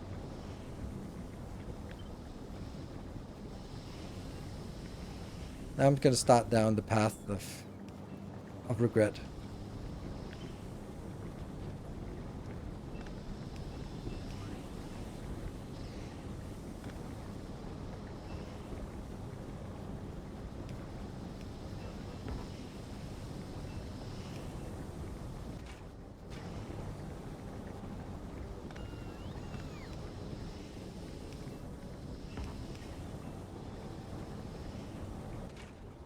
But now I might be short on water. That definitely gets something.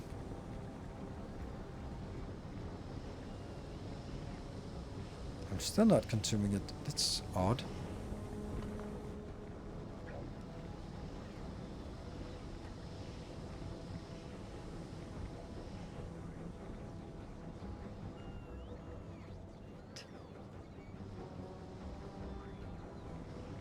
Oh, that's because it's the wrong one. It was one of these I wanted to add.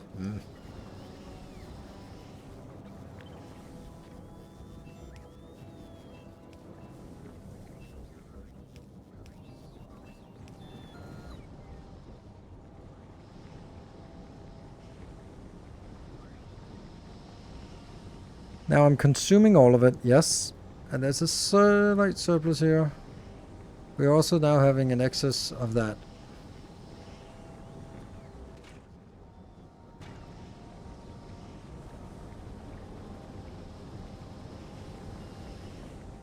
Oh yeah, remember to remove the Kickstarter from the calculation. Great idea.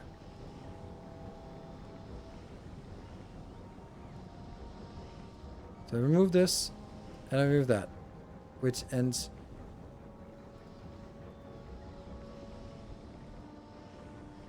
Okay, so I didn't need to add this one. I don't... Right now... I'm converting all of the heavy oil to light oil, so that's good. I'm converting all the light oil to petroleum, that's good. And now the petroleum, as it's plus 62 here and plus 40 here, that means it's probably cancelling out. But it's certainly getting a little bit better. And let me clean up this part then.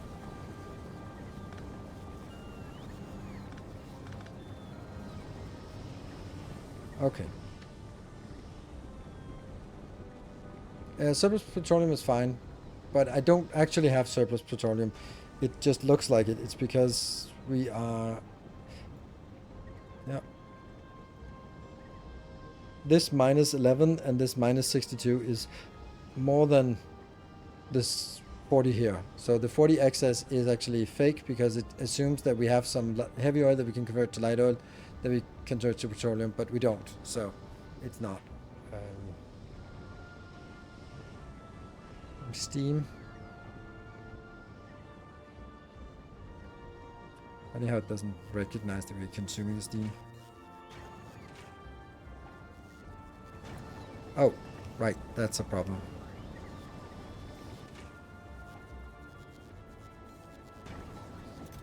How is this one just not getting it?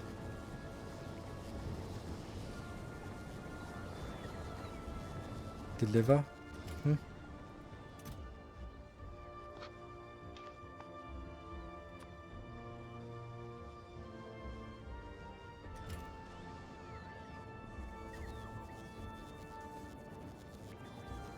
Still only says deliver 20. Why are they not coming in here?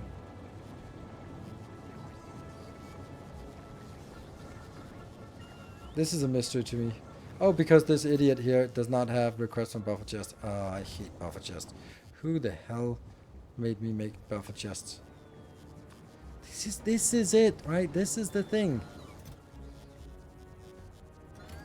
Now they're gonna go in here. Fuck. Yep.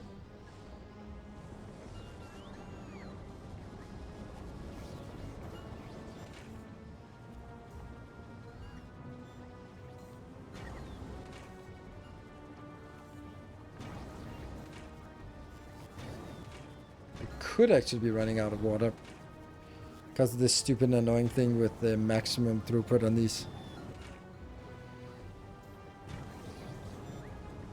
No, 3,000 is the highest, or 6,000 is the highest if it has both inputs, so it should work. As long as they are producing all the time, it's just a matter of can I get it out there, and the other ones, it should be.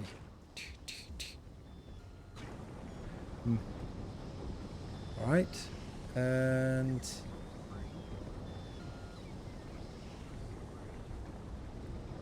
it's hard with these kind of builds to just kind of gauge if it is working and why, if it's slightly not working.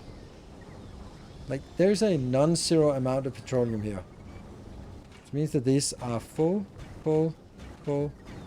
Great.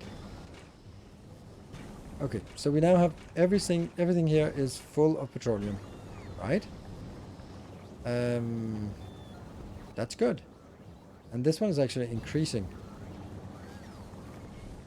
I think we're onto something. Like that single thing here was making a big difference. Huh. I don't like it, but it's there. So the only thing though is this is not really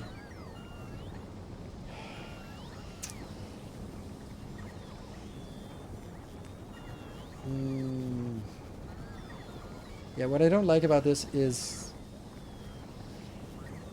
the fact that there are holes in it. And there are holes because this one will... there is a hole. It's not output constraint, it's belt swing stupidity. And see, this one should be... it's waiting. I'm gonna try something.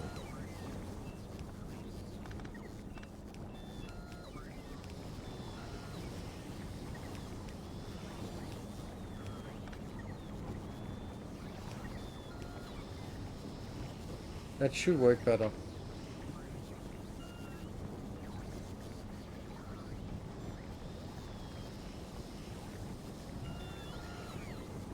Yeah.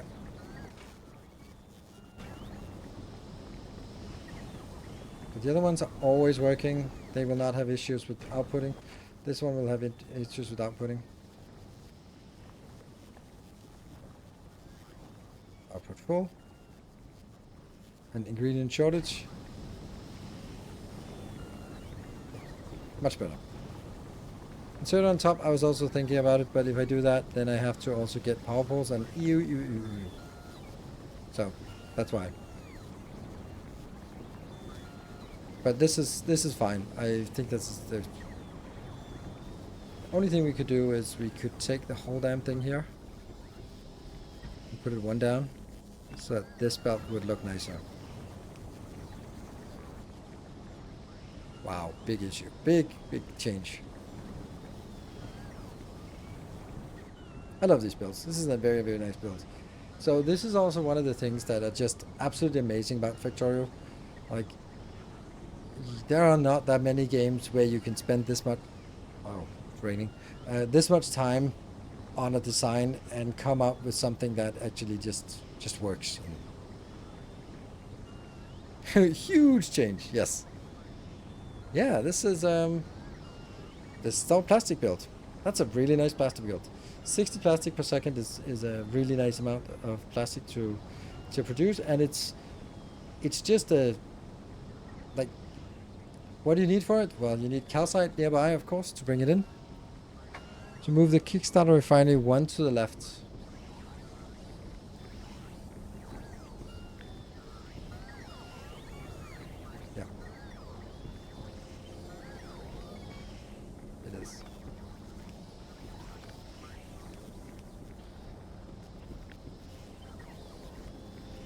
Agree.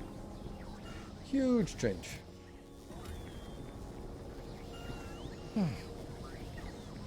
Like, everything about it I really like. Like, I love the fact that all the way around I have one tile empty. Which is super annoying and stupid that I do that, but because I'm basically just saying my city blocks are they're not 50 by 50 because I take 2 out for this. So they're not 46 by 46. they're actually smaller because they're only 44 wide. And yeah, that's just the way it is. How viable is just reserving a chunk of the next door block for plastic production rather than bringing it in by bots? Bots are less than optimal for high throughput. You're absolutely right. Absolutely right. Like, for example, for this one, the answer would not be bringing it in with robots. It would be just make this plastic next to the LDS. And then your question would be, well, do we want to make a block that makes 60 plastic per second for something like here that needs 3.6 plastic per second? No. That would be my answer. No. But maybe here, this is like 11 per second. I still don't like it. But you could also just make one and then build it into the other ones. That would be fine. Go put a single storage tank above the Kickstarter refinery so the inserter grabbing coal for the Kickstarter only activates if the storage tank is less than 5k. But it doesn't need to. Your proposal is just more entities that don't add anything. Like this one is locked and it won't start until this one is starved, and it won't be starved ever after the first iteration. And sorry. And if it is, then it'll just kickstart again. The Kickstarter works completely fully automated now. I love the rockets above the signs. Yeah, me too. Thank you, Benjamin. That's I like that too. Yeah. So we can say, okay, we have the signs. We don't, because at this point, I don't know what this does. I have no clue. I have no idea what this is. Or this is, what the hell is this? I don't know. But that doesn't matter. Because ultimately, we just look at the colors. The only thing here is, this is only putting out on one side. Is that a problem? No. No, not really. But the kickstart can only start first, so what's the point to control it? Because I don't want it to run right now. Like when it is operational now, I don't want this one to do anything. So I want to just deactivate it. Otherwise, this one is starting to work and consuming coal and calcite in too high quantities just to produce a little bit of extra coal. I don't want that. That's not my intention. This is better to do it this way than that way. So.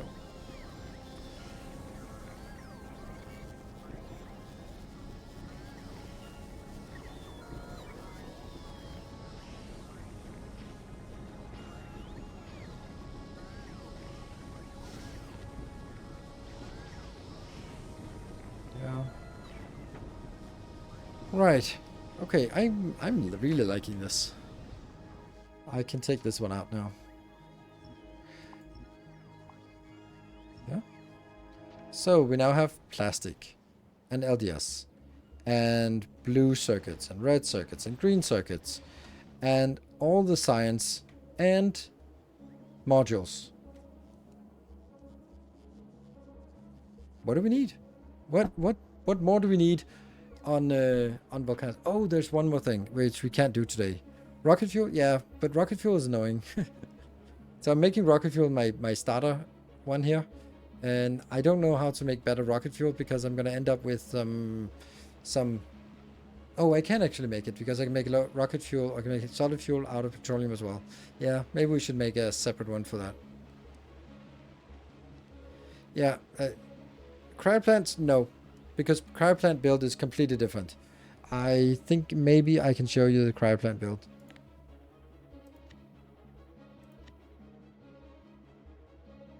No. Well, I will do it anyway. I'll just take a save for this one. Let's call it 17.5. And I'm going to upload that for you, dear patrons, right now. Because otherwise I forget it. And by the time we're done with the stream, I am tired. So I'm going to upload it. And it's going to be Factorio Space Age Masterclass Saves. And this one will be called 17.1. So .5. Masterclass shortcuts. Here. That's getting uploaded. And I'm also just right now uploading the saves from the previous one we did yesterday. The yesterday's Factorio stream also had a really cool upgrade. So I'm going to take that. That's 331.1. Very important. So those are now updated to the save location for patrons. But since I saved, I can then log in and show you the build here.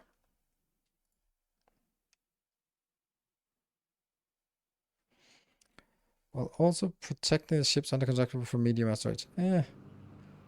When will next Factorio Let's Play start? Closer to Christmas. Okay, so the reason why plastic for cryogenic plants is because it looks like this. This is something very different. And this, how much is this producing? It's not even like maxed out on beacons or anything. 2,200 per second. So, blah. It's completely different. So I'm not going to design something that can scale up to just be replaceable parts with something that gets to 2,200 per second, which is also kind of absurd because that means this train here has 16,000, so it fills up in less than 8 seconds. Do you see the problems with trains? And it just, like, it's just these 6 plus these 5 plus these, I don't know, 9 maybe, 10. That here, and then we also have some issue up here. And the biggest issue is just inputs and outputs. Yeah. But let me just show you the other cool thing that I built last time. Woo.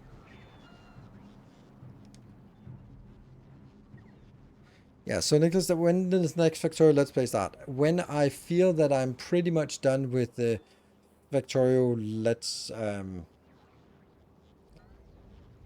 with the master classes, because I need the master classes to actually get in there. What?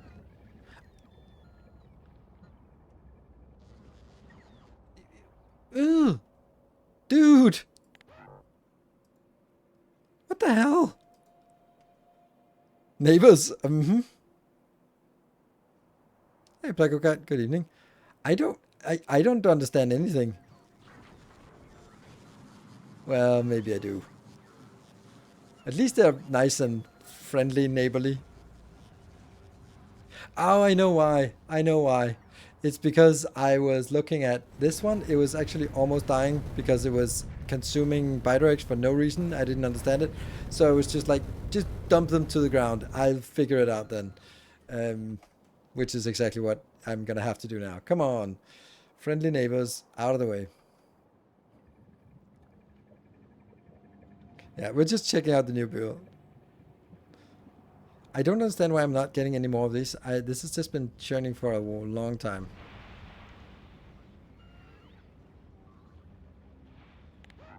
Oh, now they get aggressive.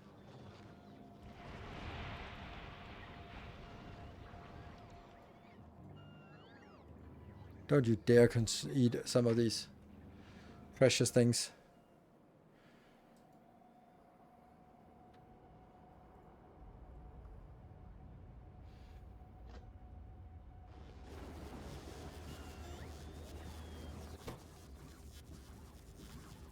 What? Really? I hate this because I shouldn't be starting to fix stuff because What? What? Yeah. Okay, I'm not producing it on this planet, so maybe that's why. And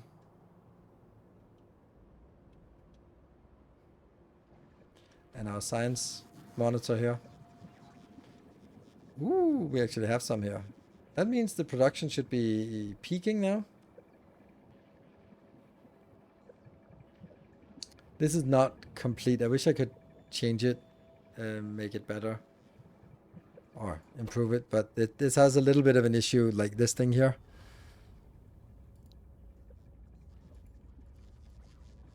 It's some kind of weird setup. But I could do these things here, change it over to legendary status. Such a massive effort to do this. But love it.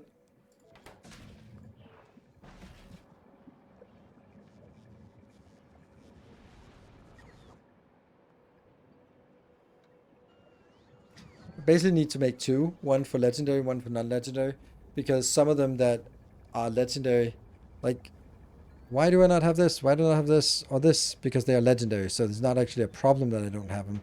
I'm still producing. There's so much we need to debug with this. It's unbelievable. Like, why does it already go down? I don't know. I have no idea. Like, what is it?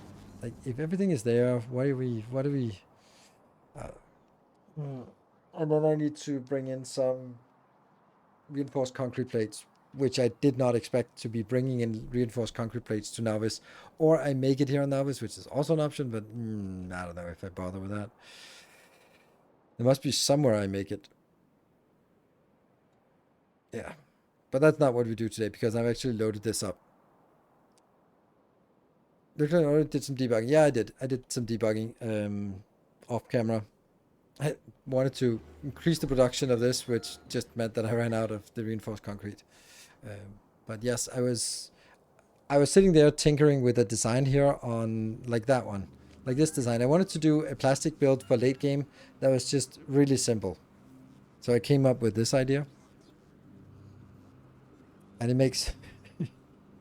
it's so stupid. It's so stupid. It makes like a modest 550 plastic per second.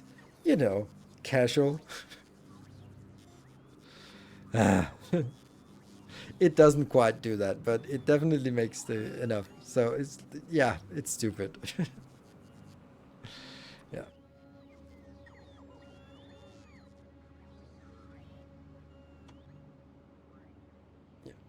Anyway, that's going to be it for tonight. I am very tired, so instead of stretching out the last 7 minutes, the macroplastic machine, yeah, it's pretty crazy. Like looking at this with what we've just built, I'm going, yeah, 60 per second, awesome, this is a good build. And you just look at this with one machine that makes 550 per second. Oh yeah, well that's something. Of course, it needs to get something inbound, but that's basically what we have here. Then the only thing I didn't get was the sulfuric acid, or the sulfuric acid to steam and steam to water. And then once that's done, which will be 2 more machines maybe, and then we'll just see how that goes. And then it will be like, here's a build, 550 plastic, which is something I was thinking about it for like late game builds. When we have, let's say, late game build, I want to make blue science, then I'm like, I need plastic. Then just stamp that module down, and it's gonna be fine. So good. Happy. Which time should I bother to get epic quality? None. None at all. I don't use epic quality. Exception is modules, quality modules. Quality modules, I make those in epic until I get legendaries. Nothing else I bother to make it into. I would even go so far as to say that maybe I don't even want to personal batteries. I don't apparently shut up. Apparently personal batteries. Apparently, yes. Let's hurry up and leave this. Well, at least you noticed. Well, we should fix that next time. So tomorrow I'll be continuing this mega base build, and maybe upgrading my equipment to legendaries instead of looking like a scrub with only epic batteries. So anyway, thank you very much for watching. Thank you for the glorious hype train. That was super amazing. And in particular Davis, who was carrying the majority of this. So thank you. Good night. Take care. And I'll see you guys tomorrow. Tomorrow will be probably a little bit later because I need to celebrate the summer solstice. So with the kids, but they come home. So I've set it that they start at 9 o'clock instead of 8 o'clock. So like 1 hour later. But it might be a little bit earlier, a little bit later. So check Discord so you get the notification. And for patrons, you have the save games both for the mega base and for the test worlds. So you get the designs we did today. Thank you, everyone. Good night. Take care. And stay effective.